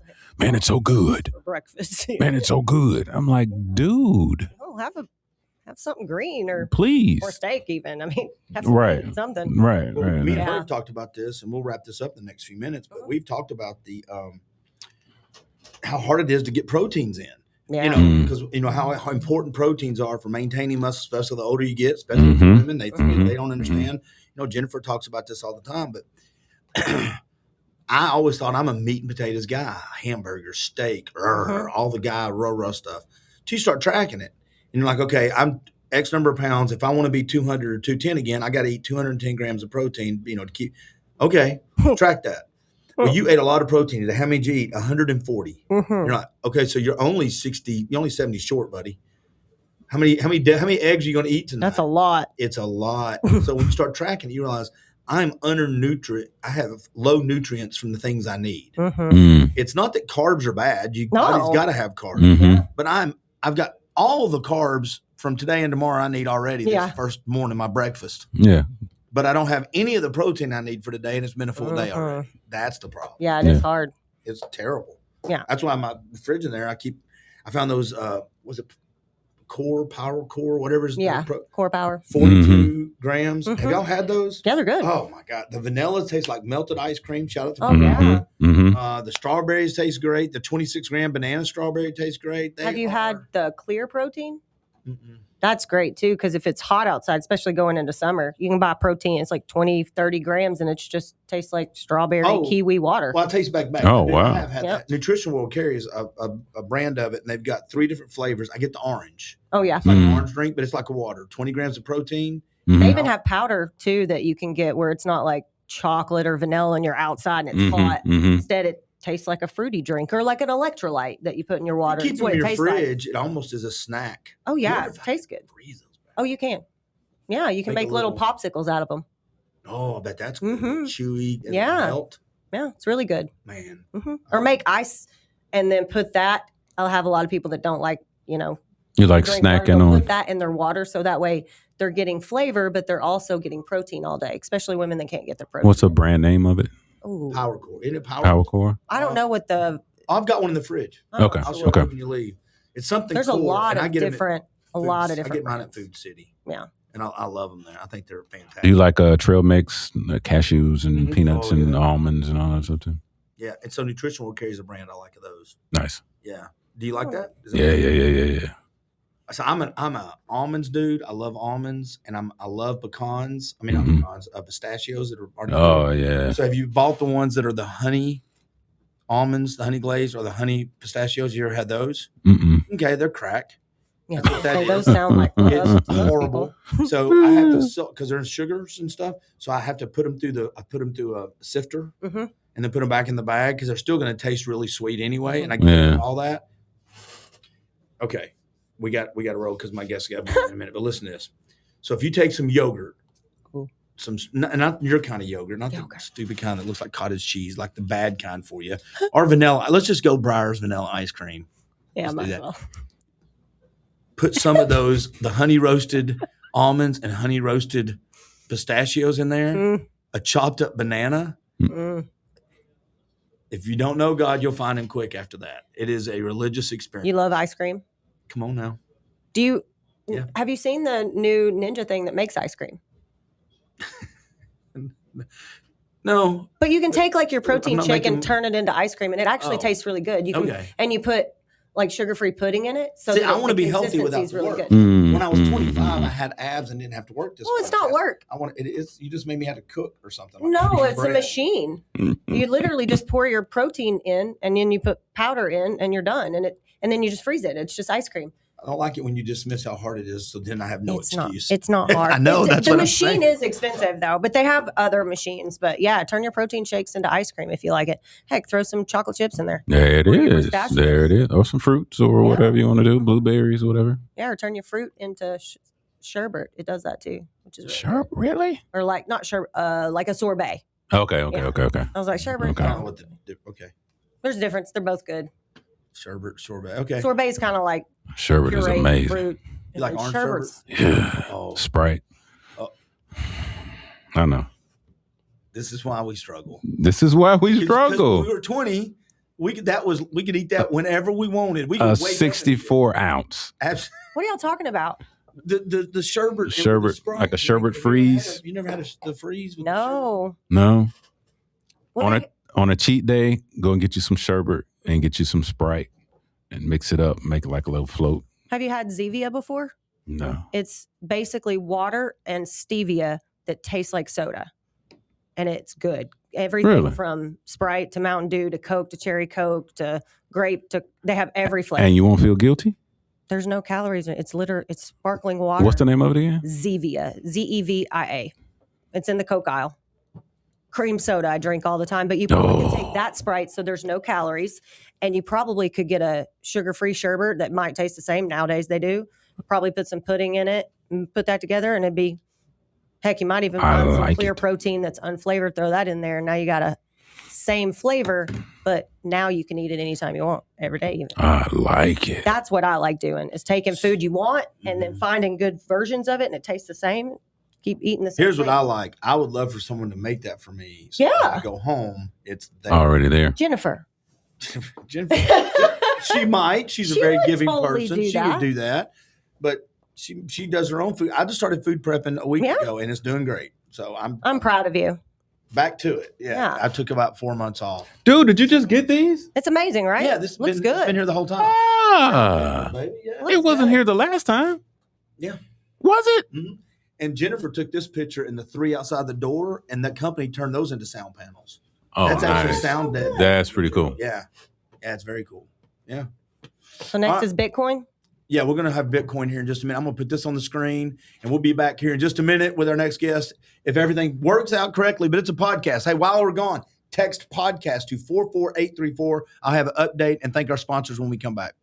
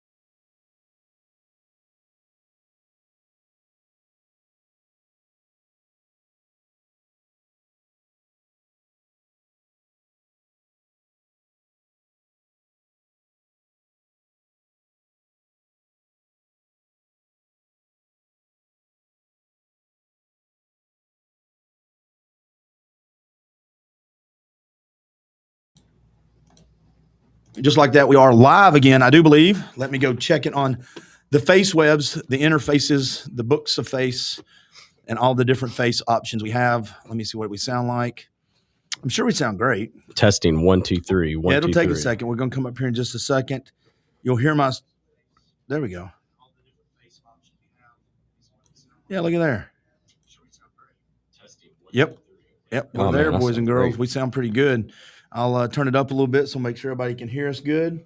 Hey, Andy Peters, how you doing, man? Brother, I'm doing amazing. How about yourself? I'm good. Do me a huge favor, and this is just, I take full responsibility for this. Introduce yourself for the 400th time because I screw your name up. Giuseppe? Giuseppe, yes. Giuseppe. Yes. I did okay. It's a long Italian name.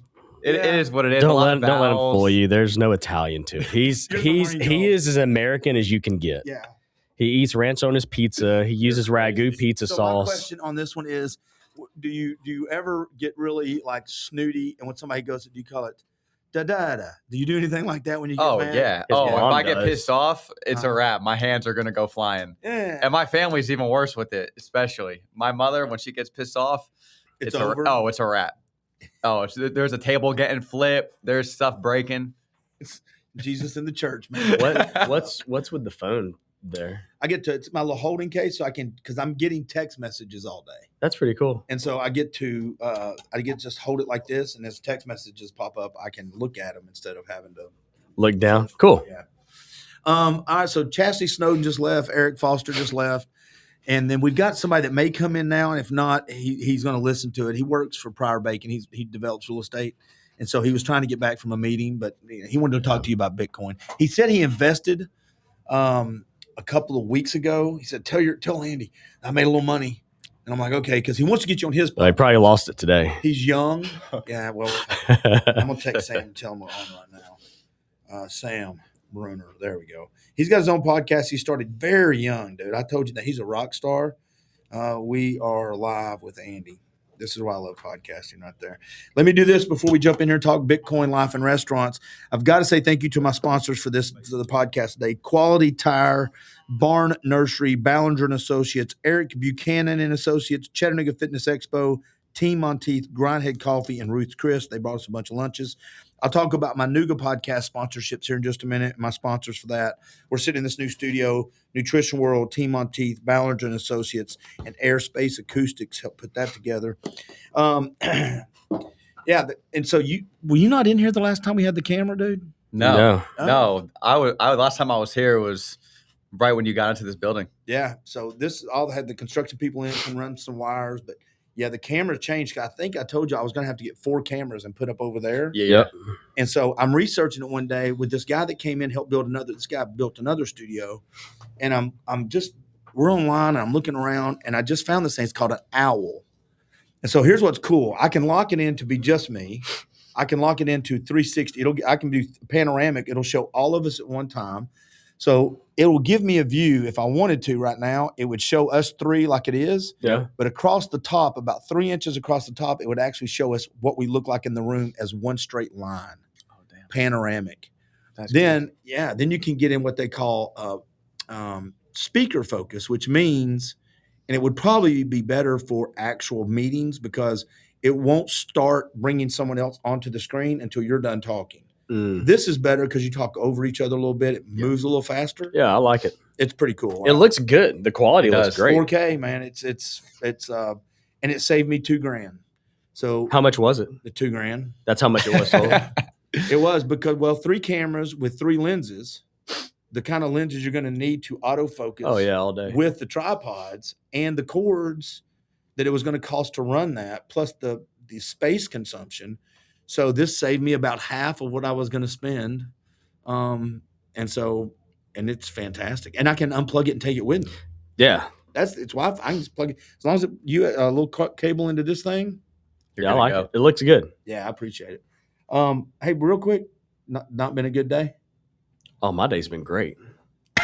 Okay. Mine's been amazing. I took a little 14-minute trade today for scalping. Oh, God. Which was fun.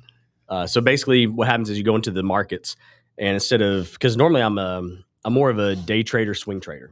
So what that means is I'm getting into trades looking at the long-term effects of the market. Mm-hmm. So like on March 19th, I just posted this actually on Instagram on March 19th. I said that the Dow Jones will go to $45,088. Mm-hmm. And it was at like $45,800, $900 when I said that. Okay. And again, I was just looking at the long term. So you would enter a sell position and then take that sell position down to the price that we hit today, which it hit it like 5 minutes before I walked in here. So that would be your typical swing trade / day trade, just getting in longer moves. And this morning I got in, said I'm going to take a trade with my group, and I did everything live. I'll send you the video. It's pretty cool because doing it live, you get to see every single move, how I analyze the market, how I take the trades, how I do everything. Right. And risked a pretty good chunk of money. I had around talking about the big trade that I talked about from like March 19th till now. It turned out to be like $71,000 in profit. So I used that $71,000 to compound more money, and in 14 minutes made a little over $47,000. Holy crap. So today was a solid day. And all done live. Recorded the whole thing to where people can go back and watch it and try to understand. How you did it? Yeah, and see how I did it. Do you take questions during that time? I do, yeah. It's a live streamed with my whole community. Okay, I didn't know it's live streamed, but I just didn't know if you're like, yeah, I'm taking questions. Why are you doing that? What are you doing? What's the thought behind it? That kind of stuff. So that's something I've always done. I mean, my community's 10 years old now. So you've got this social media influencer phase that came about, really 2018, 2019, that was big in the trading world because they realized they could promote themselves, get referral links, get affiliate, brand deals, and make a lot of money off that. Yeah. My thing was always, if I'm trading live and doing everything live, it allows you to see what I'm doing to where, one, I just can't make something up. Like if I go to Publix today to buy groceries and one of the kids is like, yo, dude, how's your day? I was like, oh man, pretty good. You trade today, Andy? Yeah. Well, how much did you make? $47,000. For most people, when they hear that, it's like, there's no way someone made $47,000 in 40 How do you minutes. prove that, right? How do you prove that? But if you're doing everything live, move by move, taking on questions, answering and educating, well, now that's your proof of work. But it even goes a little bit further than that. I like to do that because it shows people that it is possible because, when I say that, to me, that's a pretty good chunk of money. But if you go talk to some of these finance guys that are on Wall Street today and I were to tell them that I made $47,000, they would laugh at me because their hedge fund probably made $4.7 million. Yeah. So it sounds like a lot of money, but in the grand scheme of things, it's kind of. Well, but to me, though, the only thing that I hear but to an individual, that's a lot of money. I mean, to most individuals that I deal with, you make that that's a lot of money. It is. It is. That can change a lot of things for people. I'm doing this real quick for a cause. I want to make sure I remind people we're at about almost $6,000 right now. There's Chris Green. Oh, cool. With $6,000 right now, what I would love to hit the total for 15. Remember, the money's going to be split between Lana's Love and the YMCA YCAP. If you don't know what they do, very quickly, Lana's Love runs alongside families whose children are dealing with pediatric cancer. They are in the hospitals, not sometimes, every day.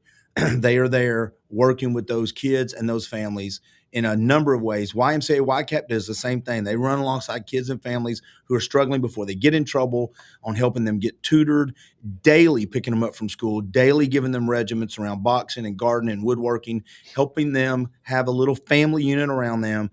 Give what you can. I've had gifts today up to $2,000 and $25. So do what you can with that, please, and text the word podcast to 44834. 44834, the word podcast, and make a donation. I know the economy's in a weird place right now, but I hate to say this. I'm broke as a convict too, and I gave $50, so we can all work this out. We can do it. We can do it together. All right, back to this. Do you still get asked questions all the time on what is Bitcoin? Do you still get that constantly? Oh, every And does day. it piss you off? No, I like it because there's a lot of people that don't ask questions and they ignore what the movement is.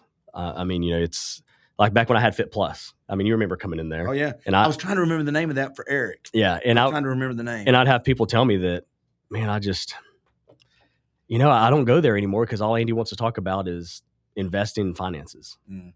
It's like, but yeah, that's what I want to talk about because if I can help you, it should be able to get that momentum. So I love talking about it. Now, I don't like it when people ask the question what it is and you explain it and go into detail and then they just write it off and we'll ignore it for like another year or two. And then when it becomes popular again, they want to understand it and then they write it off. And, I feel like at that point it's more of a FOMO. It's just a fear of missing out. It's hot that minute, then not hot the next.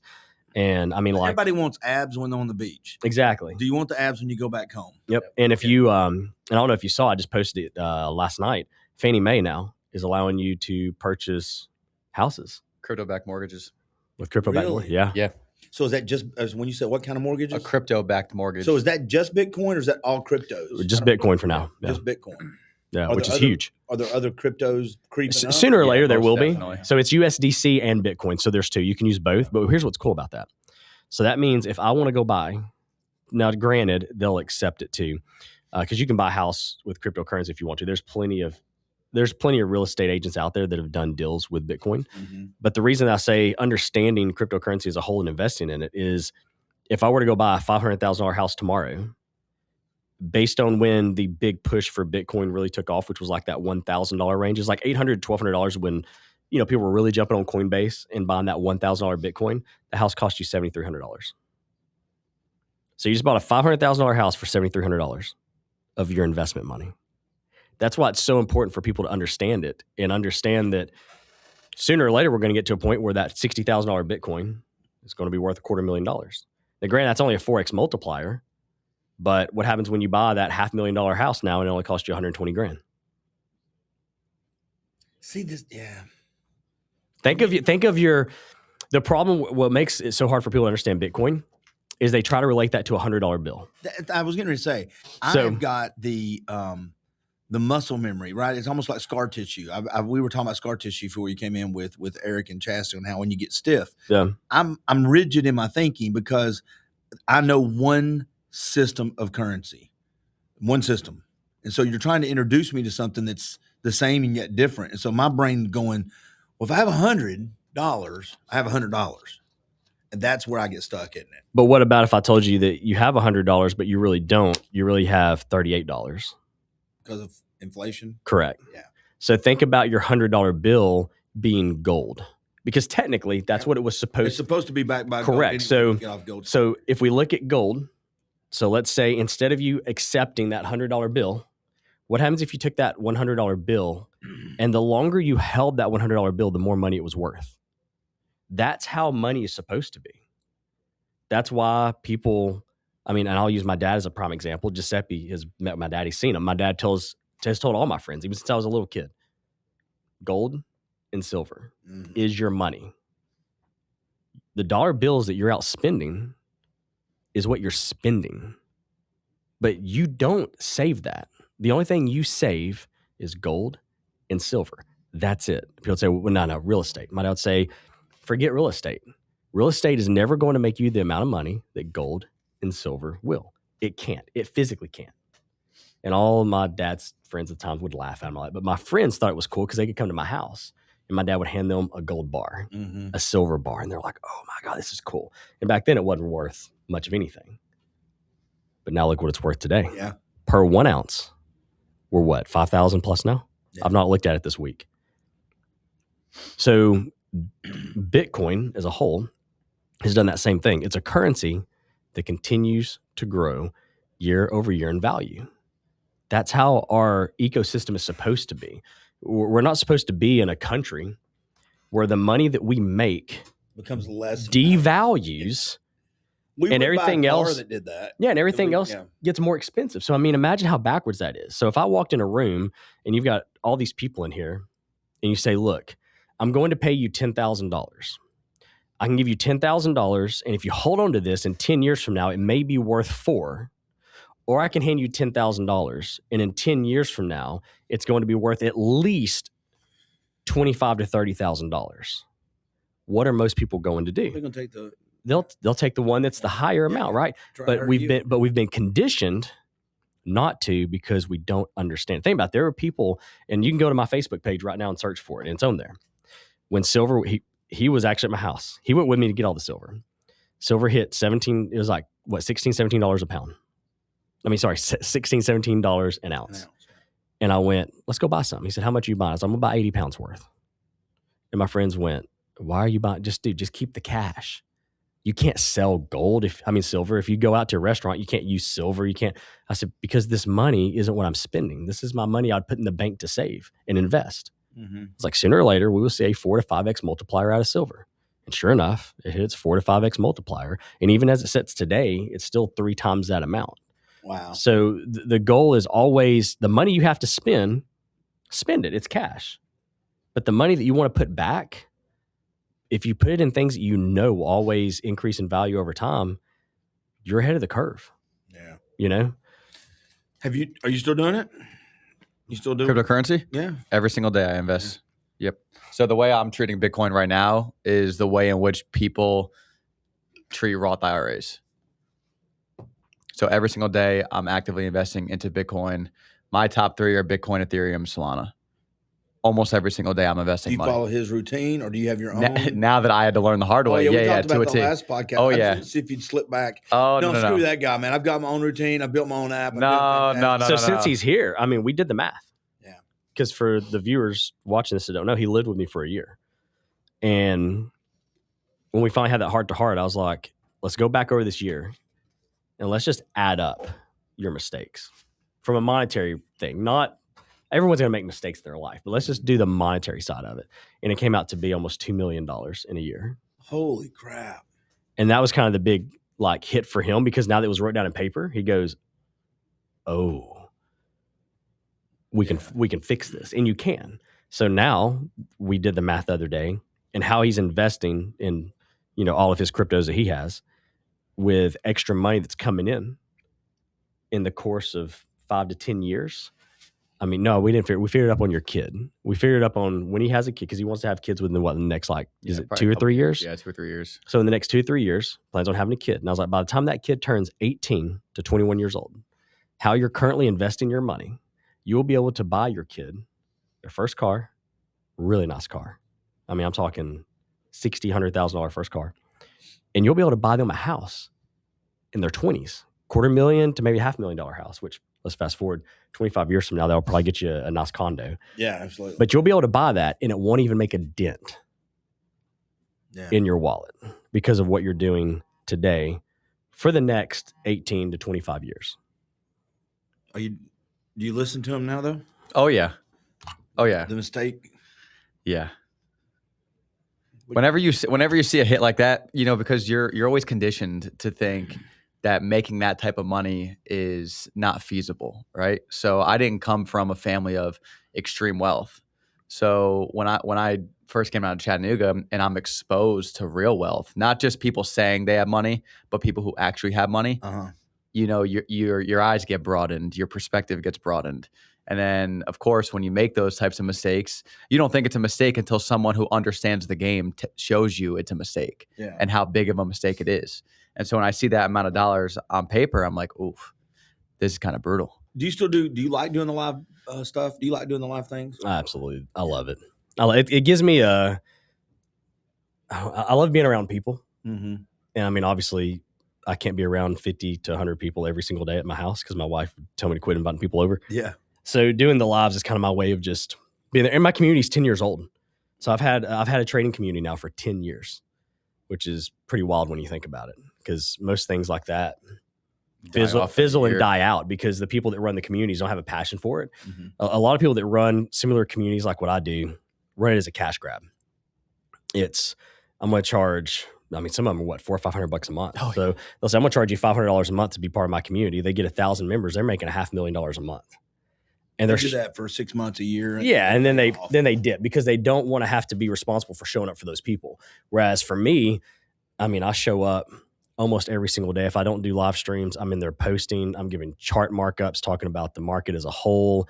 What do I think about the economy? And then we've built systems. I say he's built systems for me that will go out. And I mean, it can pull 1,000 articles of news that typically wouldn't be on Google and all these other websites, because we're pulling news from other countries. We're pulling news from the dark web. We're pulling news from Telegram groups. We're pulling news from WhatsApp. We're pulling news everywhere, and then runs it into this little AI agent that thinks like me. And then it pulls out the most important news and what's going to affect the markets. So it allows me to make some pretty good decisions on the fly without having to go through the nitty gritty of it and give that to my community. Do you guys talk about anything other than Bitcoin?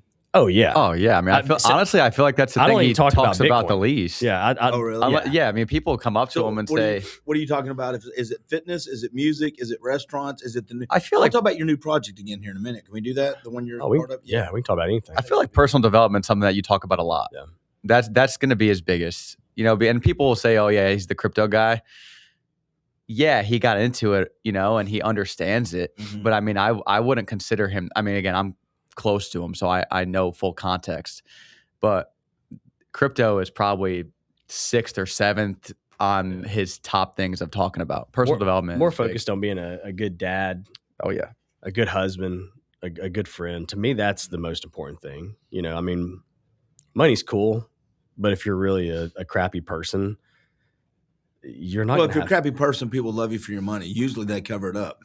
I've got friends, but then they're not. You never know if they're there for that or the money. And we're starting to see more and more of that. Like if you watch social media, you've got people crashing out every day now. Oh yeah, where people they're just like, guys, I want to shoot it honest with you. For the last 3 years, I've not been happy. I've had to shoot content every day, put on this persona of who I am, and my whole life's fake. Me and my husband's, marriage is fake. How I feel's fake. All this stuff. And they're like, so I just want to be honest and real with you guys, right? Because people have put on this act so much, and I've said for years, you build this character. It's like an actor or actress where they build these characters and they get so deep into it that it becomes a reflection of who they are. And then when they're no longer that character, they don't know who they are. Yep. And we've seen it a lot with people. And I mean, it leads them to mental illnesses, to suicide, all kinds of stuff. Relationship breakups. If I don't know who I am for me, I don't know who I am for them either. Yeah. I saw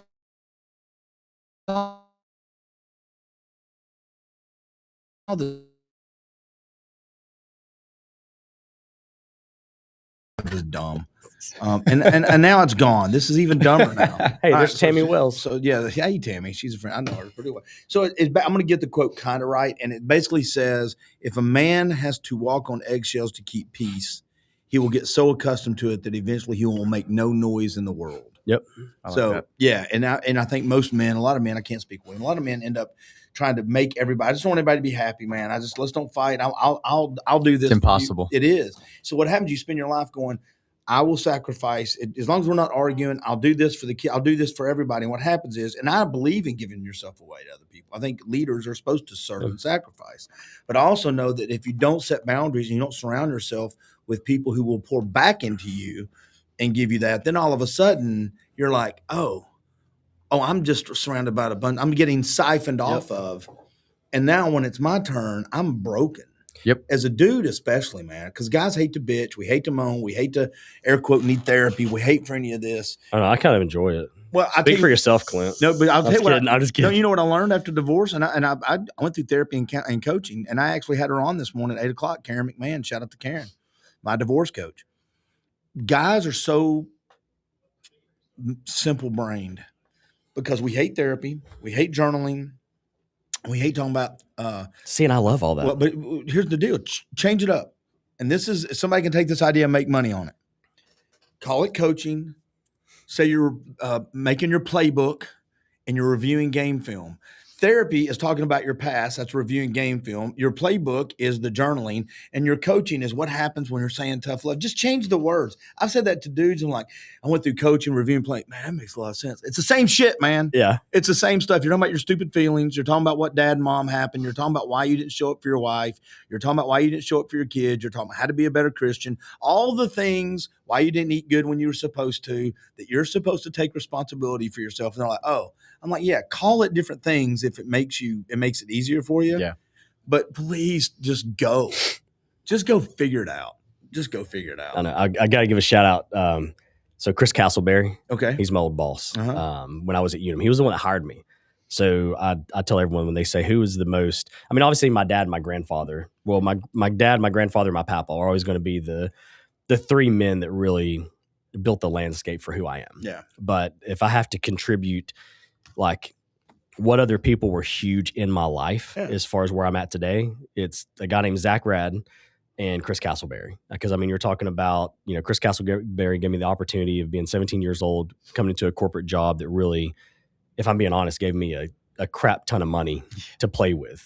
When you're 17 years old working at corporate America and you don't have any bills, and you've got side gigs that are paying you money, that's just free money. Yeah.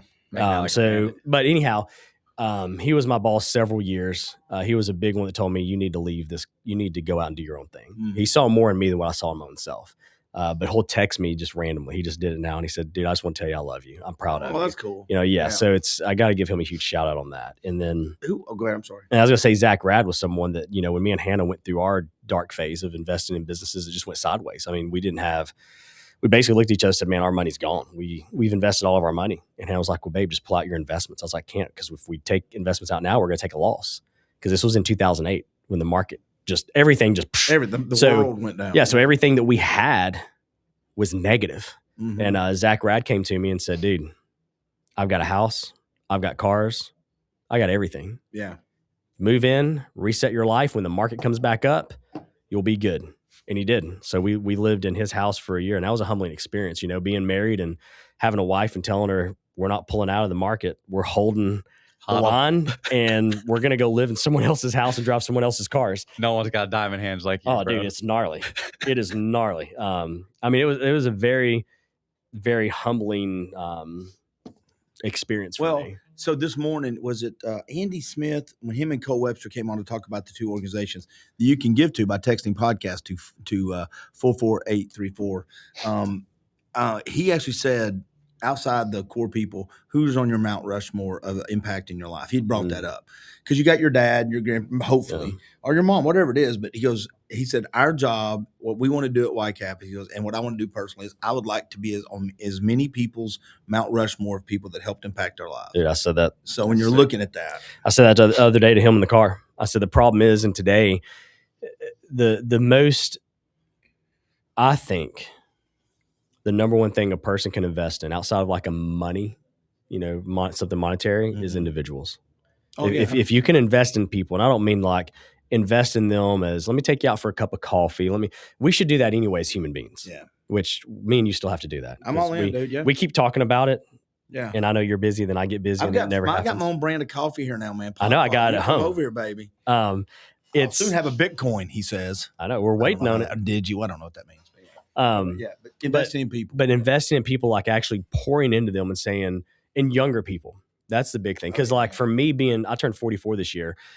The advice that I'm going to give another 44-year-old, they've probably heard their whole life, and it's not going to help them any. It's just really not.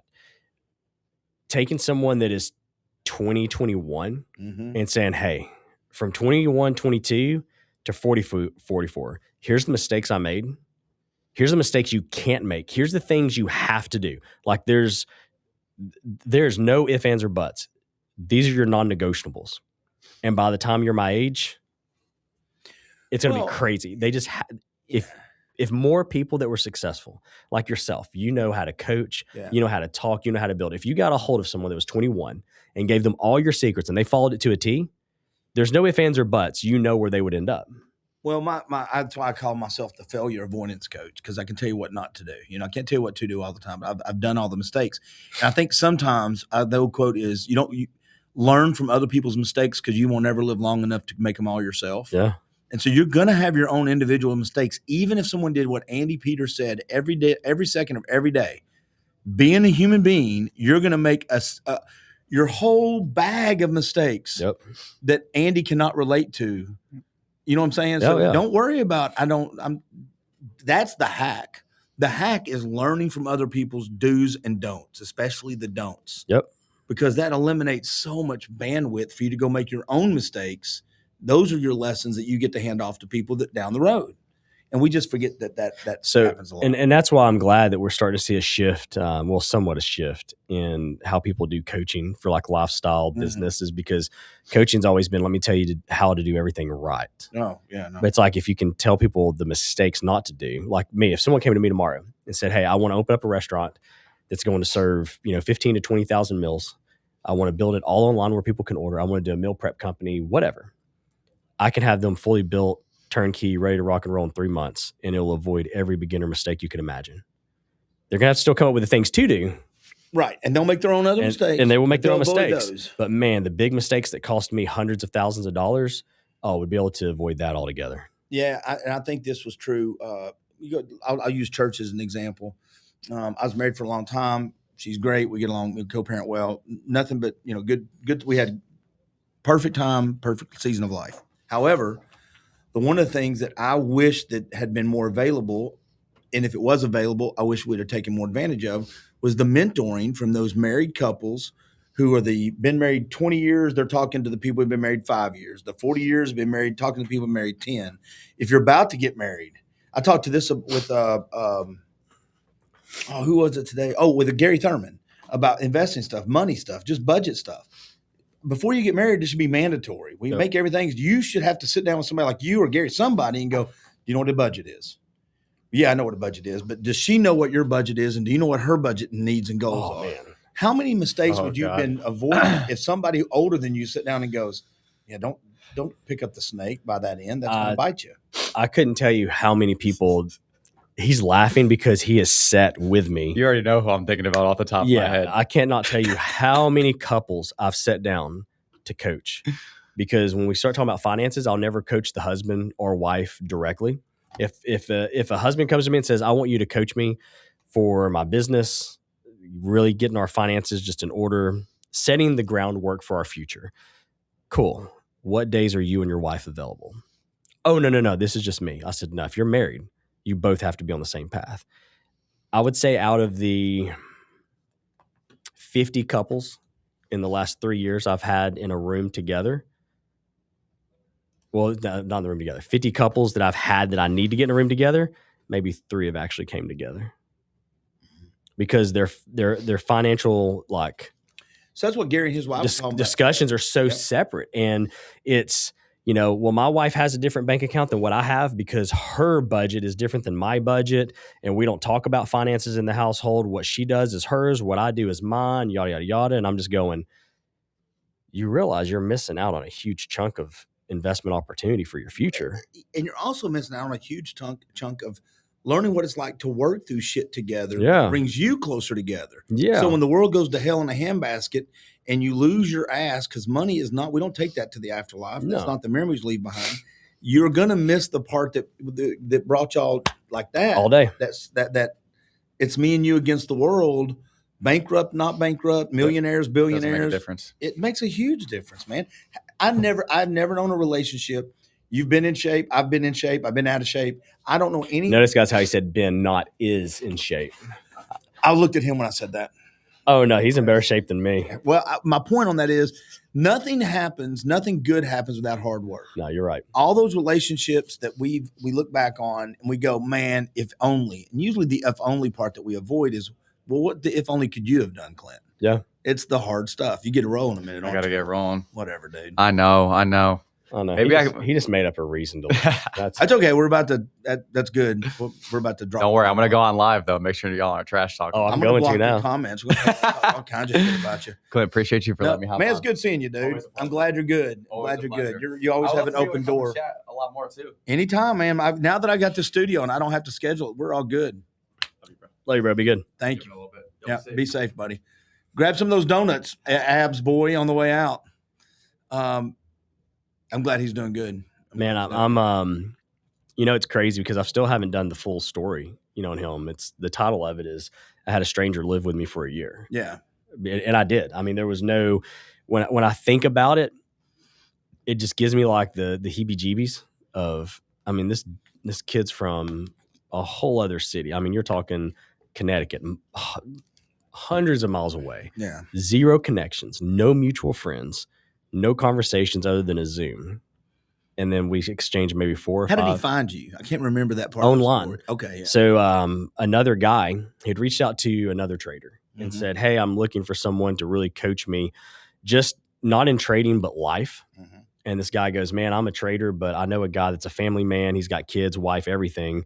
And if you want to reach out to him, you can. So he reached out to me. And, I see this 21-year-old kid saying, hey, man, how can you help me get rich? And I was like, all right, cool. Here, book this Zoom. And it was like $100. I want to say it was like $150 or $125 for an hour. And we got on there, and I mean, he pours his heart out. There were some emotional times of this Zoom where he's getting choked up talking about, coming from a single mom, not having a dad. All he wants to do is grow up and be a dad. Like he wants to be a good dad and the dad he never had. He wants to have a big family.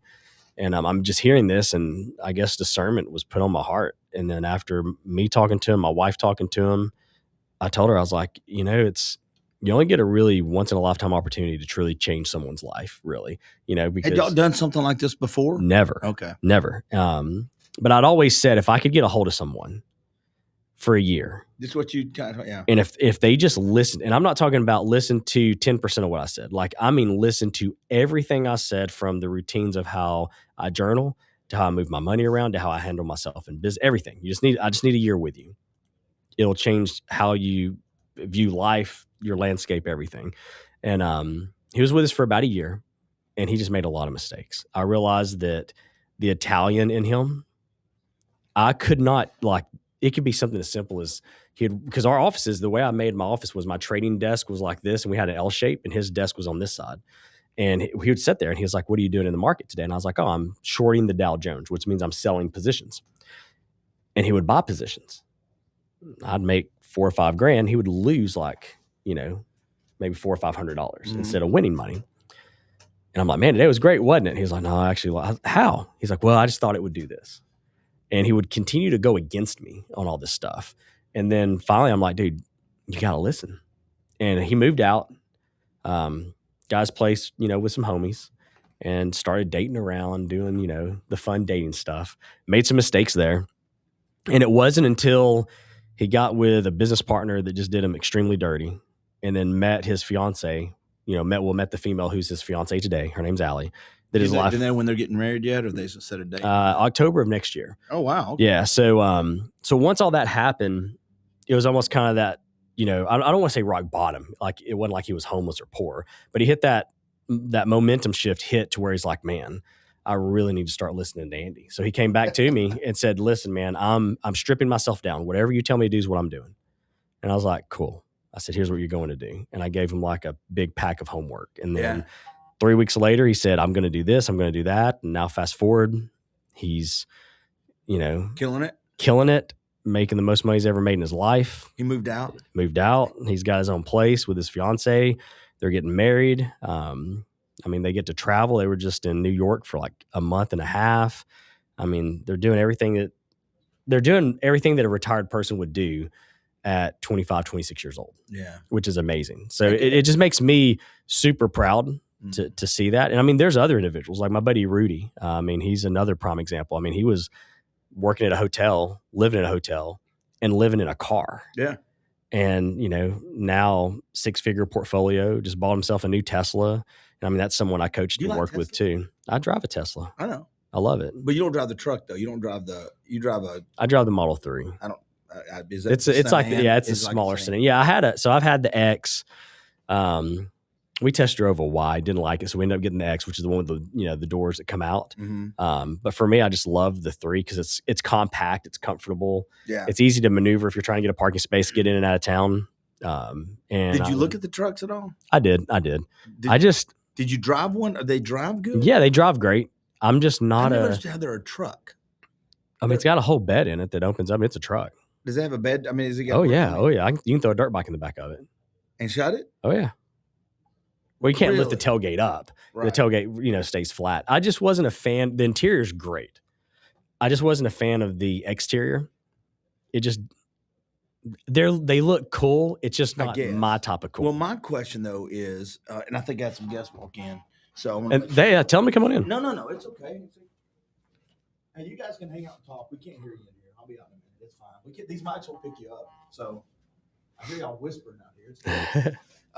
So no, but here's why I don't really care about it. They haven't, and maybe they have, and their nuance changes. I just can't tell. Yeah. They haven't upgraded as far as the outside of them, as far as how they look a lot. Yeah. They might do paint changes or finish. They really don't. Tesla's model wasn't to be like every other car manufacturer and have to always upgrade. Yeah. Because you got to think, if they do an upgrade for like the way it drives or handles, that's just a computer upgrade. It's an app. Yeah, it's an app within the car that just upgrades it. So you don't think how long has it been out? You don't think like a special edition to come out where you do this unique thing that makes the value go up because there's only going to be 1,000 of those or 10,000. I don't think they care. They should. Yeah, I think it's almost one of those things. And he's talked about this in the past where, like, let's say you go out and you get a 2010 car, it's going to look completely different than a 2025, 2026. Mm-hmm. Yeah. Whereas you could have a 2017, 2018 Tesla Model 3. Yeah. And they didn't even come out with a new front end until this year. And the rear tail, so it kind of gives you those years. I think you should listen to me and all my financial and marketing geniuses that I've done and genius stuff that I've done. Hey, by the way, just in case anybody wants to know, I'm next in line. Anybody wants, I've got 3 gift cards here, $25 to Countryside Cafe in Red Bank. I've got 3 $45 tests. They're special price and they're free. They're not 45, but they're free vitamin D testing from Be Well Labs. They do IV therapies too. I wasn't feeling good a couple months. We got their Tri-Immune IV. They do a bunch of them right there on Lee Highway, but they're doing free vitamin D blood testing. If you want, all you gotta do is say vitamin D. I'll give you one of those. You want the Countryside Cafe, just say the word food. I'll give you one of these. And I've also got another gift I'll be giving away later today. But anyway, there's that. And also be sure to text. Here, it's not disappointing. We're around $6,000. We want to get to at least 15. This time last year, we were at about 9,500. So my goal is that in the next few hours, if we can get close to 10 in the next 2 or 3 hours, we'll hit our goal pretty easy. But I really want to get that goal hit. Podcast, text word podcast to 44834. Thank you for everybody that's given. There's tons of food in here. Tons. Some good cookies too. Yeah, shout out to Deborah Powell and everyone else. Tasty Donuts brought cookies, and a guy, and I got to get the name of it. A bakery right down the street brought some. Ruth Chris brought lunches for folks. So it's been well supported. Thank you for all. Again, Stephanie, a girl named Stephanie Parham came in and helped volunteer, direct some traffic. I've got some more volunteers coming in the evening, and hopefully I'll have a surprise guest. If any surprise guest out there wants to show up in the next 2 or 3 hours that can drive a podcast, I would love to step out of here for an hour and go take a nap.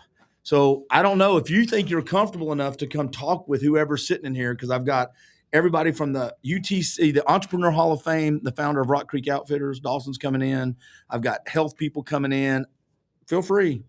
I love it. Shout out to people doing that.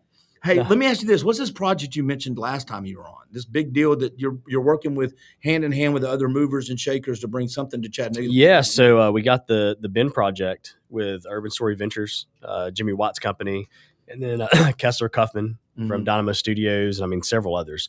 Is it still progressing? Still progressing good. And then we have the Jailhouse Studios, which is going to be a full-blown movie production set to sound rooms, sound stages, you name it. That's going in the old jail in downtown. And I actually just had. Are you involved equally with both, or more heavily in one or the other? Man, wherever they need me. They work within the same stratosphere. But I was just speaking in front of the county commissioners 2 weeks ago for that, because we had they had to take a vote on it. So we had to show up and. Do you mind if I ask what the role is? Because usually when you put a team together, everyone on the team has, I'm sure they share some strengths, but each team member usually pulls a different rope. Yeah, I mean, mine is Kessler puts me as kind of just the dude.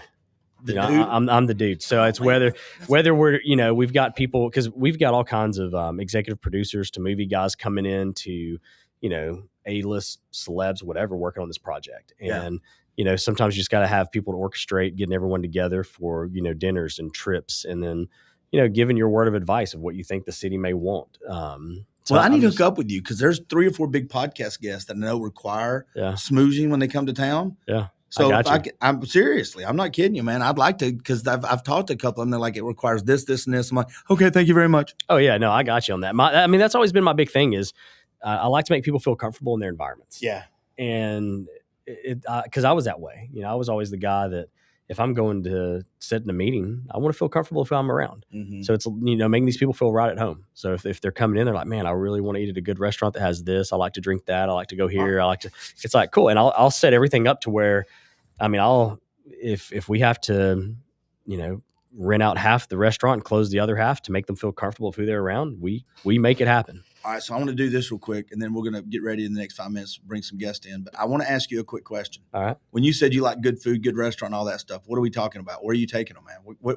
Give me, if I'm coming in to be smoozed, where are you taking me, dude? Man, I'm taking it Easy Bistro. Really? Yeah, I'm taking it Easy Bistro all day. Okay. What makes that the go-to? Just the uniqueness of it and the experience they've always given me. It's me and Hannah, we actually celebrated our 200th visit there like 2 years ago. Holy crap. Yeah. I mean, there's at one point in time that I was going to Easy Bistro sometimes 2-3 times a day. So we'd go there at like 4 o'clock for oyster hour and eat some oysters, have a drink. And then me and Hannah would go out and walk around downtown, have fun, come back at 8 o'clock and have a small plate and then go, walk around, have some fun, meet up with some friends, and then come back at, 9 o'clock, give or take, and eat dinner. Or is there a second place? Is there a second place you like? All right, I'd take him to this place. Next up on the list, I mean, that's like our go-to. I would probably have to say, are there? So is it you like Easy Bistro because it's unique to Chattanooga? It's unique in that it's always the experience they give me. So, for example, if I say, hey guys, I've got a client coming into town and this person loves this type of wine. This person loves this type of, whiskey. What type of pairing would you do for this? What type of pairing would you do for that? They're going to be there at 7 o'clock. I've already made their reservation. The moment that they show up, they're taken care of as if they've been there 100 times and they leave by name. Even if I don't go with them and they come out, because there's a lot of people that come to town with their wives. They don't want me to join them for dinner. Yeah. So I make sure all this is set up. And when they leave, they call me and they're like, Andy, that was unreal. They treated me like we had been going there forever. They knew me by name. Mm-hmm. They said, hey, here's a bottle of wine that we and it was like we were at our home restaurant back home. And that's what when people go out to eat in another city, that's what they want to feel like. So if you live in, say, Florida, and let's say you're at 38 Beach and you visit the same restaurant all the time where the moment you sit down, they know what you're going to drink, eat, everything. That's why you go back there. Yeah. So imagine traveling and going into a restaurant where you're a stranger, but that's how you're treated. And you have that every time. Exactly. They have not missed. I have sent, if I had to guess, I would say in the last 3 years, I've probably sent 150 to 200 people there. Holy crap. Minimum.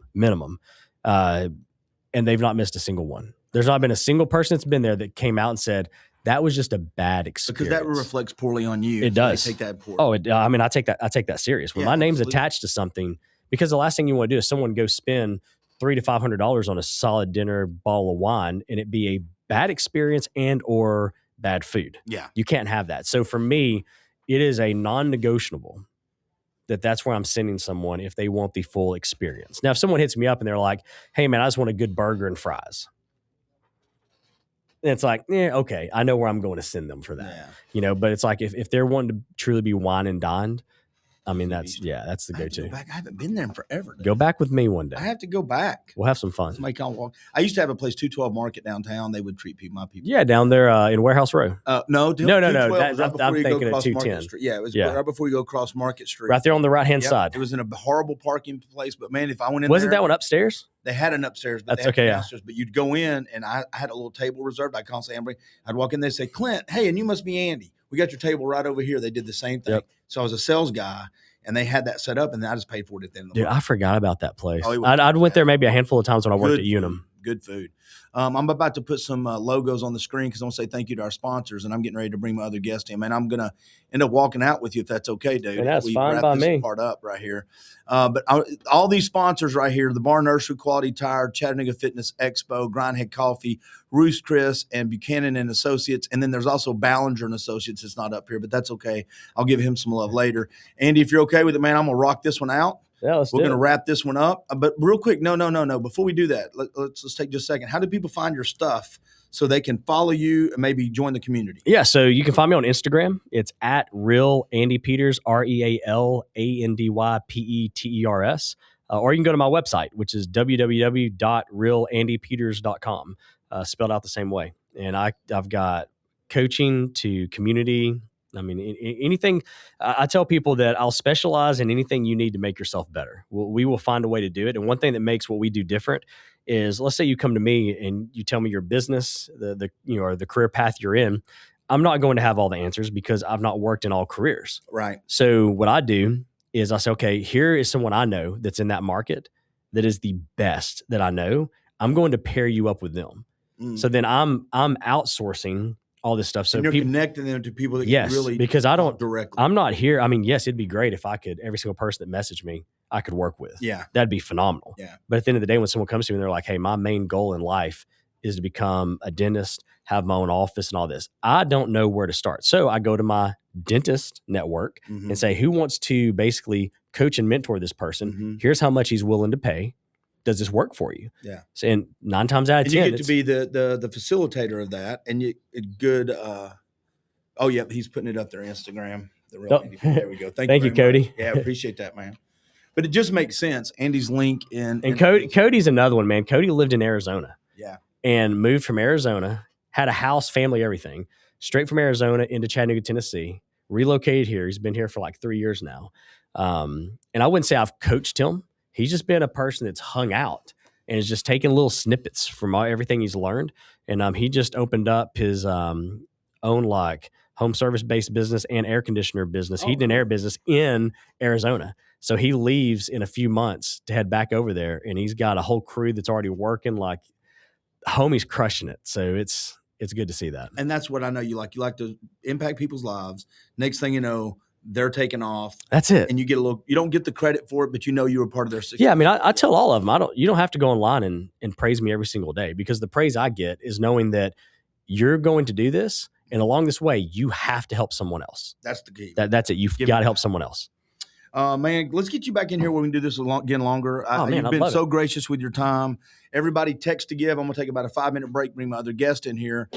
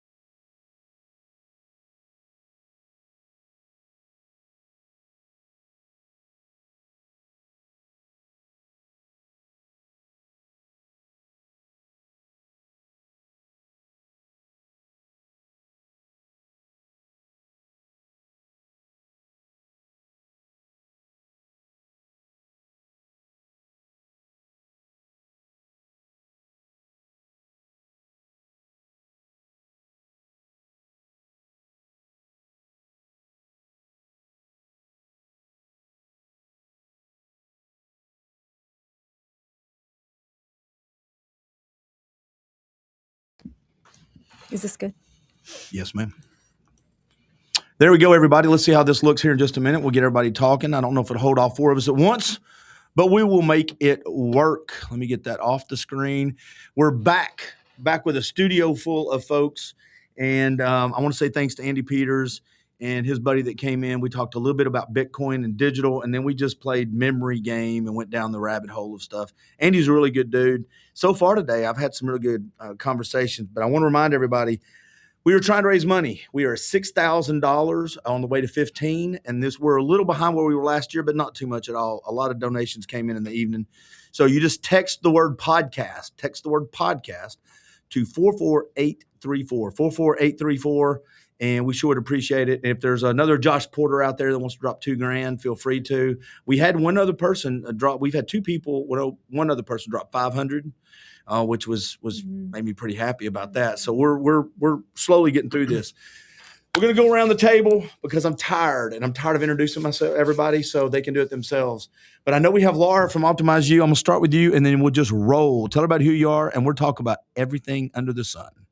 I'm Laura Chastain. I'm good. Thank you for having me, first of all, Clint. It's always fun to come here. You're great to talk to. Well, we'll see about today. So you far. are. Yeah, I'm really not sure what to expect with the crowd I'm with. Like, what's the early morning when last year everybody was fresh and what direction is this conversation going to go? Yeah, Laura's question: what did I sign up for today? I know. Like, okay, but you're used to working with me and all day. Exactly, anyway. And I'm used to working with Josh. You just never know what to expect, right? Exactly right. Yeah. So I am from Optimize You. I'm a nurse practitioner. Been in the hormone world for several years. I have a Menopause Society certification, World Link certification, work with him in Rebellion Health, our podcast as well. Mm-hmm. And like to get out and educate the community on how to empower themselves to make better health decisions. So that's just a little bit about me. Sean Whitfield, the man, the myth, the legend, Whitfield Oil, Whitfield Media, Whitfield Empire. What's going on, buddy? I'm doing well. Where do I start? I was in the oil business over 30 years, sold the company the beginning of 2021, started Whitfield Media Group. February was 25 years. Have 5 radio shows, and I guess we have a total of 7 in podcast form. Very blessed. My wife's Kim Chapman Whitfield. I have 2 daughters. I'm now a grandfather. I had my first grandson about 2 months ago. Yeah. So I'm very happy about that and wondering what that's going to be like. And I guess that's don't forget anything. The Chattanooga Fitness Expo. Yeah, we're going to talk about that too. Yeah. We got our 6th annual Chattanooga Fitness Expo. I'm pretty proud about that. It's something that continues to improve every year. And it's, of course, presented by our friends at Optimize You. Yeah, and so you guys ignore 2 things. They won't be picked up on the mics. Any noise you hear out back, for these mics I'm really blessed. They don't pick up that stuff, and they won't pick up anything you hear out here.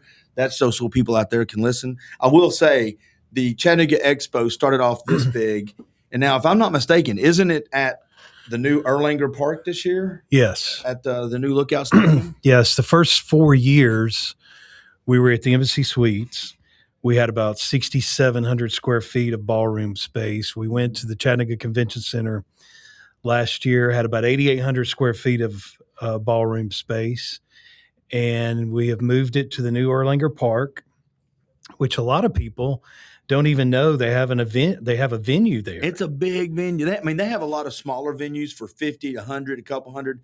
This venue is a venue. Yeah, it's nearly 18,000 square feet. So we're more than doubling our event space. It's going to be July the 11th, and we're really excited about that. We're adding more VIP tables, more seating, and we're also incorporating Business Expo. Oh, really? Yeah.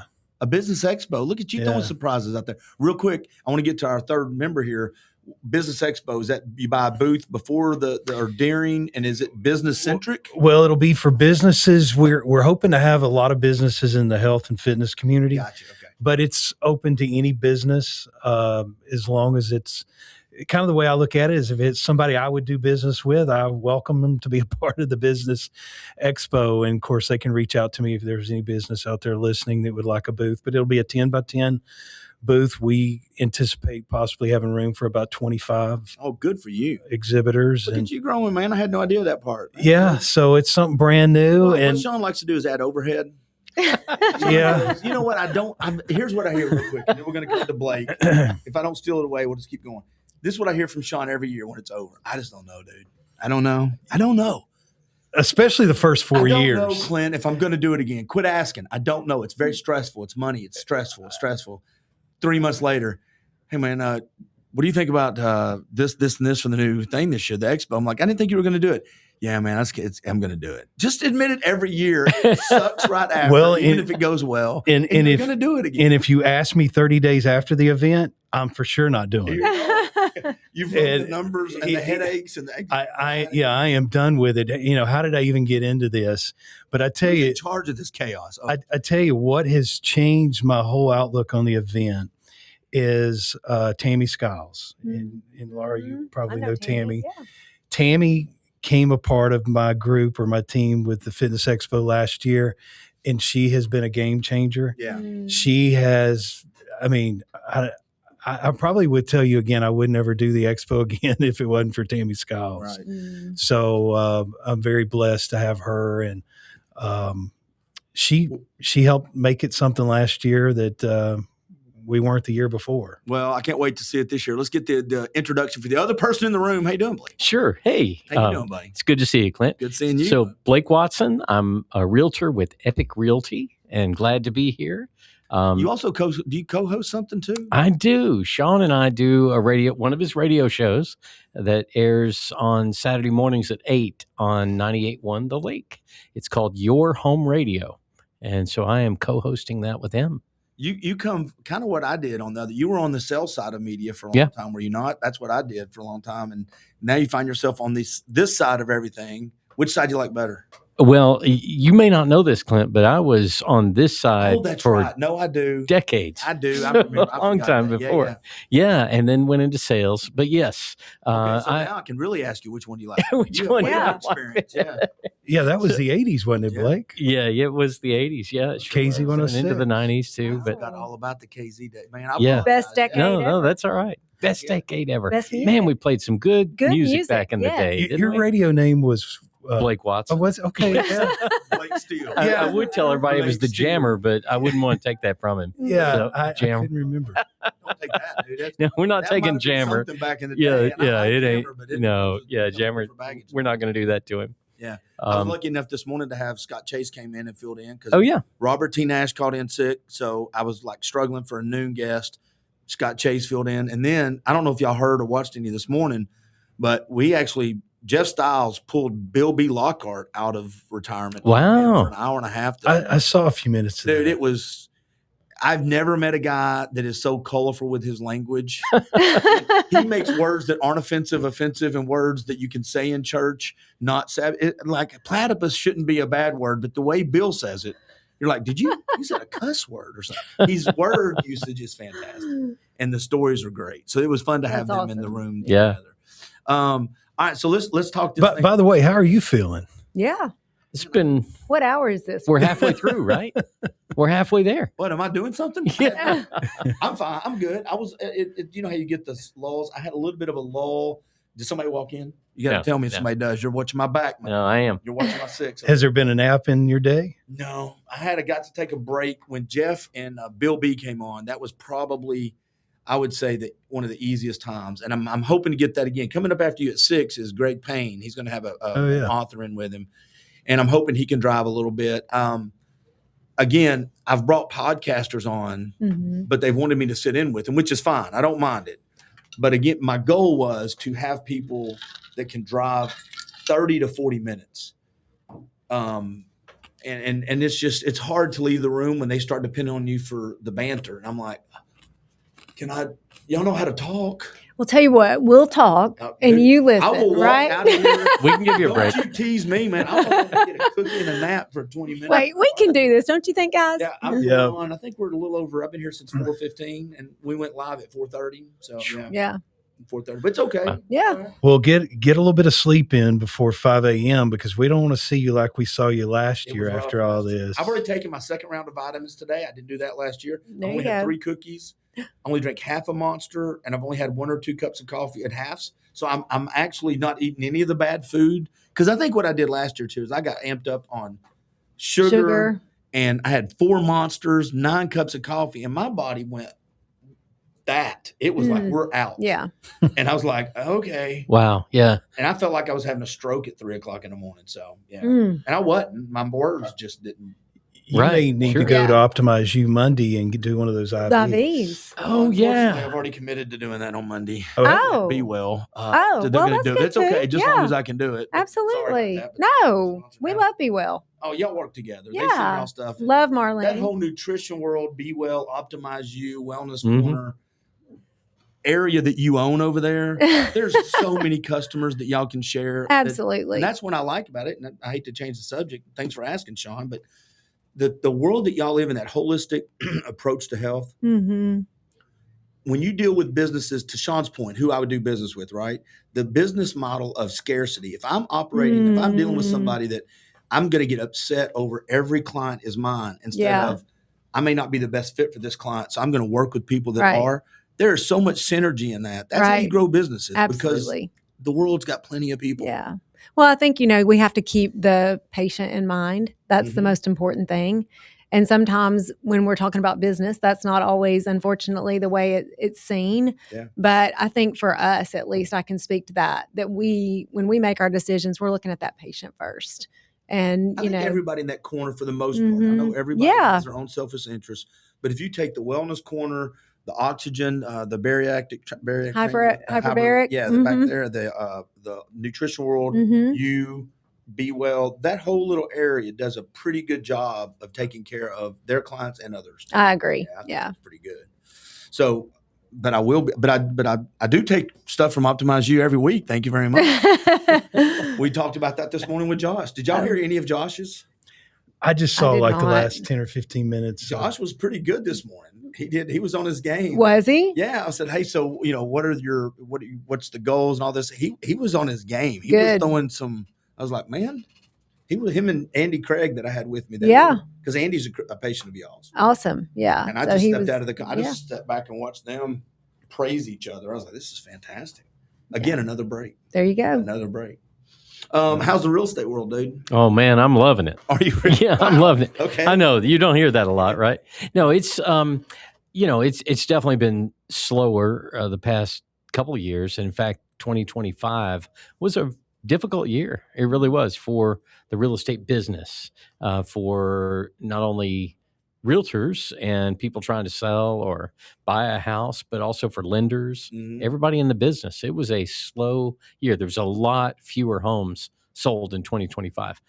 I think we're seeing a little bit more activity this year. I certainly am seeing that. There's more sales going on. There's more inventory than we had last year at this time, but it peaked back in October of 25. This is not a political podcast, but I've been in sales my whole life, right? Yeah. And I had my real estate license for a couple of years. When my sister was starting, I tried to help her out.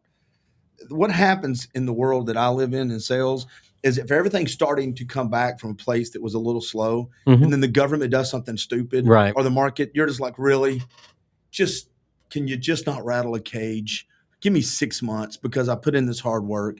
But I'm surprised because the market's pretty resilient right now, even amongst all the unknowns. I'm talking to other real estate agents, and they're saying the same thing. Showings are up a little bit.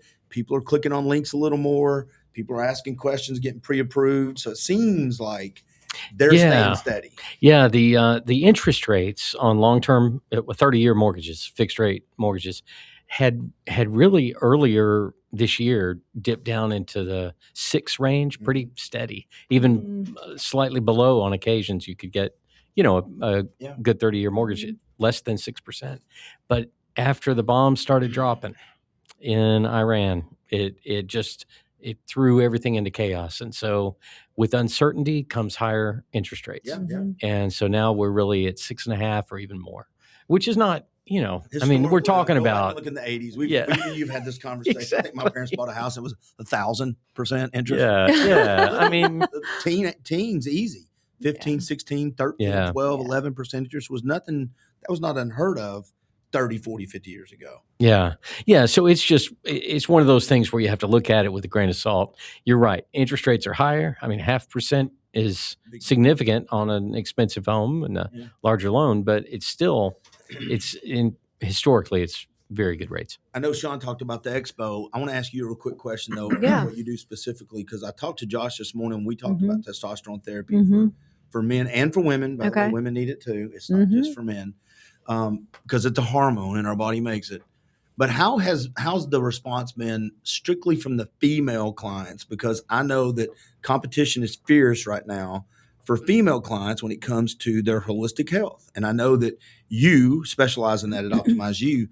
This morning we compared it basically to men are just kind of simple. There's 2 or 3 widgets. Yeah. Women are the Rubik's Cube. And sometimes it's a weird combination of figuring things out. Yeah. So with women, we are complex, right? I mean, there's no bones about it, and you're right. For men, it really is with testosterone, almost like magic. We give a man their testosterone, they come back 2 weeks later and they started a business, like their brain fog is gone. They're motivated. And we give it to women and they might get acne or hair changes overnight, not everyone, obviously, but there is a lot more complexity around testosterone and weight and muscle mass and sex drive and brain fog. And we have all these different hormones and they're just going haywire during perimenopause, which is like the zone of chaos. Because testosterone is only one. Correct. For the women that and the other ones are fighting. Right. Yeah. And you've had this conversation with me before. Yes. Mention some of those other hormones so women that are listening to this know that you know what they need to know. So when women start to feel some changes, the first thing you'll hear from them is, I don't feel like myself.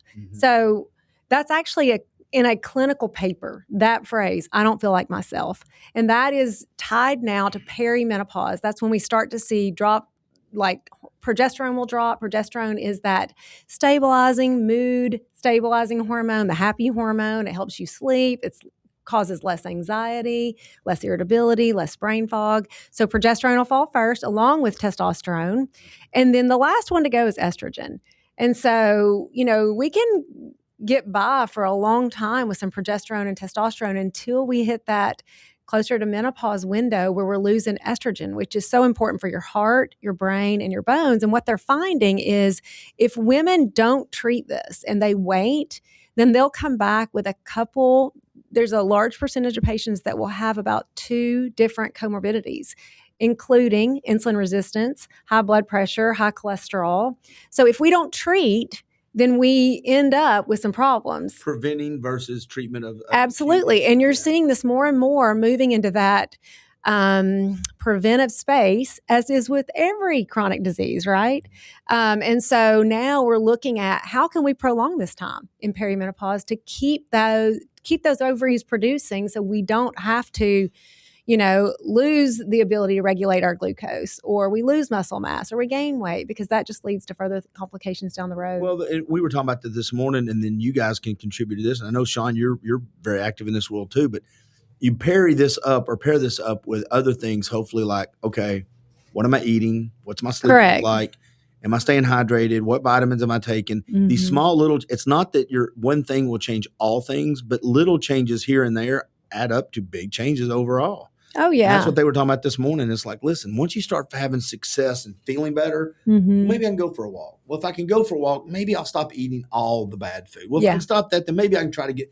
And now, next thing you know, I'm a little better everywhere, which means I kind of feel a lot better most of the time. Absolutely. Those are those pillars, like the stress, sleep, stress, sleep, diet, and exercise. There's only one of us that's allowed not to be.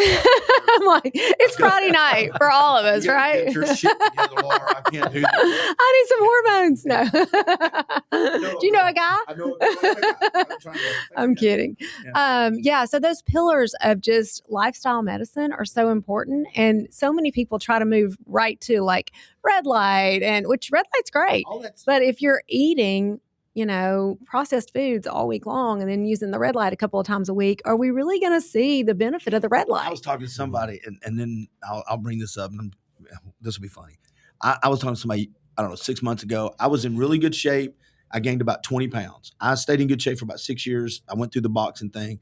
Somewhere around April or March, about May or June of last year, I started gaining weight. It's okay. I'm back on it a little bit the last month. We're good. But I said something about cold plunges, and I can't remember who I was talking to. I know it wasn't Matt Davis. I was talking about what I eat. And he goes, dude, all you're going to be is a fat cold dude.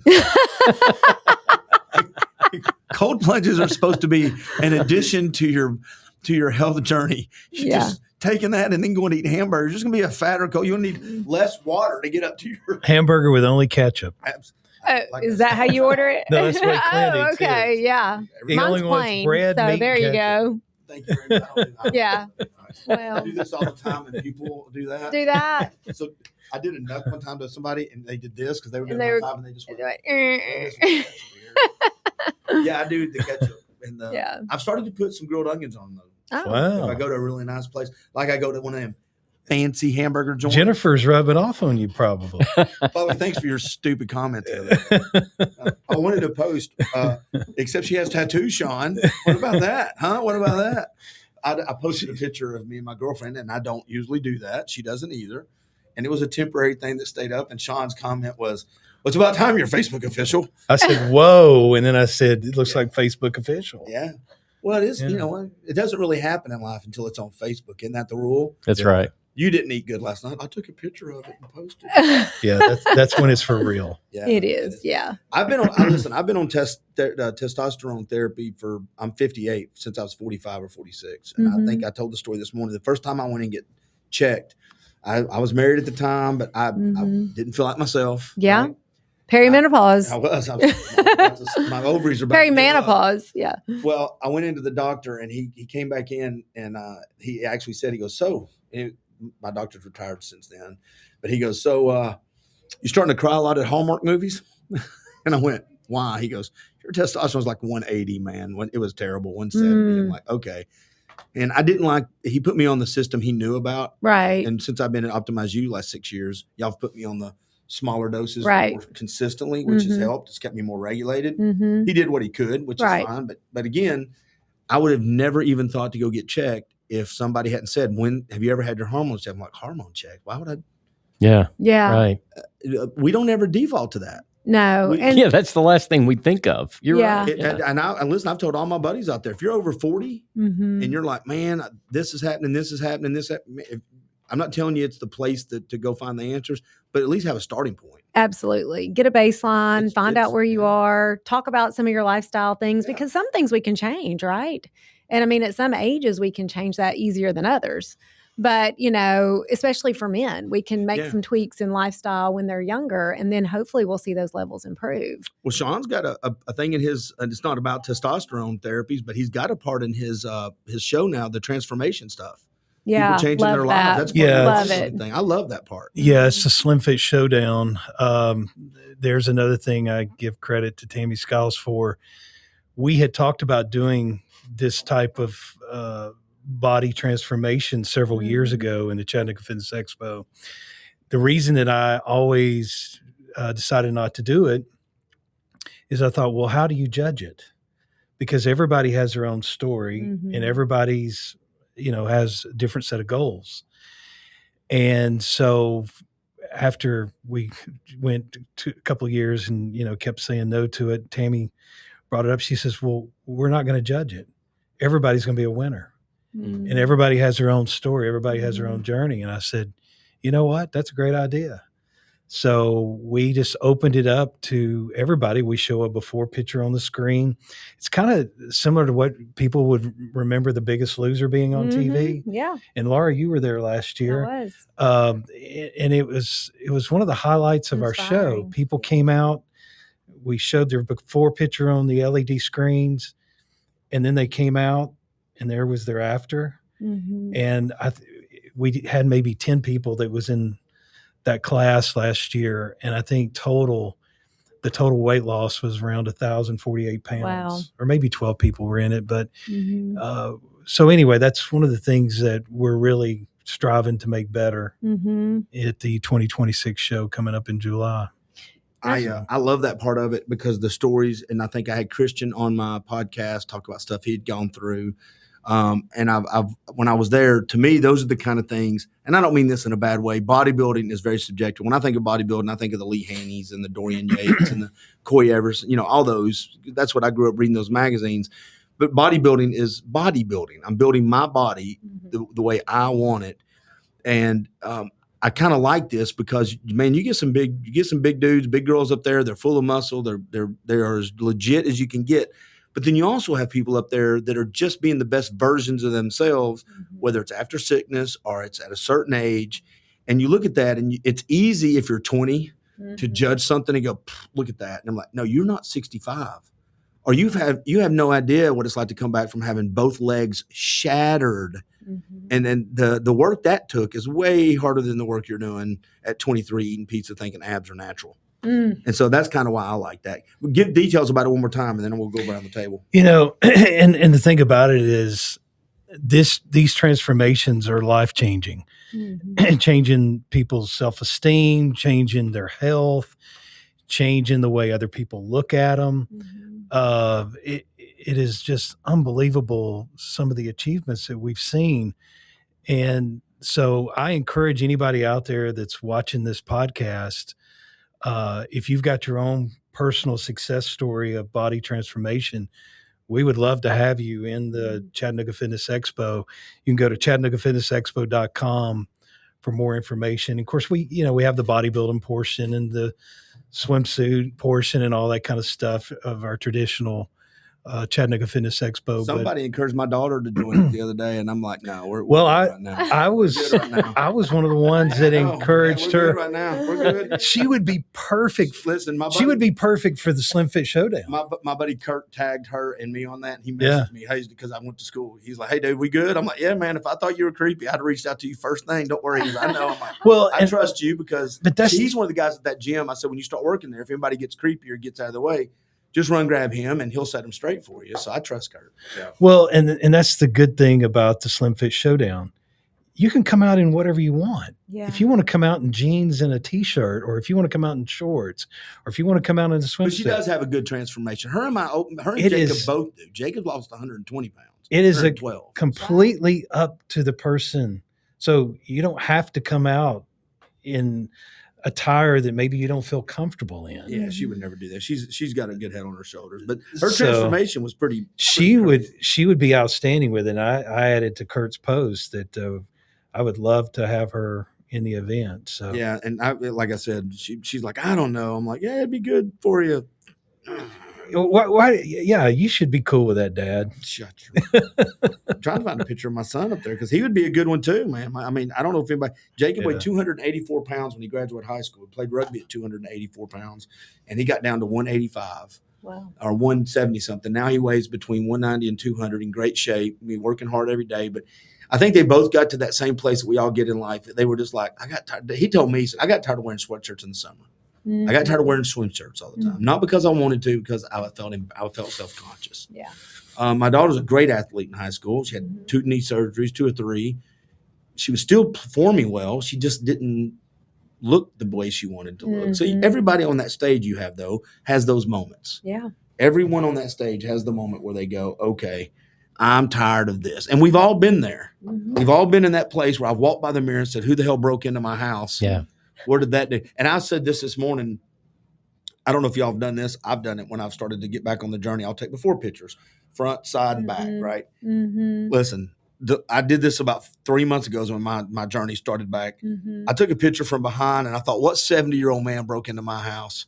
And where did his ass go? I'm not doing that anymore. That's ridiculous. So that was where I started. I'm like, yep, I went through the pantry and threw it all out. I'm like, no. I'm not going back down that road. Do before and after pictures. Go ahead and take those before pictures and then just really look at them and then go, okay, I can't do that. That's what happens. Yeah. It happens to all of us. I'm going to add this too, because we were talking about testosterone in women and talking about bodybuilding. And I think one of the fears for women is that they're going to get bulky if they take testosterone. But let me just tell you, a woman in menopause is fighting for every ounce of muscle she has. You will not get overly bulky doing the weight training, getting that lean muscle mass. It's a good insurance for things like insulin resistance. And testosterone just supports that for women. So I'm just speaking to the women out there. This is good for your body. Do not be afraid to pick up the weights, to do progressive overload, to eat the protein, to take the testosterone.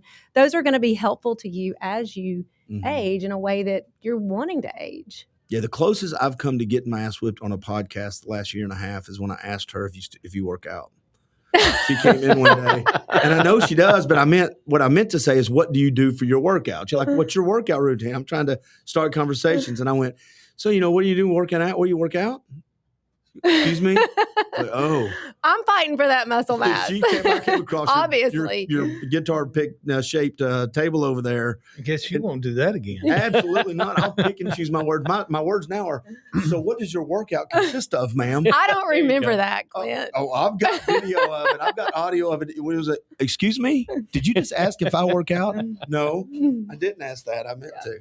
Laura, one thing I wanted to ask you about, and I've been seeing this on some of the social media channels.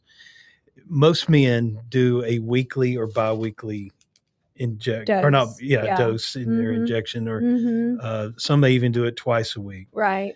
I've been seeing where some of the trend is changing to where people are saying they're staying more consistent if they do daily, what they're called pinning with an insulin syringe and needle. What are your thoughts about that?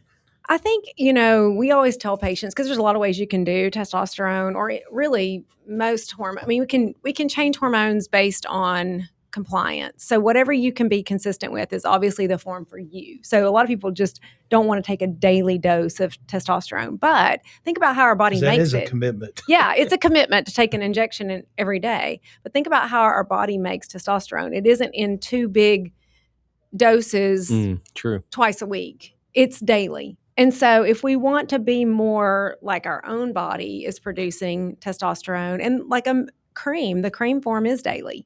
For men, it's twice a day, and for women, it's once a day. And it's under that same thought process. We are producing that daily. So I don't think there's a right or wrong answer, but if someone is having a difficult time getting dialed in, meaning that maybe they're feeling those peaks and valleys in their dosing level, or they're struggling with maybe elevated hemoglobin or blood pressure issues, or some sort of an issue that could be correlated to like increased blood volume or fluid retention, then sometimes dialing back the dose and just doing it more frequently can sometimes help with that. Yeah. And it really, again, it goes back to patient preference and goals. And that's, going to be so unique to each person. I could see where a 30 or 31 gauge needle would be a lot nicer. Be a lot nicer than even a 27. Yeah. So, but that daily commitment is something that because I've been considering this. Yeah. But I'm thinking, real quick, I do it twice a week. So is that a smaller needle even the one I take? Yes. 31 is the problem with the 31. I was taking real quick when I first started. When I told you my doctor, he put me on the inch needle in the arm once every 10 days. Oh. And that's why when he offered this, I was like crazy. So this is a much smaller needle? Yes, 31 is small. So the higher you go up in the gauge, the smaller. The problem is sometimes it's difficult to drop the oil in those syringes because they just need a little bit more volume in the actual needle or open area to pull that through. So sometimes that makes it difficult, but then your dose is much smaller. Most of what I've experienced through my years and friends, they use a 25 gauge 1-inch needle where what we were just talking about would be an insulin syringe, and it's a 30 or 31 gauge. And Laura's right. You're trying to draw up some pretty high vis substance into a little bitty pinhole type syringe. So I haven't tried those in pre-drawn insulin needles and buy the pack and then just take them and go. That's what they should do. Now there's a marketing branding innovation right there. 30 at a time. In a box, keep them in the fridge, take it, and roll out. Well, I gotta say, you guys are talking way above my head about this.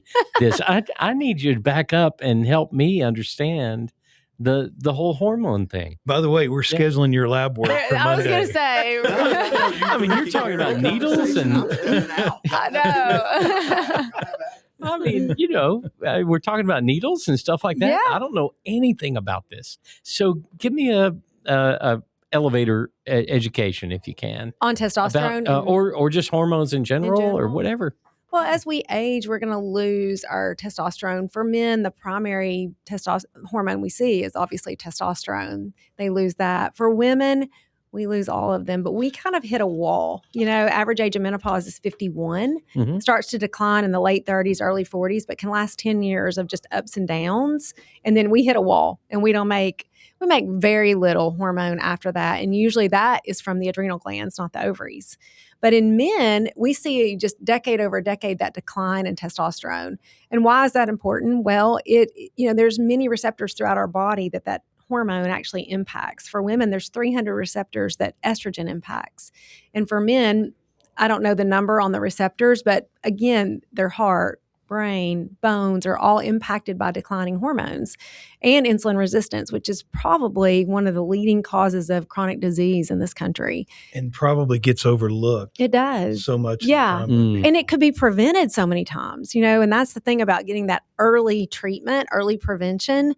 But we will see testosterone levels start to decline, usually in the 40s, like Clint said, and men sometimes earlier now because of lifestyle, processed foods, obesity, not access to the outdoors. There's a lot of indoor activity, video games, just a different kind of lifestyle than what we saw when, we were outside working more many, many years ago. But over time, we've seen a lowering of men in general. And so men's testosterone levels in general were higher, and now we're seeing that lowering. And so, there's a lot of research around that, looking at endocrine disruptors, like things like plastics and pesticides and food sources. And so when we see a man who has low testosterone, usually we're going to see lack of motivation, brain fog, fatigue, doesn't want to get off the couch, doesn't want to be a part of the family. We do see low sex drive. That's a big part of it, but it's a brain hormone. All of these work in the brain first. Our brain gives the message to the ovaries or the testes as to what to produce. And so we see those brain symptoms a lot. And for women, there's actually twice the incidence of brain disease than men.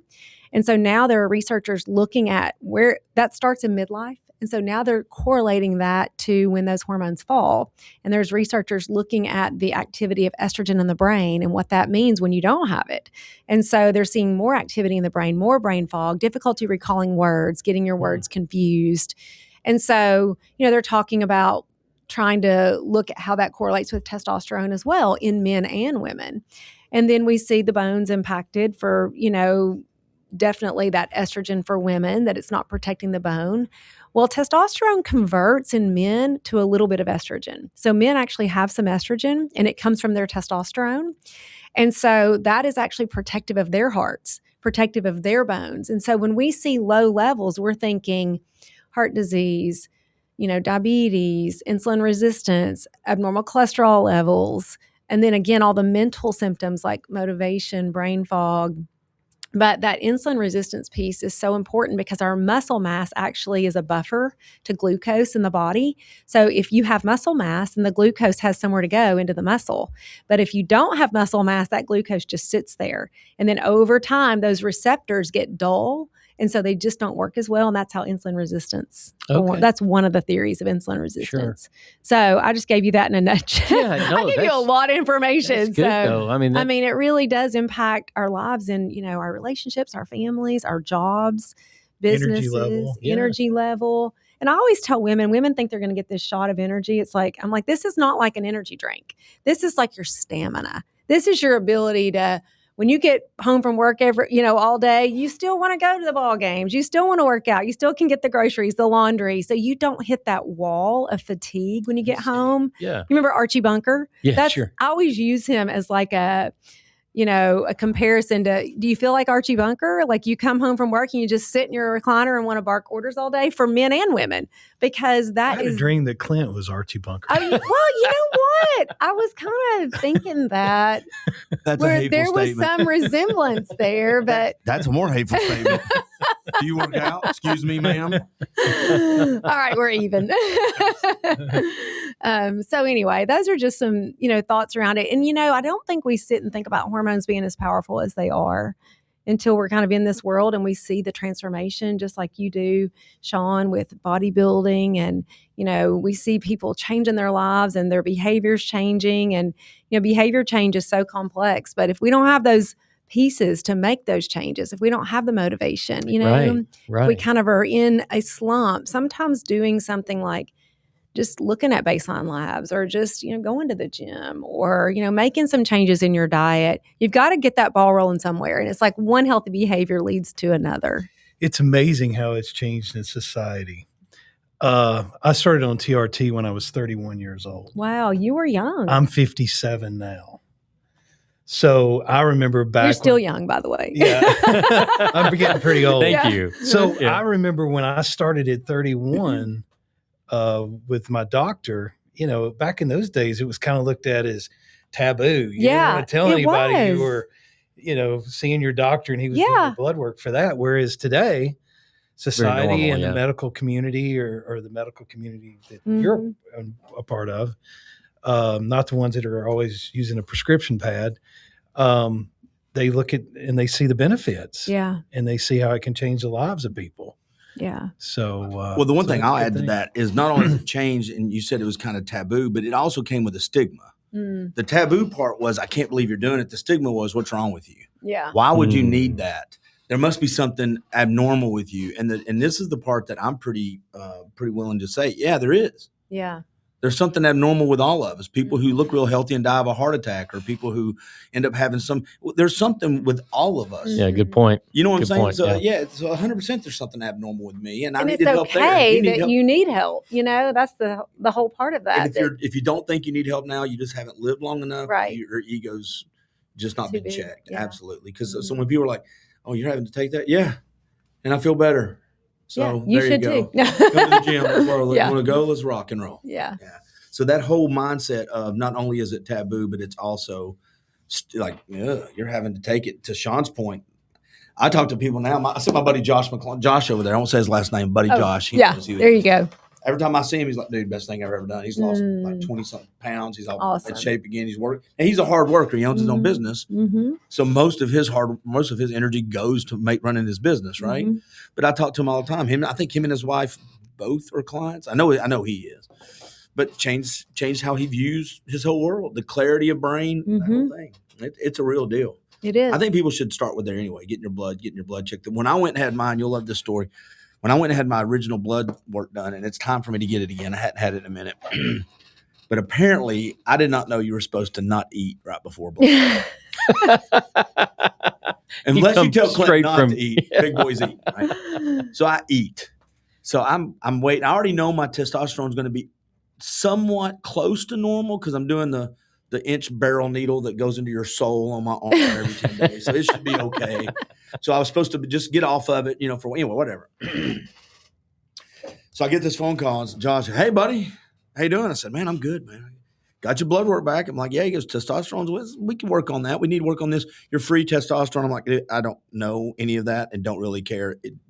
You tell me what I need to do. He goes, well, first of all, did you eat before you came in? I went, oh, let me think. Yeah, I think I did. He goes, what'd you eat? I said, Burger King. He goes, your cholesterol's 1 billion, dude. Your cholesterol. So about an hour, I went and had like my 3 hamburgers that are plain with a fry. And he's like, yeah, your cholesterol. I was about to tell you to lay down somewhere. Somebody will come pick you up. He goes, because it was a little what we call elevated. He goes, can we do that again? And I think it was still not great, but it wasn't 400 and something, whatever it was. He was like, oh my God. He goes, first thing I thought of, either he's got something really bad or the big boy went and stuck his hand in some French fries somewhere.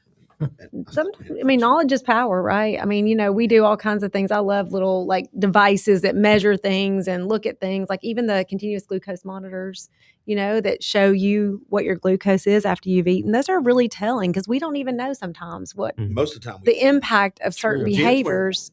Is she? She's starting her third week. She's wearing one and she's finding out she's pretty good because she meal plans every Sunday. That's awesome. She meal plans, but she didn't know. She went because Ed Jones keeps talking about things that surprised him. Yeah, he wore one. Have you ever worn one? I'm thinking about trying it because I want to see, because I think I'm eating stuff. Especially the last 2 weeks. Yeah.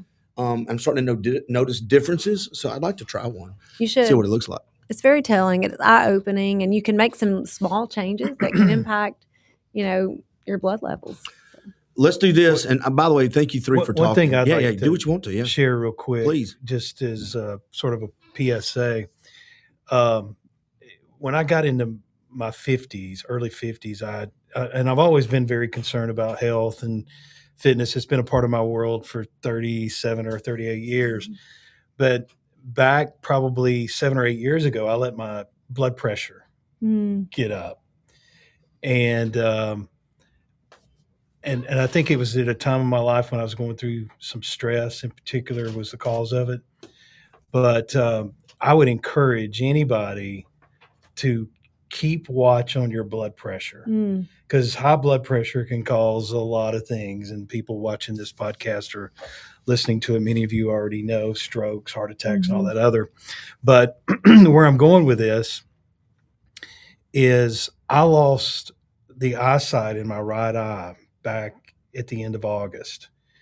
And I was blind in my right eye in the month of September, October, November. I didn't regain my vision back in my right eye. When I say I was blind, I was completely blind. Wow. Until early December. I had to have eye surgery, which was nearly an hour eye surgery in mid-October. And then it was about another 6 weeks before I started gradually regaining my vision. I went back probably early February, and they did some tests because I kept saying, well, what caused it? And then I was fearful, could it happen to the other eye? Mm-hmm. They did a series of tests and put dye in my vein and all that kind of stuff. And they have determined that they believe, and they're not sure how many years ago, but a number of years ago, they said it looked like you had some high blood pressure, and the capillaries in the back of your eye popped, and it was due to the high blood pressure. So keep check of your blood pressure, because it can cause things that you wouldn't normally think it could cause. And it goes unchecked. I got a little cuff at home that I put on either on my wrist or the one on your arm, and I check mine a couple times a month now. And I have invested in that since then, but it's a scary feeling when you go blind in one of your eyes. Because you just think about it. I mean, just imagine if you were blind. Well, and there's no reason how it changes your life. The scary part is, can this happen to the other one? And I remember we were talking during that time. So that's a good point.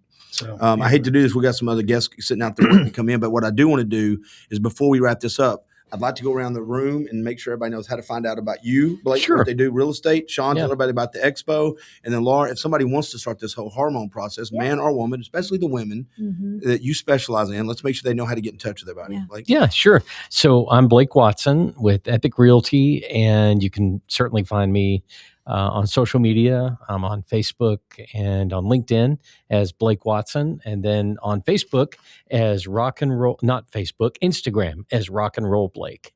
Instagram is Rock and Roll Blake. DJ Day. There you go. Shout out to DJ Days. I also am the host of another podcast. It's called Let's Talk Chattanooga Real Estate, and you can find that online as well. Perfect. So, thank you very much. Yeah. Sean, what we got coming up, man? The expo. I want to be a 10-second promo for Blake. Yeah, go for it. Blake is the realtor that my wife Kim and I use.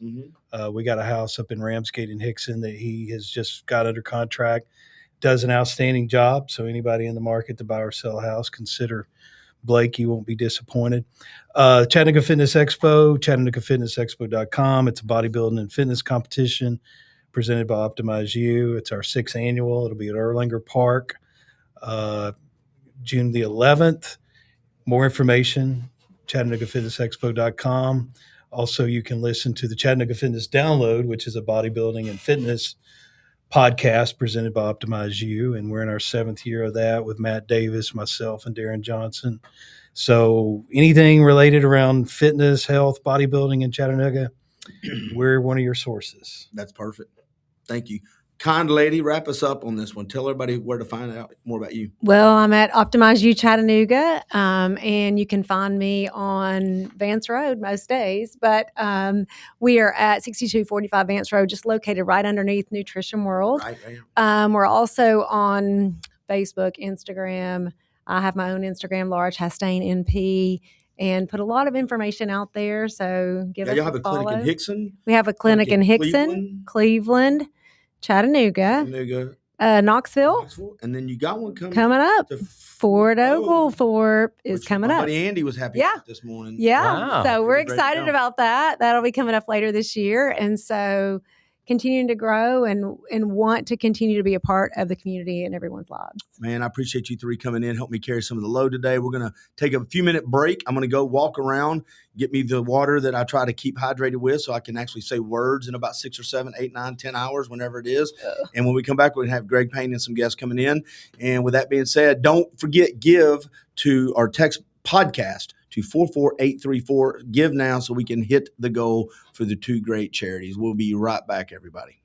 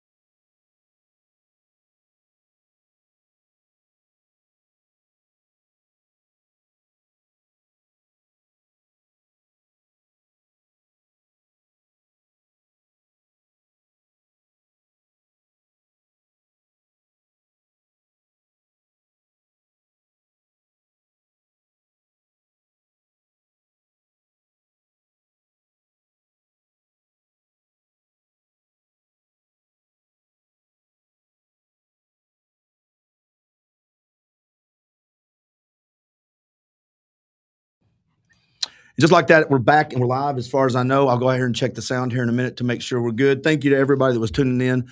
As Sean and Blake and Laura left, we hope everybody got a check-in. Oh, hey, thank you very much for tuning in. We appreciate it. If you could just text the word podcast to 44834, that sure would help. We're trying to raise $15,000 for these two charities that are on the screen. Lana's Love, YMCA, YCAP. We're at about $6,000. So we're right on track. Last year we were at about 8 or 9, but we brought a lot of money in the last 6 or 7 hours before I lost my mind, which is okay. We're well on our way. I'm ahead of that game too. I've already had like 3 times where I was talking to somebody and I went, and their friend, Sean's been a friend for 30 years, and I'm looking at him going, his name, geez, what's his name? But here's what's good. When you bring somebody in that knows how to do podcasting or do media and have conversations, it allows me to do what I'm about to do, which is introduce the main guy. He can introduce everybody else, and then my happy tail can exit for a minute and dive back in as needed and go actually be a consumer of the product. But the texting is at the bottom of the screen.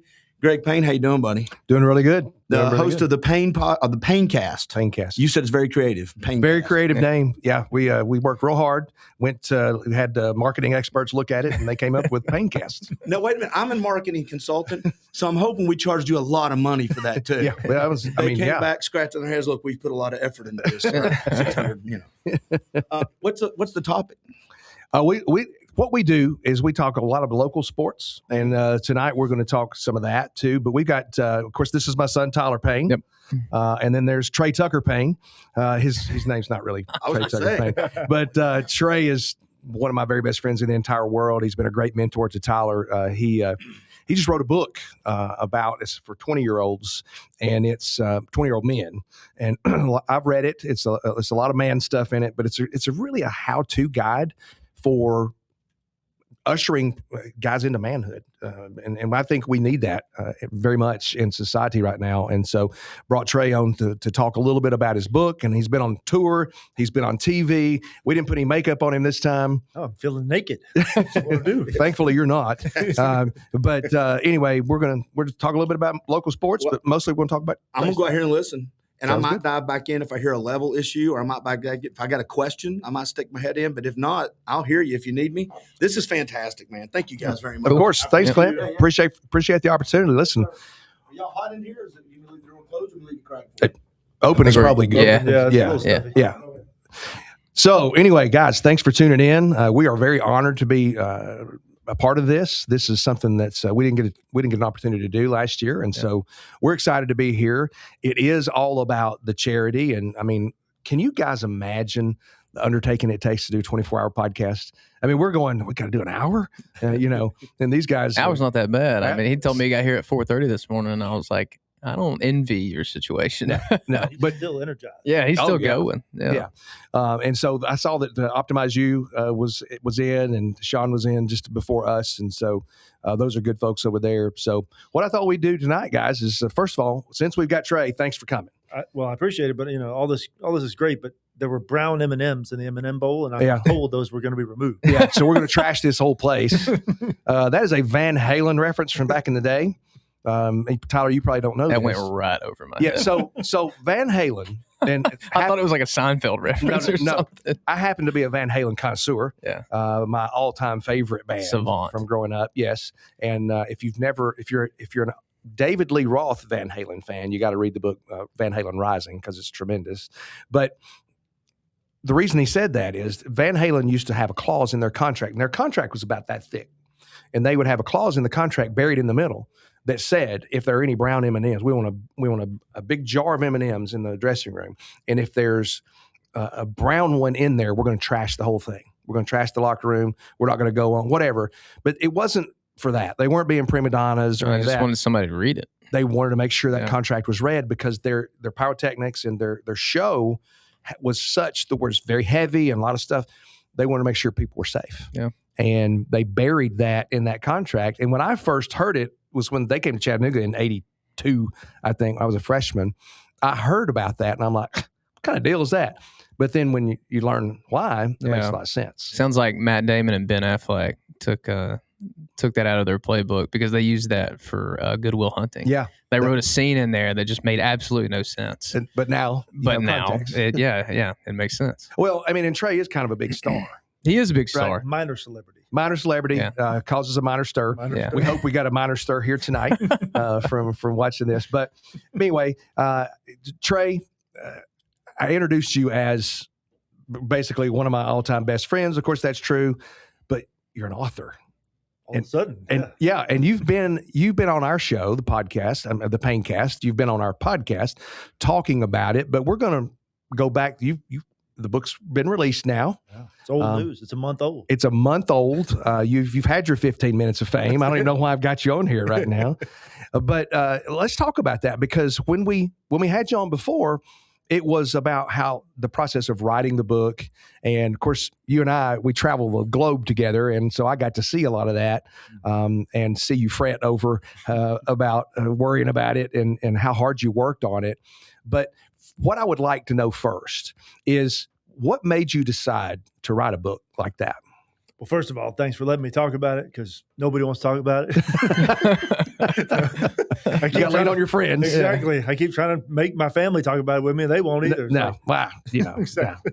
But no, I do appreciate the chance to first hang with y'all and then talk about this thing. But I wasn't even trying to write a book. And the publisher came to me. Well, a different publisher came to me saying, we want you to write a book for men.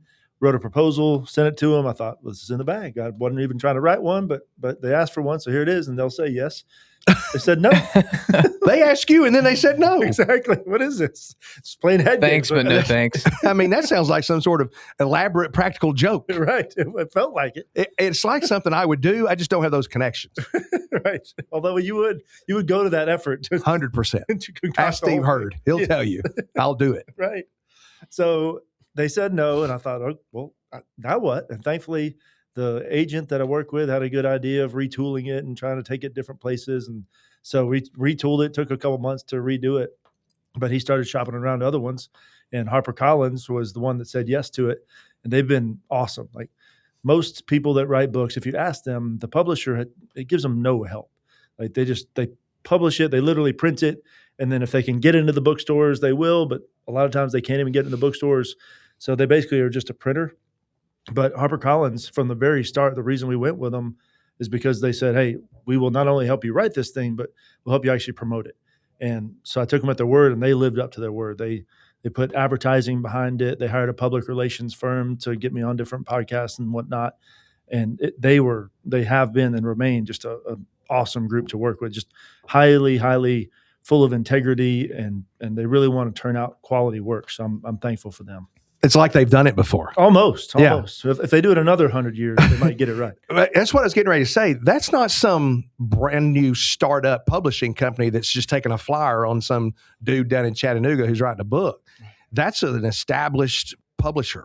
Yeah. And you had to be at least honored and flattered by the fact that they said yes. Yeah, I mean, it's like I said, I wasn't even trying to write a book, much less get one with one of the top 2 publishers in the freaking world. So I'm like, I kept having to pinch myself. I'm not worthy of this. I'm not even sure this is actually going to happen. This still seems like a joke. So. They're going to pull the rug out from under me. When is that coming? Right. Well, they've got you out there, so maybe it's coming. Maybe it's tonight. That's right. Maybe it's tonight. I've got a little trick played on you here in a little bit. No. So, no. Okay. The way that you're describing that, honestly, sounds unbelievable. Yeah. So that makes me lead to, you're a believer, and I'm a believer. That leads me to, at what point in time did you realize, okay, God, I'm going to do this? Yeah. Because it seems to me like it's a divine appointment. Yeah. When the contract was signed, finally, because it took a long time to even get to that point. Yeah. Until you actually have a contract, anything could fall apart. Sure. Just because somebody might get fired with the person you had the verbal agreement with. So I thought, all right, God, this seems like the thing, but I'll wait until the ink's dry. And finally, once I saw the contract was signed, I'm like, okay, I guess we're doing this. So I don't think I've actually fully rested, like gone on a vacation and just let my mind shut off for probably like a year and a half. And we're about to do that in Mexico. So we'll see if I actually come back thanks to the cartel. But the goal is depends on where you're going. I've been to Mexico in the last month or so, 2 months, and it was okay. It was fine. I was on the other end. Are you going to Cancun? Yep, Cancun. Yeah, I think you're safe over there. But I took a job at McCauley just to go work more with Trey, and he's been MIA. Yeah, I don't see him at all. He's gone. That's right. Yeah. People knocking on my door. Where is he? Yeah, he's not here. I go up there to take visitors by the counseling center and introduce them to Trey, and it's just a door sometimes. I'm like, well, this is where he works. I promise he works here. He used to. Yeah. I said, but he's off doing his thing, book tour and all. Well, now tonight is the night you're telling everybody that I was actually the ghostwriter on this. And we're going to. Yeah, I wrote the book. It's you. You're the real Peterman. Real Jake Peterman. I bought all your stories. That's right. You don't have any story. You're not allowed to tell any stories tonight. Exactly. Okay, so I've read the book. It's tremendous. Right. I've given the book out as gifts to some of the kids that I hit with, even though they're not 20 yet. They're hopefully going to be 20 one day, and I'm trying to impact them. Because the book is exceptional. Talk about some of the feedback you've gotten so far. And I know you well enough to know you don't really want to do this, but do this for the folks that are listening. So the book, yes, it's for guys in their 20s, but it's really for any guy. And the reason I picked the 20s decade was when they said that we want a book and we want a book for men, I didn't want to write another men's book because there's thousands of them and a lot of them are good. And I just didn't want to throw another one on the pile that was talking the same thing with just different words. So I thought, all right, what hasn't been done yet? And I did my research and I realized that niche of guys in their 20s really hasn't been written to directly. And that's the group that I feel like I'm kind of gifted to connect with in terms of a counseling or mentoring kind of thing. So that was one of the reasons. And then two, I knew that like guys at McCauley or really guys of the teenage range, they're never going to read a book that's written for teenagers because books written for teenagers are corny. Yeah. And so I know they want to read something that's aimed a little bit older than them because that's where they want to get. Yeah. So I realized, all right, if I want to get these principles, not just to the guys in their 20s, but also in their teens, I need to make it for the 20s. So the principles can apply to anybody, but the stories are mostly guys in their 20s that I've worked with, but names have been changed to protect the innocent. Well, that's what I was getting ready to say. Keep going. And I've taken no one particular person's story is actually in there verbatim. I've taken like 3 or 4 people and combined them into one person. Yeah. So nobody can see them in the book and say, why did he out me like that? I was never in. So I've been reading it, trying to figure out, man, am I in here somewhere? I did too. Yeah. Because Trey and I have, like I said, we've traveled all of God's green acres. Long hours in the car. I mean, he's heard everything. Is there anything in there about me? Don't let Greg fool you. He didn't read it. He listened. I did listen to it. It counts. But I bought the Audible version, had to listen to his voice for 15 hours or whatever it was. But you had to sleep on the road. Yeah, I think it was 8 hours that the book. I think it is. Yeah. So I listened to it. I was working out. Yeah. Or I finished that one in a week. I mean, I listened to it any opportunity I had. Yeah. I listened to it because I wanted to be able to talk about it on the podcast the next week. Yeah. Right after it came out, I wanted to make sure. Plus, he's my dude, so I got to support that. I'm on chapter 4. Hey, all right. Yeah. Well, I bought it in the McCauley bookstore. There you go. How about that? So, you could have got a signed copy. I know I could have. It was devalued. Yeah. I got this book that somebody's written. That's right. But so yes, the stories. Oh, yeah. It's like one of those 1-hour cop shows. You get here's what happened. Here's the murder. And we profile him and we catch him all in the 1 hour. Yep. So I kind of thought that you probably had taken other, maybe a point out of this case and a point out of this case and kind of put them in there. Yeah. Except for one guy's, you actually did say his name. Yeah. I can't even remember now. Who was it? It was McGee. That's my buddy David McGee. Yes. Yeah. And you told that. I told it because he's already told it in his own book. Right. And so I was going to ask you, did you run that by him first, or did you think, well, they've already said it, I'm going to say it too? I definitely ran it by him first. Yeah. I was like, hey, can I use y'all's story? Because I taught his second youngest son. I knew his oldest son and known him for years. And so he's got the same heart that all of us have, reaching people, mentoring people. Mm-hmm. So I knew he would say yes, but I did ask just to make sure. Common courtesy. Yeah. Well, that's good. Okay. That's kind of the last we've talked about it up to this point. You've been on this book tour. You've been on TV. The 700 Club. In the 700 Club. So talk about that. What's that been like? It's been humbling for sure. It's been it was the second time in my life I've had to wear makeup as one of them. So I had to wear makeup one other time because I was supposed to walk the bride's mom down the aisle at a wedding. I was one of the ushers, and I ended up hitting my head on a car trunk, and it had this huge welt in my forehead. No. I guess I got to wear makeup because I can't walk the bride's mom down the aisle looking like that. So they covered me with makeup on that day. But for this time, it was for TV, and they didn't really match my skin tone very well because people could tell. Just so you know, that's 2 more times than I've ever worn makeup. I noticed it, and I'm like, is there something wrong with the camera? Because it was just, right, just blurred out. like he looks a little different there. Yeah. And so I was going to ask you about the makeup thing. What was that like? Yeah, that was a little emasculating. I mean, at least you didn't have to wear a dress, exactly.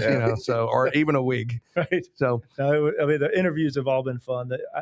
They talk about how a lot of whether it be hosts or people behind the scenes of all these things, they talk about horror stories about egomaniacs and stuff. I have not seen one yet face to face. Just everybody's been great to me. Now, some of these places, like they've got a whole operation. Like there was one podcast went on, and I mean, it's a big operation. They tell me, don't tell anybody like where this location is. Don't put it on social media.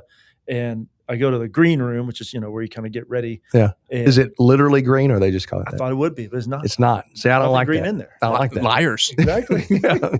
But I get in there, and first I thought, oh no, they're going to put makeup on me, but they didn't. But 3 separate producers come in one by one and run the questions by me, which I already knew because they had sent them to me in advance, and I'd already had phone conversations with other producers before the show. But 3 of them come in and run the same question by me. I'm like, is this a joke? I get it. Right. I get this is a big deal. I got it. I mean, you're in the twilight zone. You're like, I know I went to Florida. I'm a Gator, right. but I get it. Twice would have been fine. I just need it twice. but yeah, then we do the interview, and there's like 15 people behind the cameras, and the set is all lit up and everything. And after the interview, the host is like, hey, now we're going to go take a picture. And there's literally a spot on the ground where there's taped off X's where we literally stand to take our picture together. And then I'm out. It's just a big factory line. It's like assembly line of podcasting. Yes. Never heard of that. That made me think of the X in the floor at the Sun Studios. Yeah. Stood there where Elvis stood. Right. That's true. Now people are going to go, Trey Tucker stood right here. Right there.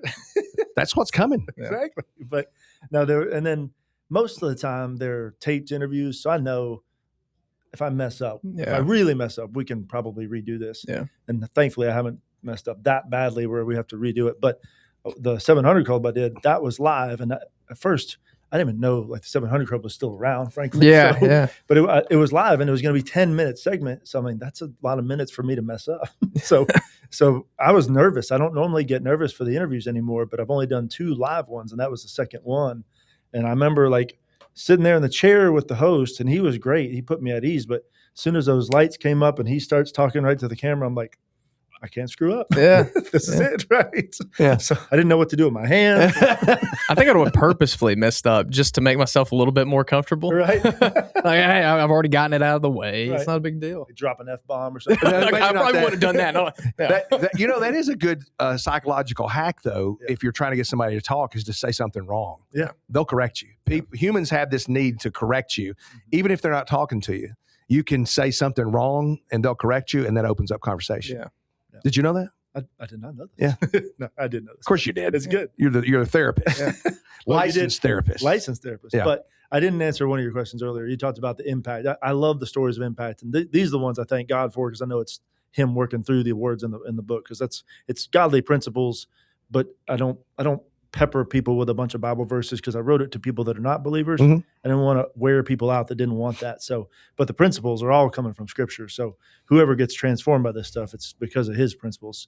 And the 2 ones that have hit me the most, there's one student came to me with the book, like probably 3 days after it came out, and he had taken the cover off of it. So it was just the hardback white cover, and he had underlines all through the book, like all through it, finished it. And he had taken yellow sticky notes and put them in all the pages. And I'm like, these guys don't read anything, but they're devouring this. Yeah, he went through it and he marked it up, and I was literally on the verge of tears.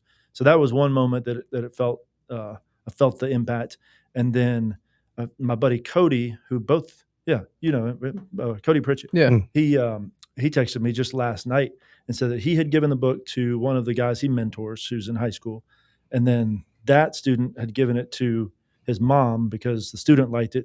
The mom started reading it and she loves it. And then she has now given it to, I think, maybe her nephews or something like that. But it's just stories of that where somebody reads it and then recommends it like that.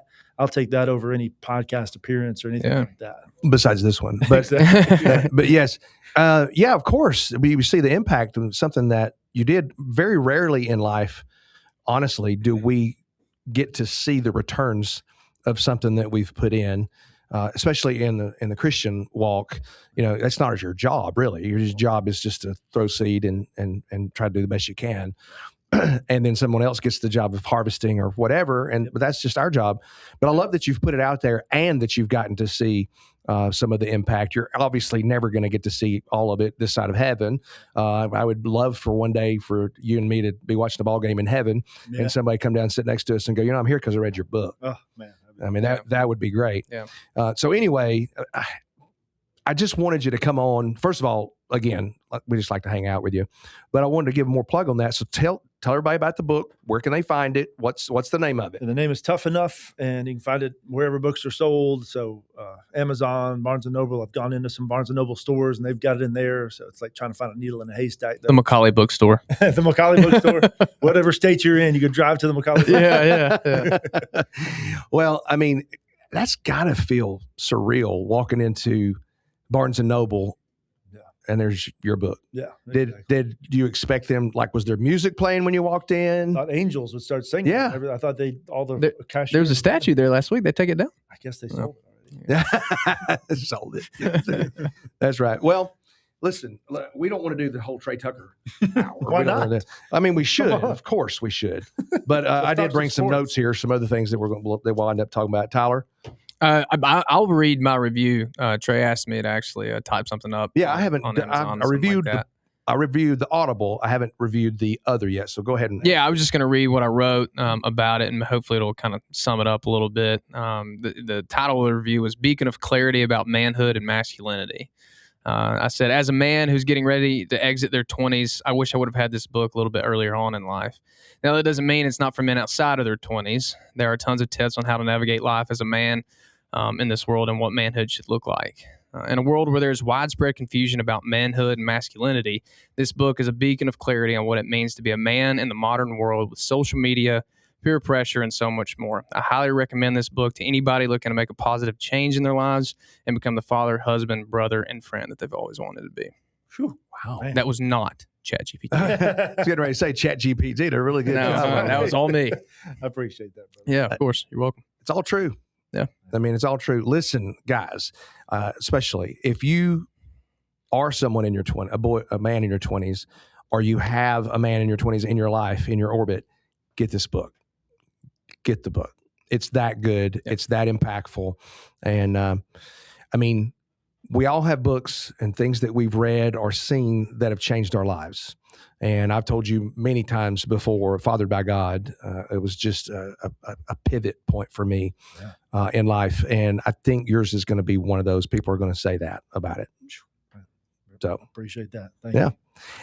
Didn't appreciate having to listen to you talk for 8 hours, but that's the road I chose. It cured your insomnia, though. So. No, so the book's Tough Enough. You can get it wherever books are sold, really. And if you want to listen to it, Audible is what I listen to it on, and it's really, really good. So congratulations on a job well done.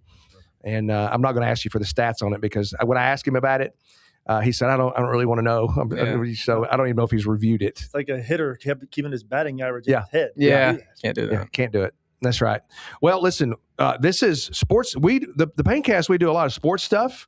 Oh, look at that. You did an awesome thing for young men. Oh, yeah. So thank you, from Mom. Yeah. How about that? Yeah. And then you see Travis Godfrey, he was watching. Yeah. That's the man. Yeah. You know, that's the intro to every Payne-Cast. Every Payne-Cast is Southern Promotions Group. Yep. Travis Godfrey, listen. SouthernPromoGroup.com. Yes. He did some mugs for me. They're great. They look great. They're a fan. I've given them out as closing stole gifts, and everybody loves them. Yeah.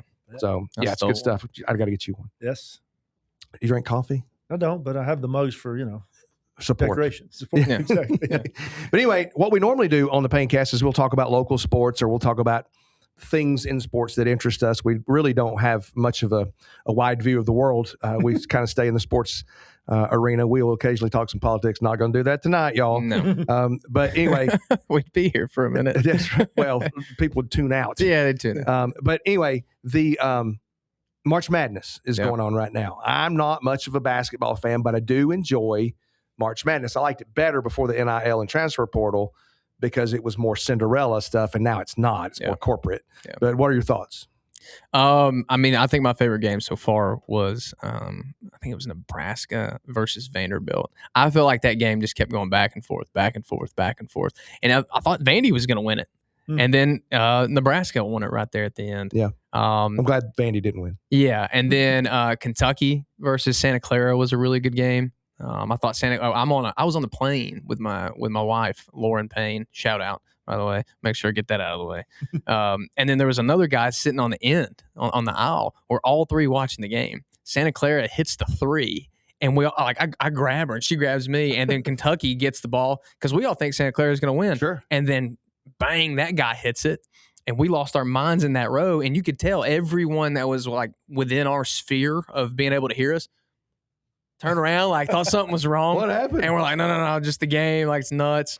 And then Kentucky ended up winning. They ended up getting smacked. But I don't hate that either. No, I don't hate that either. But it sounds to me like it is Arizona's tournament to lose. Yeah.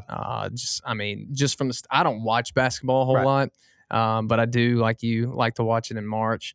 And it just sounds to me like Arizona's the team. And I thought, maybe Florida was the team. Apparently not. And then Iowa just comes out of nowhere. And Iowa won last night. Yeah, nobody has Iowa in their Elite Eight, surely. No. And another great thing about that is the fact that we did a family bracket this year. Lauren was very excited through the first couple of days when she was in first place. Now she's second to last. And she's in the dumps about it. And I said, welcome to March, baby. Who's in first? I want to say Ryan's in first. Yeah. I haven't checked it at all. I haven't either. I think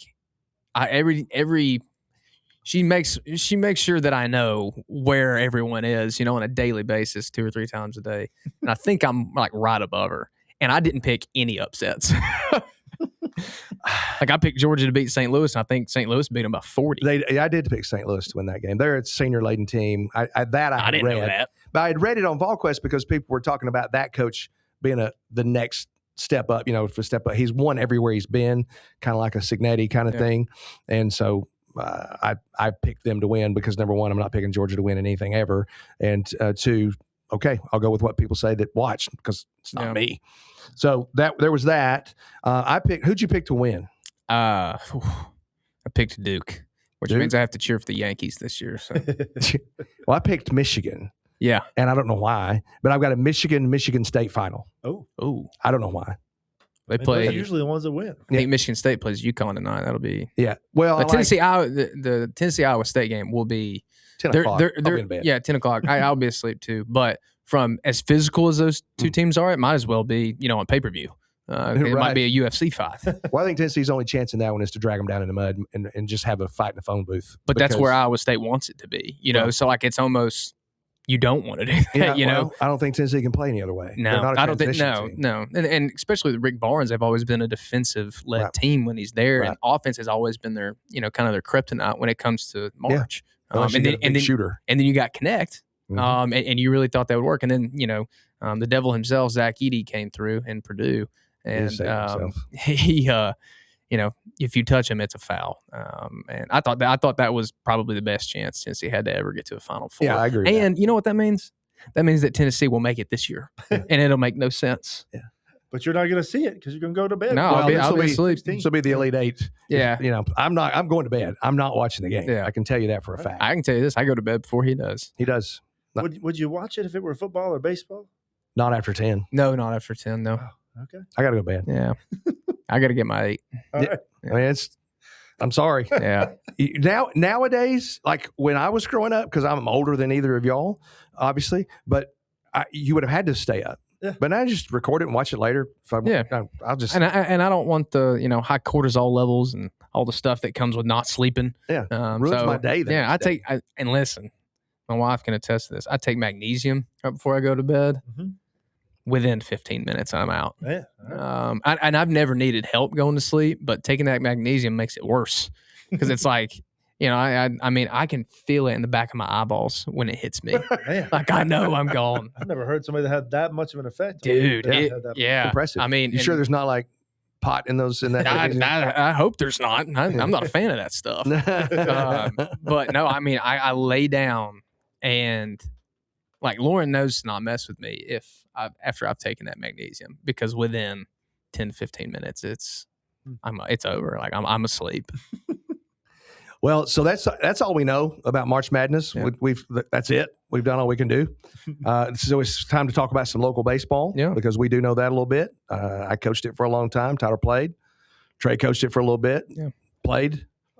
When I got dirty, it was because I fell off the end of the bench. Yeah. It was the only time my uniform got dirty. Yeah, but you're a huge baseball fan. That's right. So Macaulay had a big sweep on Monday. You were there? Yeah, they did. We played Knox Catholic. Kid for Knox Catholic. I don't know if any of you guys, if you're out there listening, have ever been to Macaulay's baseball field, but it's about, I don't know, 7, 8, 9, 1,000 feet to dead center. Yeah, about 600. Yeah, it's a lot. Yeah. And I personally, when I was coming through, they had killed all the bats. Mm-hmm. The bats were terrible because my from 2005 to 2011, 2012. I think a lot of people were concerned for their lives with how hot the bats were. They were ridiculous. When Dad was the head coach at Gordon Lee, there was one bat that the team used. 1 through 7, 1 through 8 would use the exo grid. Like T-ball. T-ball. They'd hit it, throw it to the side. The on-deck guy would walk up, pick it, then be ready to go. I mean, this bat was juice. And it was a hot bat. We averaged about 1.5 home runs a game. Wow. Yeah, which is in high school, that's ridiculous. We won a state championship and hit 9 home runs the whole year. That tells you how much they killed the bats. I mean, you're going from 50, 60 home runs in a year to 9. So you had to play a completely different game just 4 years apart. Mm-hmm. But the bats have seemed to come back around a little bit. And I say all that to say this, kid for Knox Catholic hit one out dead center. Over the batter's eye. On Monday. No, not over the batter's eye. And I happened to be standing there with our director of athletics, Kenny Shull, legendary Kenny Shull, Kenny Shull Stadium over there. Name's on the stadium. Yeah, it's on the stadium. Kind of a big deal. Kind of a big deal, yeah. And I walked there. I mean, the kid hit it. I said, uh-oh. And I looked where it was going. I was like, it's center field. And then I looked at the flag and I was like, uh-oh. Because the wind was really blowing out. I mean, it was a really windy day on Monday. Straight out. Yeah, straight out.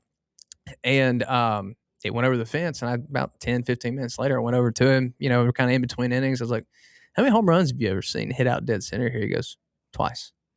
One of them's today, one in 1994. Oh my goodness. And one, it was hit halfway up those trees that are still out there. So, I mean, you got to think there's 30 years in between the home runs being hit like that. Yeah. So it's incredible. But then, we hit our fair share of home runs. Catcher Hadrick Caldwell hit one out. He's going to be a really good ball player for us. And then Louis Fortier, our quarterback. Louis Fortier. It's Canadian. It's French. But this is also a sophomore who can. I mean, we've all seen it. He throws it 60, 65 yards in the air. With spin. We don't run a play. We call blocking. We say tap a toe, go deep. Yeah, and that's essentially what we did a couple of times this year. He hit one out. And then Noah hit it inside the park home run that glanced off a dude. Like he tried to catch it right here as he was coming in because Noah hit it really well. Noah? He's not any good. Yeah, he's all right. Just going to be first round draft pick. Yeah, no big deal. Yeah, you got lucky. Yeah. And we ended up winning 10-6. And then the next game got out to a 5-0 lead because Noah Wilson hit a grand slam in the second, had nowhere to put him, so they had to pitch to him. And now this is what's funny. I'm standing off to the side with Jack Harris, our equipment guy. And we're just talking, solving all of the world's problems. And all you hear is just this real loud ping, and you can just see it, and it just takes off like it's out of a cannon. Mm-hmm. And we're like, it must be Noah. and it clears the fence, and here comes person around first base. It's Noah. He's really good. Yeah, and so they had two big wins. Those are like I think Coach Allen said the other day, in the years that they've been in the league since he's been here, I don't think they've beaten them.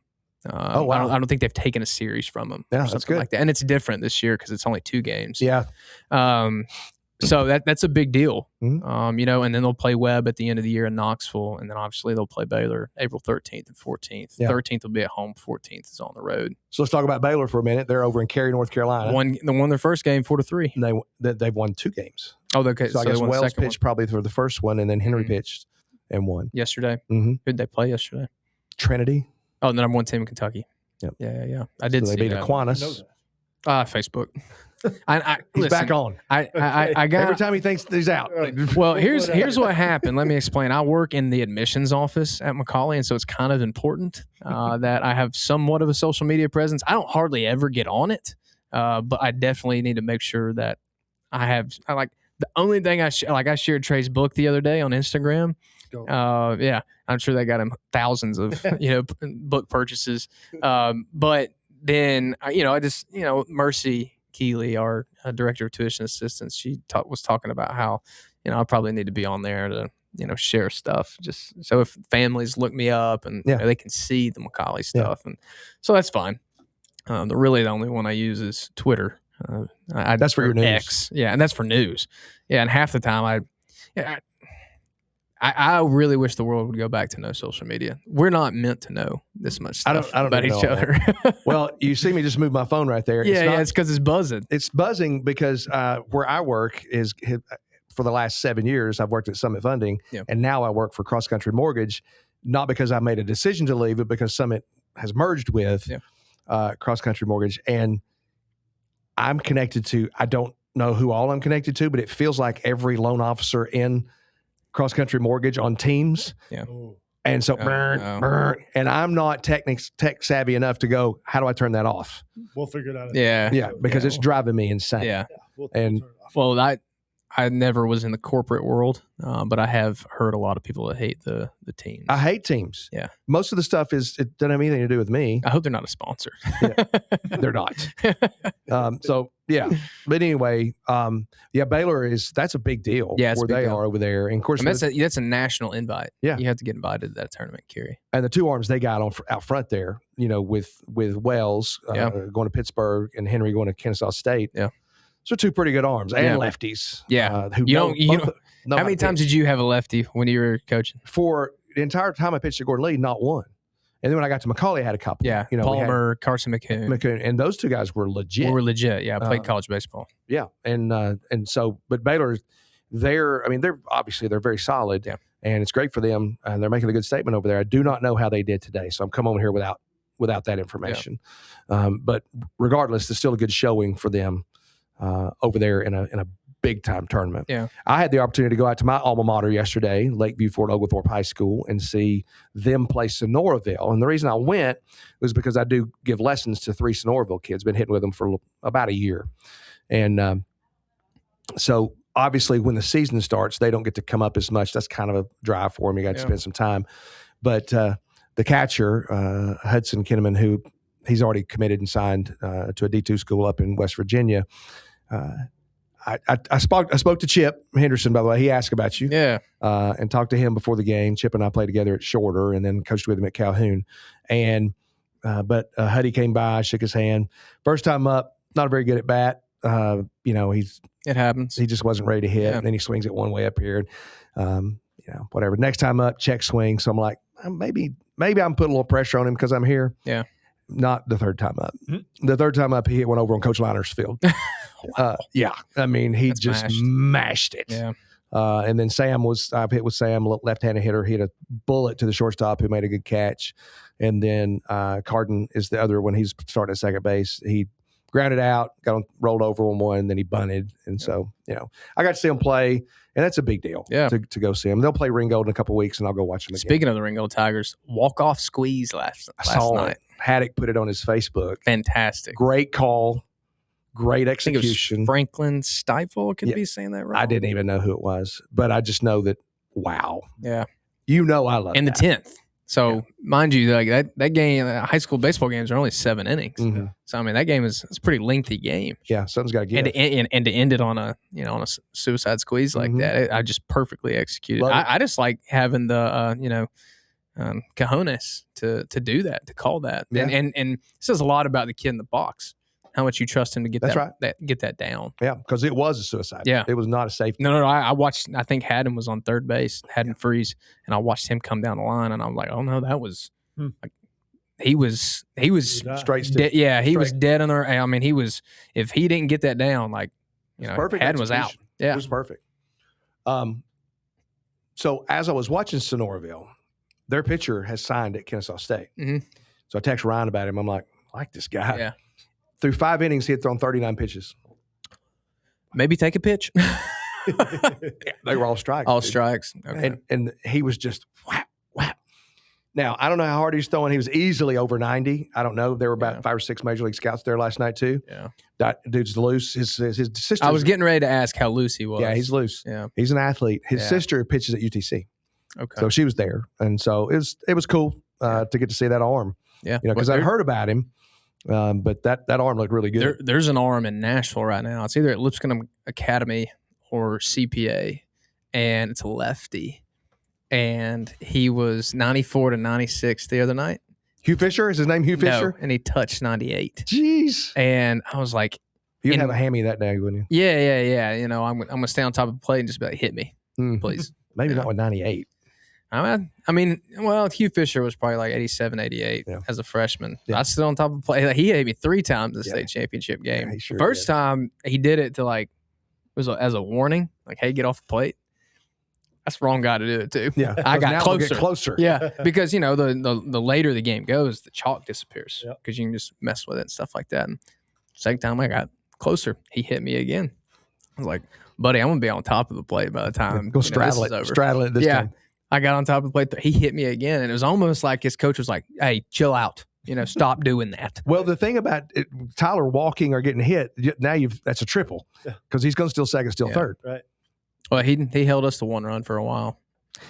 This was back. This was back before there was a pitch count limit. He threw 155 pitches. Oh my God. And they won 10-7. Yeah, and he was not at that school the next year. Yeah, he went to Briarcrest. Yeah. Hugh Fisher ended up going to Vanderbilt, first round draft pick. Like, got a stud. Yeah, but as a freshman, he was a stud too. He was. Yeah, he was an absolute beast. Now, normally, what time is it? I don't even know what time we got. 6:45. We got about 15 minutes. Andy Smith said, "Go Big Blue." I don't know if you already saw that. Go Big Blue. There That's we go. Right. Yeah, we are in on that. Absolutely. Yeah. The Baylor folks, we give a hard time. Yeah. Baylor, but they got us in football, so we had to tone it down a little bit. Who won 5 of the last 7? I know. Okay. I just wanted to make sure. But you kind of sound like an Alabama fan when you have to go back. Starting to sound like Tyson, right? Yeah. It doesn't matter. We're still in the majority until it gets to I'm an Alabama fan. That sounds exactly like an Alabama fan. I don't know if he's kind of like an Alabama fan. That's blue versus crimson. Yeah. So I got a buddy who I coached against, Shane Sweat. He lives over in South Carolina now. His son I think he's a senior over there. Good ball player. And Shane's a huge Alabama fan. So the other day he posted that there's only one team who's got their basketball team in the Sweet 16 and their football team made the college playoffs. And I said, I just couldn't help but respond to that. I said, oh, how the mighty have fallen. I said, Alabama fans used to only concern themselves with football championships. Yeah. Now you're satisfied that you went to the playoffs. I'm sorry, your mic just went off. I don't know what happened. Technology. Sorry, everybody. And then you went to the Sweet 16. I said, do you sound like a Tennessee fan? Yeah, that's us. Because I was getting ready to say, well, Tennessee did that last year. Right. So he laughed at it. He knew. That's funny. That's good stuff. But we normally do a segment towards the end, buy and sell, where what are we buying this week? What are we selling this week? Yeah. And do you have a buy and sell? Are you in? Y'all will go first. I'll come up with one. But okay. I want y'all to take I got several, so I'm good. Okay, go ahead. All right, so I'm buying opening day. Yeah. I'm not buying opening night, and that's in a sale. We'll talk about that in just a minute. Yeah, that's kind of bad. But opening day, the sky's a little bluer, the grass is a little greener, the air's a little crisper. Life begins again on opening day. Yeah. And I'll say this. I've said it once. I'll say it a million times. It's not opening day until the Reds play. Okay. The Reds were the first they were the first professional franchise, 1869. And they traditionally always the first one. Always the first game. Now, tradition means nothing to Rob Manfred. Yeah. But it still means something to me. We've been to opening day in Cincinnati. Yeah. What were your thoughts on it that day? I mean, I never thought I would get to see that in person because I'm like you. I'm a baseball lover and a historian of baseball. It was surreal. Thanks to Souther for driving us both directions. Up and back. That's what I was getting ready to say. Lots of people. Yeah. I've been to plenty of Reds games at Great American Small Park, as John Smoltz would call it. But there was just an unbelievable amount of people there. Yeah.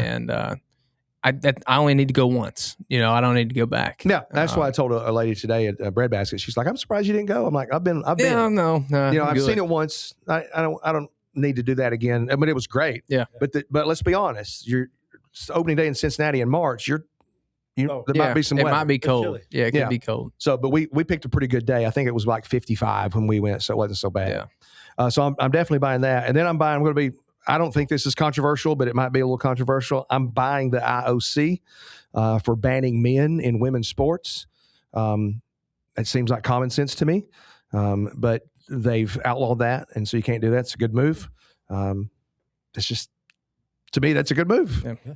So what's your buy? My buy is Pastor Kelly O from this past week. Kelly O'Neill. The Gathering from Church. The Gathering. It's over on Cloud Springs Road. Mm-hmm. And my wife and I, we went to church on Sunday. We try to go as much as possible.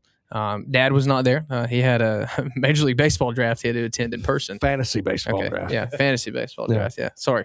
I didn't mean to call it like the actual Major League Baseball draft. But anyways, no, Kellyo gave the shortest yet the most profound. He gave the Gettysburg Address of sermons. Yeah, he did. And I was just so super impressed by it. And he talked about, tetelestai, and how that's the Greek word for it is finished. And how that means, like your debt is paid in full. They used to use that at the end of, when they would, I guess in the Roman Empire or Greek, whatever, when it was paid in full, they'd put tetelestai on it. And so when he was talking about, Jesus Christ hanging up on the cross, and he said that I thirst, and then they gave him the sour wine, and the very last words he uttered were tetelestai. And to the Greeks, being able to say, a lot with just one word, it was very profound to them. Like that was like the peak of literature to them. And so I think it's, he basically challenged us to go out into the world and live as it is finished. All you have to do is just believe. There's nothing that you can do. There is nothing like he compared it to a farmer and a carpenter, and how a carpenter had built a fence for this farmer.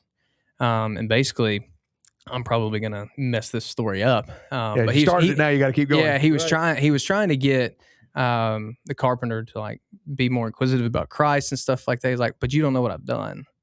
And, thinking that he could add to what Jesus Christ has done, but he can't. And so he asked him to make a fence, and he made a fence for him. And it's a perfect fence. He's like, this is the best fence I've ever made. And the farmer said, okay, come over and install it. And he installed it. And the farmer took an axe to it and started banging, like tearing it apart. And he's like, no, what are you doing? He's like, this is what you're doing when you try to add to what Christ has done.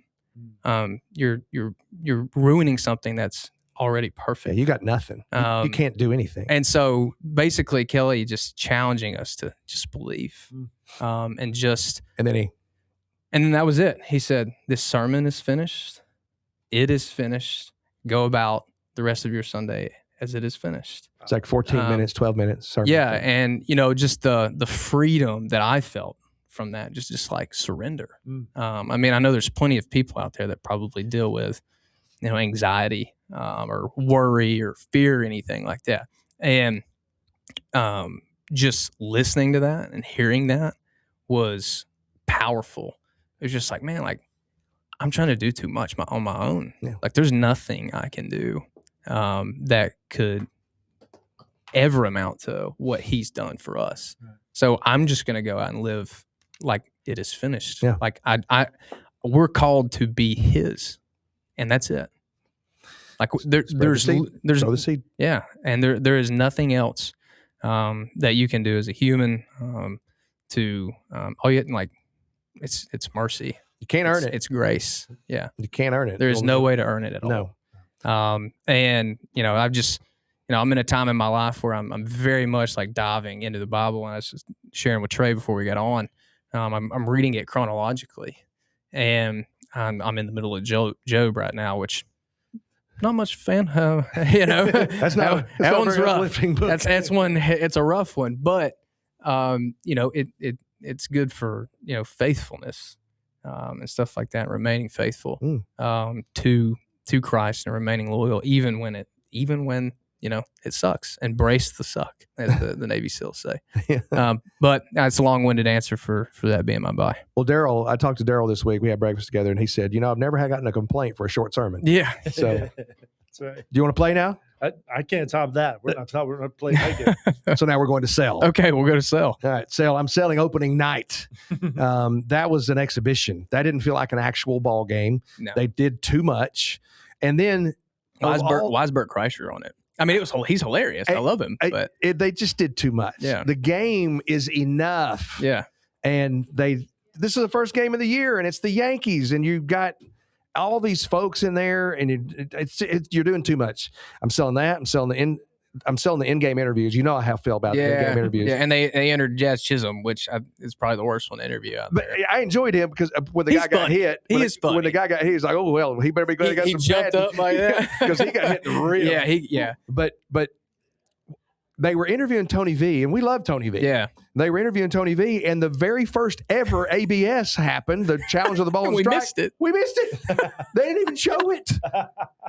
Like Netflix, it ended up being a strike. But Netflix does not know what they're doing. They just got a bunch of money, and they filled it up with stars. Barry Bonds was on there. It's kind of cool to listen to him talk. And he shared that story about how he was supposed to be a Yankee. Yeah, and that was cool. Yeah. But, they're doing too much. The game is good enough. Good enough. And Steinbrenner told him he had to sign him by 2:00 that day.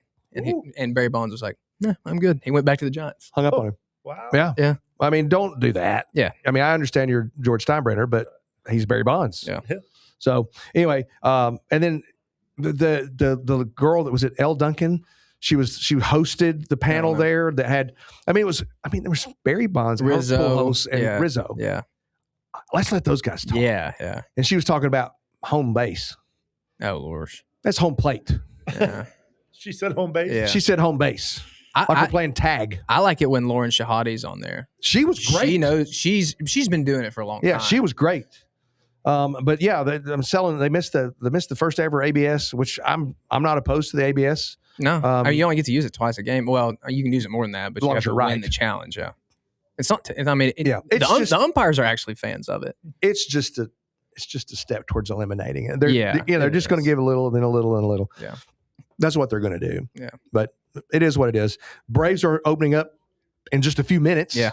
So I know everybody's going to be watching. There's watching us in anticipation for the Braves to be coming on here in a little bit. Yeah. However, they've got their own station now.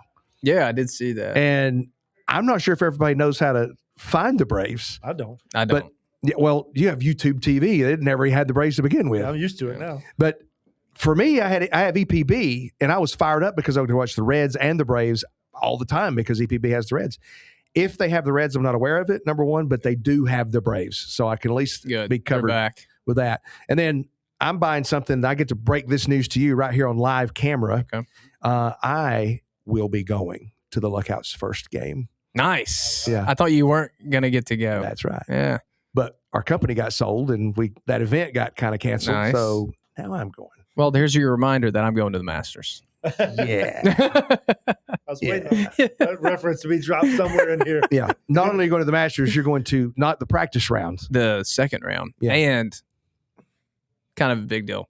Not really. But I'm going to get shown around a little bit by the guy that does the green speeds. Somebody that knows what they're... Yeah, because his son's coming to Macaulay next year. What's his name? He's from Little Rock, Arkansas. I won't share it on right now. I'll tell you when Jeff we leave. Knox is a Macaulay friend, but not an alum. Yeah. Yeah. The guy does the green speeds, and he's going to take college. They bring him in for the week, and he worked there for like 13 years or something like that. Nice. That's kind of where he, busted his chops. Right. My mom didn't like that. Of course, mom hated. She got to go. She hated the Masters. And she hated it. Yeah. And she was tapped out like early. Well, it gets hot. It's a lot of walking and very hilly. Hilly too. Yeah. A lot of big news going on. Tia Payne starts her job on Monday. Yeah, she does. She's got to get out of the house and go join the real world. Yeah, welcome back. Yeah, that's right. 15 years of absence. Yeah, right. Let's see. What else is going on this week? I'm selling the devil. That's my sell. Because I gave such a strong buy in favor of our Lord and Savior Jesus Christ, I'm going to sell the enemy because Easter's around the corner. It is. And it's a time where we celebrate the resurrection of Jesus Christ. The annual reminder of conquering death. Yeah. That third day is coming. He might just be a sell for the rest of my time on the Payne-Cast. Should be. But yeah, no, that is certainly, that's my sell. It's a good one. Trey, you've been basically useless for the buy and sell segment. I'm just here chilling. I like it. Yeah. Wow. I didn't know you could do that as a podcaster. That's fantastic. Just treat the guests like crap. I love that. Well, he served a purpose the first part. I listened to it out there. He carried us. Stellar job, dude. But he obviously did no research. When you get three guys. Smart and in good shape. I didn't like him when I first saw him. Good looking guy, good shape. When you get three guys around each other that have known each other for the better part of the last 14 to 15 years, that's kind of what's going to happen. Bust each other's chops. Let me say this while we're live and I'm people gonna do a can little homework while y'all doing it. Yeah, sure. I just want to make sure everybody hears this. There are many times I am on a trip or a concert and I check in so I can, remember it. And I check in, I take the pictures or whatever, and it looks like I'm by myself. I'm not. I like that. He's with a ghost. I mean, I occasionally go by myself. I don't mind to go by myself, but most of the time I'm with Trey, but he will not allow me to check him in. Now, right here, tell everybody why you won't allow me to check you in. Don't want people knowing where I am. So therefore, they'll break into my house. They'll be waiting inside my door to jack me with a sock full of pennies. He lives behind the gated fence. He's got two security guards, to the left of his house and the front. Yeah. Like you live in the safest place in Chattanooga. Really? And outside of Elder he will Mountain. not allow it. And so I've had people ask me, "You got all those things by yourself?" No. You love that. No, I don't mind, but I want it to keep going. It's a bit now. Yeah. So that's fantastic. That's all we got. Hey, I got a quick update, and then we're going to bring the next group of guests in. It's going to be a very interesting group. We got the three hosts from the Sip and Chat podcast, and then local weatherman extraordinaire David Karnes is going to be jumping in the studio with us too. So that'll be an interesting mix. It'll be very fun. But we got a little bit of update on giving. And the last 30 minutes, we've had $2,500 come in. Nice. So we're at $7,200 right now. So keep them coming. You can text the word podcast to 44834 and contribute and donate. And if you've been a guest, if you've been a listener and you don't want to give, I understand economy's kind of crazy. Share the podcast. Share the stuff with other people. Let them see it. Go listen. How do people find Payne-Cast? Well, we're on Apple or Spotify. Easy to find. iHeartRadio. We drop it every Monday. Okay, perfect. I know you got your own studio. You got your own stuff. Anything I can do from you for here? If y'all ever want to do a collab or meet people, happy to do it. Oh. I bet we run in some of the same circles and some different for stuff. Sure. I'd love to have you, be part of it whenever we can. Yeah. Sounds good. Thank you guys very much. Yeah, I am appreciate about to do this right here, this magic of the widget. It's going to give everybody a countdown so they know when we're coming back. And we will be right back with everybody. Thank y'all.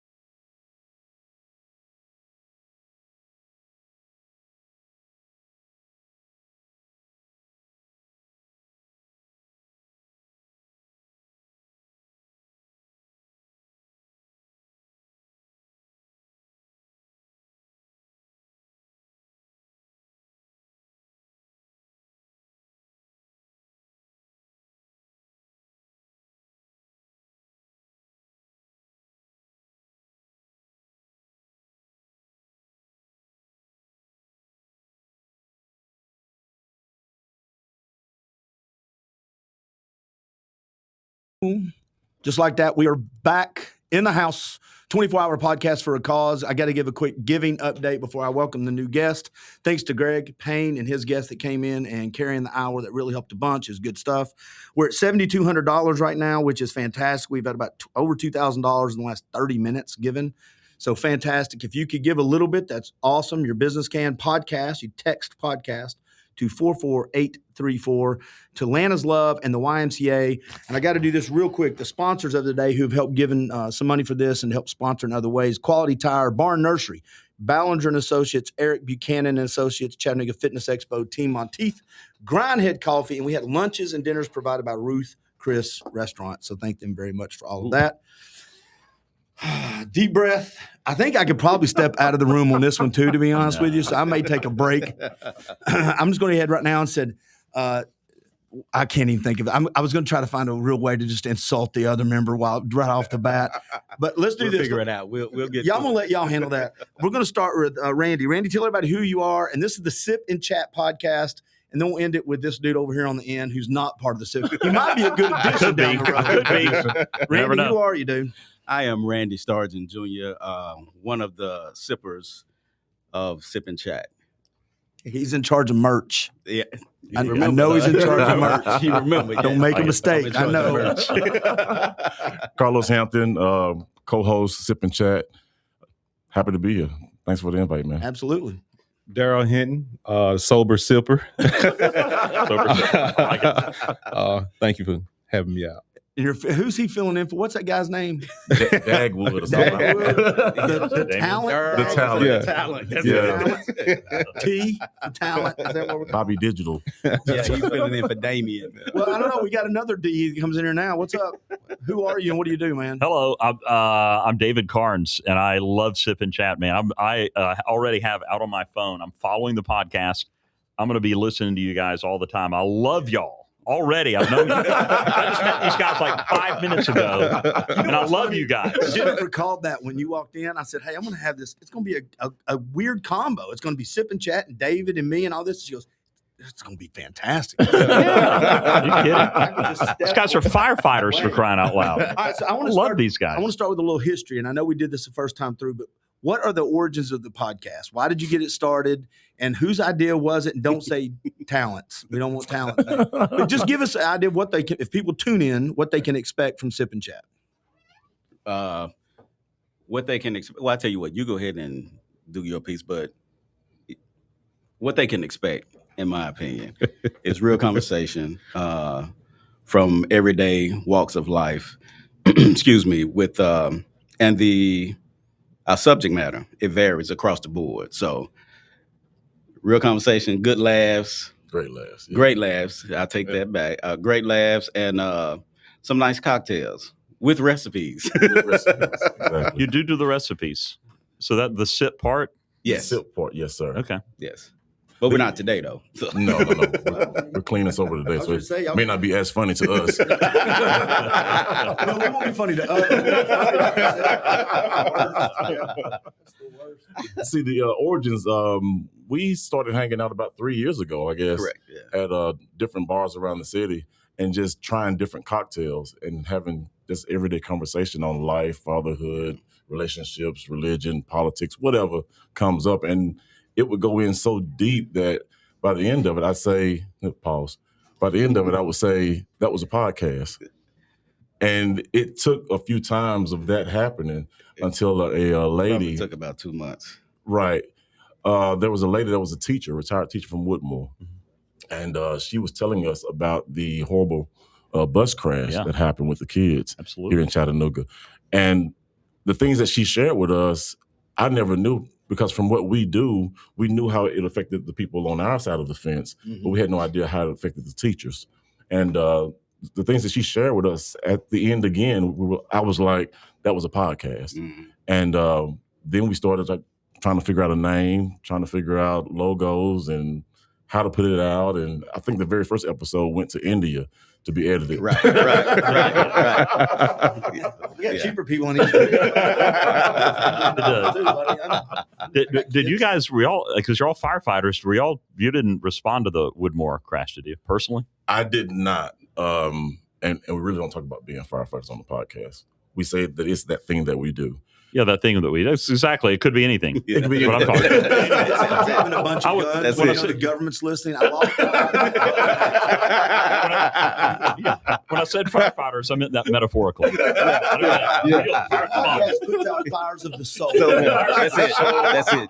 That's what we do. That's exactly what we do. Fortunately, we're like the corrective look.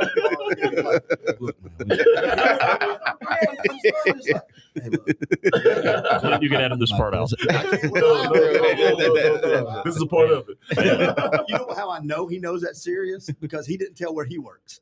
He I don't- didn't say what he knows. You ready? Hey, I'm a firefighter.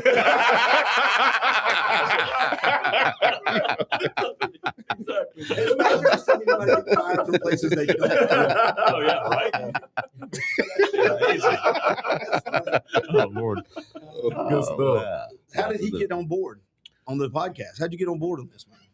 He's one of those guys that we've all known for years, and he has his own story that our latest episode, we talked about his story. But he's just one of those guys, man. It just made sense. We invited him out, and it was a perfect match, and it just made sense. And he's always been one of those guys that when we're together, we just go back and forth. It's like chemistry or whatever. So, Do you know his story yet? No. I literally just learned it 3 minutes ago. Yeah. And I think also, D, I remember, I don't know if it was you or Dame, but you said you just want to come in and just sit. Originally, I just want to come in. Yeah, just to get out of the house. Just get out of the house. Yeah, but that evening, I don't talk like Damien tell you. I don't really talk like that. Trouble at home, is that why you want to get out? Sometimes. Hey, Tamika, don't listen to that. Right. No. No. But he will get you. Yeah. About 30 dead bodies. Yeah. Bags of lime, though. Lots of shovels. Love Navy. So yeah, that's how that popped off. And ever since then, they'll call me in. I'll gladly do it because I like them. I like the podcast. So yeah. Yeah, your family loves the podcast. My family loves the podcast. Let me ask you guys this: since y'all started the podcast, how many episodes are y'all in right now? How far into it are you? We are 18 in. Okay. No, 19. 19. Yeah. The latest episode just came out this past Tuesday, and the part 2 follow-up is coming out Monday, the 30th. Mm-hmm. So I always tell people when I try to help them start podcasts, and I know y'all have learned it yourselves, what you start off with and what you think it's going to be is way different sometimes than what it is. Or you think, this person's going to be this. Has it changed a bunch for you? Has it kind of evolved in different ways that you're like, okay, that part surprises me? I say for me, no, everything is going like it started out. Okay, good. Except for the first episode, the pilot. Well, yeah. That was the pilot. And we'll look at it as the pilot. That's the one I want to hear. Calamity. Yeah. But for me, I've never been one for public speaking. And when they mentioned it, I said, look, man, I don't do this kind of stuff. So, it's new to me. Yeah. So probably after the third recording, I was all in at that point, all in, So I would say that personally, that would be the only thing for me that has changed other than. More comfortable? Yes. Yeah. And what flipped the switch? What was it that made you go from, I'm never doing this to? I think for me, just, first of all, the fellowship. Yeah. And when we will pick subjects, it's like, oh, okay, I'm good with that. I'm familiar with that area, So the things that we discuss are like I told you earlier, it's like everyday things, the walk of life is what I would call it, But that would be the only two things for me. We started getting good feedback too, but I think initially it was meant to be based out of a bar. Or in a bar environment, bar setting, where we're having cocktails, we're having conversations, sort of like a Seinfeld show, getting coffee in cars with comedians. Just you're right there in the middle of it. We're having this conversation, and if you're listening or watching, you're involved too. But what we learned with the pilot was that we were eating on the microphone. You hear drinks clinking. We were ordering food. I mean, it was just we was all over the place. It was all. Yeah. I want to give you guys a compliment. I don't know if it's new or if I just haven't been paying attention, but the last couple of episodes sound great. I mean, they all sounded pretty good, but the way y'all are around the table, it looks good. Is that y'all's permanent set now, the round table, or was that at a different place y'all were at? The last time I saw a video. The last time we recorded was at the Common House. Right. Okay. Because where we record on a regular basis is at Rise Chattanooga, and they're doing some remodeling right now. So we're orphans. That's we're okay. podcast orphans. Y'all can use this studio if you ever want to. I mean, y'all can just come here and crack it open if you want. Just let me know. So crack it open. So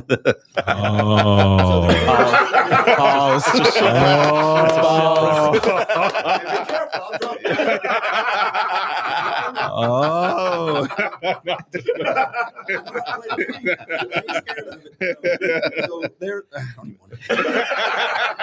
He's a good dude. And that's the beauty of the podcast is that we have very serious, heartfelt subject matters, but we also get a little immature too. Yeah. So it kind of wavers back and forth, which makes it fun. Matter of fact, let's let him talk more. I'm not just.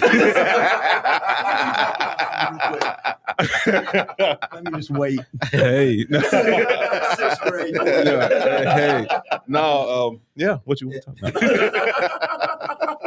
It sounded good, though. I'm just saying the quality sounded good, and I know y'all talking about topics, and just to kind of compliment what you guys do. One of the things I got feedback on the last one we had is that we talked about some topics that are not taboo. They're just hard topics sometimes. Right. Because I don't know if everybody knows we're different colors. And that's okay. Under the sun. Not to God. Right. But I guess my point on that is some of the comments I got private, like, hey, it was good to hear people talk about stuff that didn't have to get mad. You didn't, you know, there was no, and we didn't get deep, but I think sometimes conversations like that are good for people to hear. Absolutely. Especially when we're not supposed to.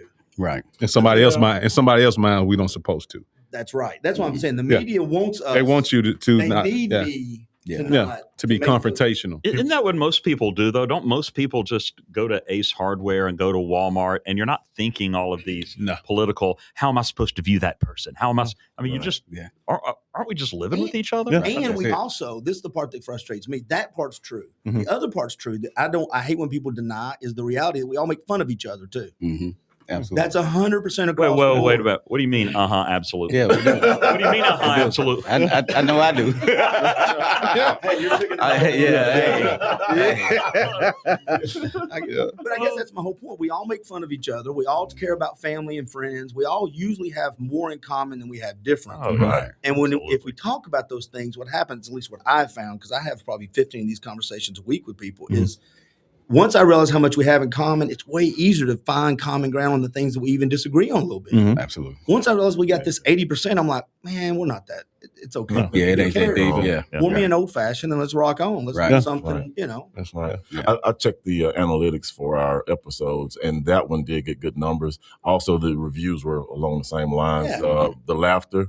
Yeah, it was infectious. And the subject matter, they were like, it was good to see adults sit down and have a conversation and not go to fist, behind it. To walk away with respect. Right, it hurts. I don't know who's going to win, but we all lose in the morning. And flex all involved and egos. Yeah. Traction. If you want to fight me, I'll give you my address. Break into 30 feet away. That's about it. But it was a good podcast, and I think what y'all are doing are pretty good. Do y'all plan a lot of your? I mean, do you have them outlined out? Like this is what we've started. We're in our second season now, and we're starting to do agendas and do the outlines and have the questions and kind of line everything up, because in the first season, I think we were learning. Like I told you before, we were flying by the seat of our pants. Yeah. Hey, let's get a podcast. And just grab mics and logos and went for what we knew. This second season, we're starting to outline subject matter. A little bit more structured. Time it and not have it go as long. I think our longest one is almost 2 hours. And we're trying to keep it now down to like 45 minutes or no more than an hour. So Well, that way when you have a long one, people know there's something to go check out. If you have a really long one as far as podcast, you're like, then we'll go check that one out because you must have had a good guest on, or they were talking about a different topic. Right. Yeah. We've learned to just split it up into two parts or multiple parts. Yeah. To still get the episodes in, but not to have that one continuous recording. He came on with me a couple of weeks ago, a month or so ago, and I had two people, and he said that he would be a great podcast. This guy would be a good talent for a podcast. Thank you. Yeah. I would love to do a podcast. I admire you guys for doing it, for stepping up and making it happen, because I think a lot of people do think that it's just, I'll just grab my cell phone and just record myself and do it. And maybe that's a good start, but there is a lot to it and a lot of structure. I mean, you're actually a lot of commitment. You're actually broadcasting on a regular basis, and it's a big commitment. So I admire you guys for doing it. Well, and they're putting the topics they talk about. I do it from time to time, but to their point, you're getting to be kind of vulnerable. You're showing stuff that you're not Right. Yeah. You may know me, but you don't know me. No, Exactly. Right. We are sharing some of the most intimate parts of ourselves over the microphone, and being able to laugh about it at times and then get back to the seriousness of it is where we kind of do really good at. Have you ever cried? Have you cried on your podcast? I hadn't cried yet, but I plan to on the next episode. I plan to? I did the last It's one. part of the next outline. Yeah, I did to a degree. I got choked up. Yeah. And you're going to get choked up. Clint, hold him. But yeah, the last one, yes, and probably the next one, yeah.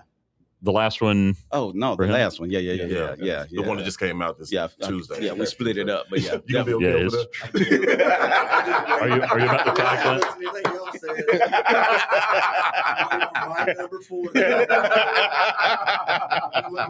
Yeah. Hey, Dave, hit him with something. I'm gonna go listen to every episode he's on, and just at the right moment, go pause. They're actually getting good numbers though. 16 and 17 from season 1 was his first two. He came on, and then this last one that we did is telling his story, and the numbers through the roof. First 48 hours, crazy numbers. Was that difficult for you to do? Had you shared your story before? I mean, in bits and pieces to people who just knew me, but to actually open up and talk about it. And that was actually this first time was that my wife and my mom, we all sat down and talked about it as a whole. We talk about bits and pieces. They would tell me things through the day, but they just went passing. But to sit down and talk about it in front of everybody, it's probably the first time we ever did it. Episode 16 and 17 was my first time being on 15, 16, yeah. Okay. It's 15 and 16? Yeah. Okay. And that kind of brought me out of my shell because like I said, I don't usually talk. I smile and play a lot, but I wanted to just go and hang out. But it ended up being one of the best days of my life, to be honest, because it broke me out of the shell that I was in. And just, I was comfortable with them talking about my situations and things of that nature. But this last episode was even better because I got to open up and tell them everything what went on with me. Was it a little, I don't know your story, and I'm going to go back and listen. Yeah, I'll tell you right now if you want to. Well, but I mean, was it therapeutic? Was it? I've been carrying this suitcase around. Let me show you what's in it. Really, it really was. It felt great, even though, once you know my story, he was like, wow, how could, it feel great to him? But in the essence, it was because it gave me the opportunity to open myself to my friends, brothers, and to everyone else, and actually don't walk around holding it all the time. If people didn't know, I had a heart transplant 37 months ago, I think. 38. And it changed my life forever, I guess. That's when you're supposed to hit the drum. Serious moment. This is trying to cry. But this last episode was real good to me too, because I get to see and hear what my mom and my wife was talking about, see it through their eyes and through what they were seeing and doing at difficult time. Well, I didn't say anything. I know a little bit of your story because of my brother-in-law. Yeah. And so because of that, I didn't want to chime in because my brother-in-law, you're really good friends. And I know that your experience, how that happened, how the transformation out, that impacted so many people around you. And it changes perspective. Yeah. I had a friend, not near as serious, but I've had a couple of friends. Well, we've all at the age where we've had friends pass on, but I've had friends have heart attacks, that wake up call for them. Nothing to that extreme, but at this age with friends, it's all fun. Life's fun. We try to make the best of life, but then you're reminded, man, this thing's like, holding on to sand. It's not forever. My life changed in a matter of months, minutes. It changed. I went from a healthy, stocky guy to a guy that couldn't walk from here to the door without about to pass out. And then I went from the guy who was doing everything by myself to having people have to do the simplest thing to me, like bathe me, give me a bath, feed me, things of that nature. That was tough mentally, but it wasn't a macho thing. It was just a thing that I wasn't used to. And I had to prepare myself for that and get used to that. My friend is going through something. I will not call him out right now, but not to that. Well, he's had pretty close. Anyway, he's going through some hard stuff, and he's a meat eater. But we've talked about this, and he's a Christian, and he says it's God's way. He thinks of, first of all, got to learn to ask for help. It's that ego check. It's, hey man, you can be the biggest, baddest man on the block, and guess what? Life goes boom. And there you go. And with me, this all started with me back in 2011. I was diagnosed with stage 3 lymphoma, and it was crazy, not crazy, but it was weird because my wife had the same identical cancer 5 years prior. So this whole ordeal with that was a wake up call too, with her, and then it hit me, and then doing good for so many amount of years, and then all of a sudden, here we go again. So I had time to reflect on myself as well with the stubbornness and things of that nature. But it will, I guess in a nutshell, it will humble you. It will make you more aware of what's important and what's not. Is it weird that it was kind of a blessing that she had it already before you and could kind of help you walk through? Yeah, it really was. And then it was funny because we go to the same cancer doctor. Wow. So when they came in and they diagnosed me, and they was like, he kind of stood back and just like, I never had this kind of happen in a nutshell. But then he was like, Darrell, you know what we got to go through. And so I was like, yeah, let's do it. And then by the grace of God, I had went in remission halfway through my chemo treatment, but I still had to continue on with the rest of the treatments to make sure. But yeah, it was And strong. y'all switch roles. Yeah. Caregiver, supporter. Yes. The person going through it. Yeah. Now it's, so that's. And it's, people don't understand the caregiver too, I think in my eyes have the hardest part, because you got to balance everyday life and then balance the things you're going through when you go home or whatever you're going through. And it's hard and it's tough. When I was going through my heart transplant, I was worried about my family because they the one got to deal with me. I'm here in the bed. There's no way I can go. I got to sit here. But it's hard to look at them and want to help me, and they can't. So yeah. What episode is that again? If people want to go listen at the conversation, 15, 16? Season 2, episode 3. Episode 3? Yeah. Okay. Okay. And I want to say again, shout out to these guys, man. They some great people. And I just want to say thank y'all again, man. I'll pay you when we get outside. Thank you. Thank you, man. They have always to the talent. I know, right? I know. They have always been there, man. Yeah, him too. Yeah, Dagwood. Yeah. Yeah, he might be watching. Right. Hi, Dagwood. He said Paul.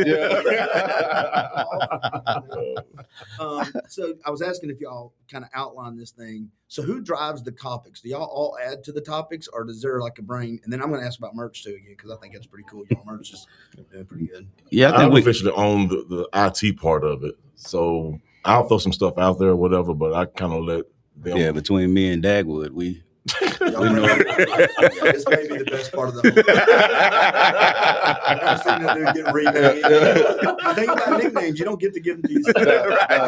Nicknames are earned. Nicknames are earned. I learned that the hard way in life. Yeah. You got a nickname? You ever had a nickname? I don't think I have a nickname. Not that I know of. I'm sure I have something that people call me, but I don't know what it is. Behind your back. They've been very careful. I feel bad for him. On nights when they've predicted that the earth is going to end for weather for 4 days. We talked about this. We talked about it with this group of nice fellas. That's true. So all of a sudden that night, it's still bad. But, all of a sudden, I just never seen people get mad. It's talking about the snow and ice storm that almost was. Yeah, but people are like, where's the destruction and fire and hell? And I'm like, aren't you supposed to be happy that he was, and he prepared, and it happened all around us. And I'm sitting there with a pantry full of bread that I can't do anything with now. And milk. That's right. Freezing. Do you really buy milk? That's just a thing. Hold on real quick, guys. We got to start it back. It's okay. It kicks us off every 8 hours, so just stay right there. No worries. We're all good. We're going to come right back on. Hold on right there. Yep.